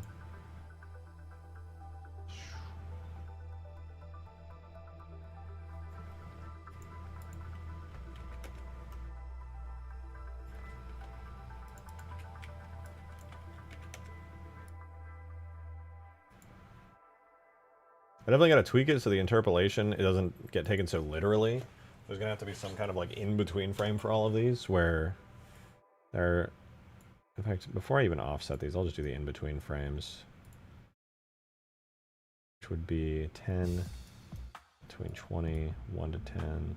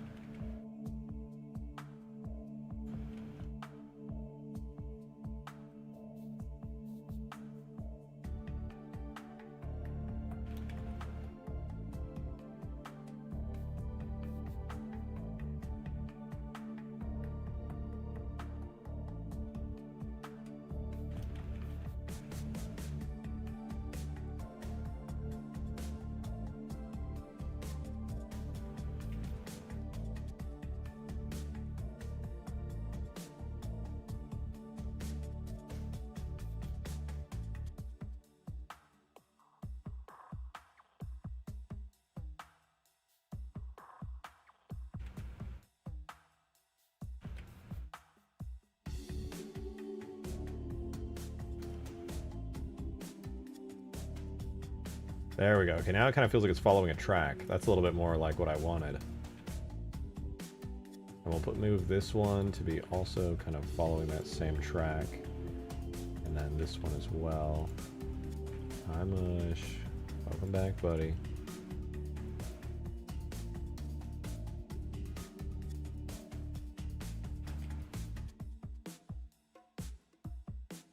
Yeah, that does feel like it's following a track a little bit closer. Frankly, I could move this As one. Glitchy Gamer said, Oh. Phoenix Surprise had a suggestion that you should make the circles on the doors turn during the animation. Oh, that'd be cool. Yeah, I'd be down with that.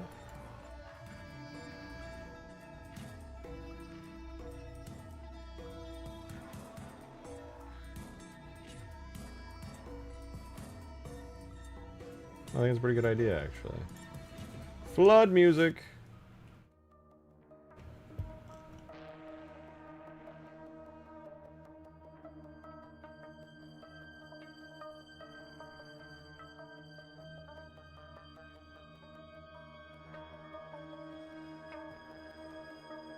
Oh, you know what? This one actually is not supposed to be up quite so high, is it? Probably this one isn't either.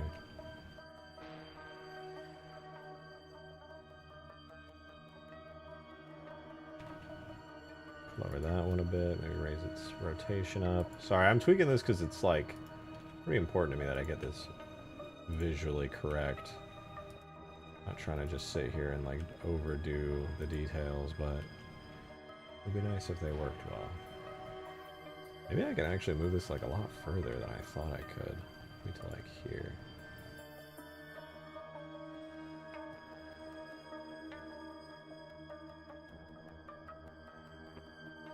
There we go, that's kind of sick.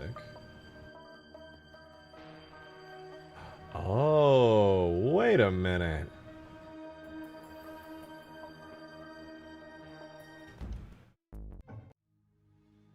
Fuck the CE anniversary soundtrack. It's like half of that shit is flood music. I'm so tired of it, man. Let's put a warthog for scale, just so I know how big I even need to make this. Because I don't really need it to be bigger than... I mean, I'd like it to be bigger than a warthog so your camera doesn't freak out, but...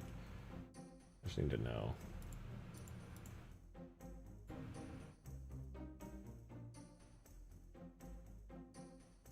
Oh yeah, this is perfect. There's plenty of space here.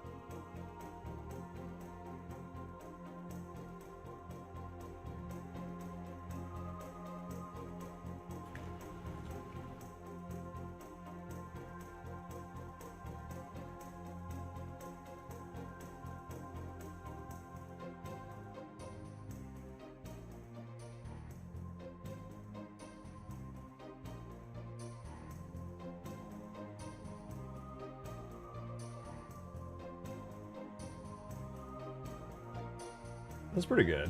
I'm pretty pleased with that. And then we do the magic offset.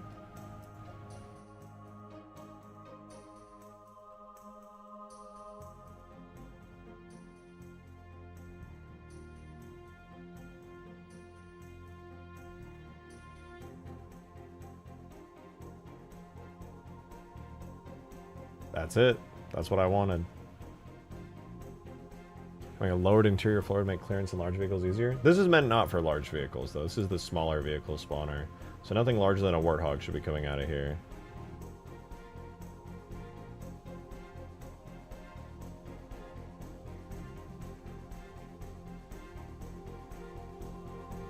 Not bad. We cooking. We cooking.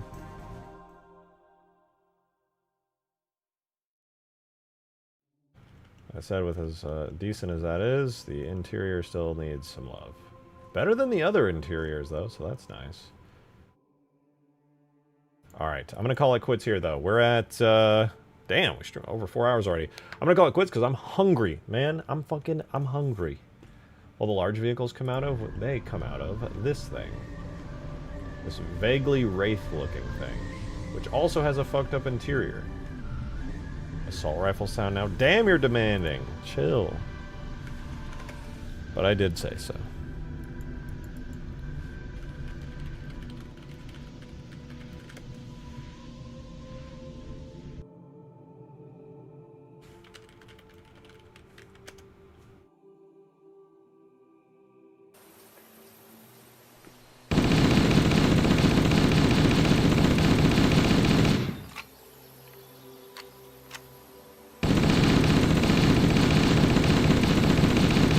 It's a very deep and bassy sound. For the record, I will not be using that. That's way too crunchy of a sound.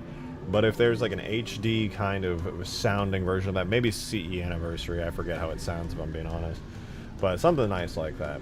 Alright, I'm out of here, guys. Thank you to everybody. Thank you to all you guys. I really appreciate you. I hope you enjoyed the stream. We actually did a lot today. Today was an insanely productive day. Tomorrow we'll get this thing in and animated. It'll look cool. We got this thing in and animated today, which is very satisfying.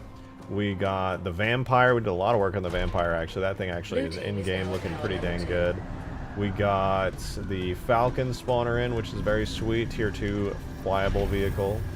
Very lovely. We got the skiff in, Tier 2 ground vehicle. Very nice. Is that control off? And we also did some other stuff that I forgot about, but was very productive. Therefore, I was very happy. So I'm out, though, guys. I appreciate you very, very much. I hope to see you tomorrow. You know I'm always live at 4 to 6 p.m. Central Time. The circles. I don't know what you're talking about. Oh, twist? Yeah, I don't know. Don't forget the circles. What? Remember the circles. Okay, guys. Remind me about the circles tomorrow. I'll see you guys then, though. Thank you very much for all the tips. Thank you very much. 3 more hours. I wish. I wish. Yeah, I'm going to make some food. Have a wonderful rest of your night, guys. I'll see you tomorrow. I'll be here. All right, I'll be here. Don't miss me too much. I'll see you guys then. Have a good one, though. Bye-bye!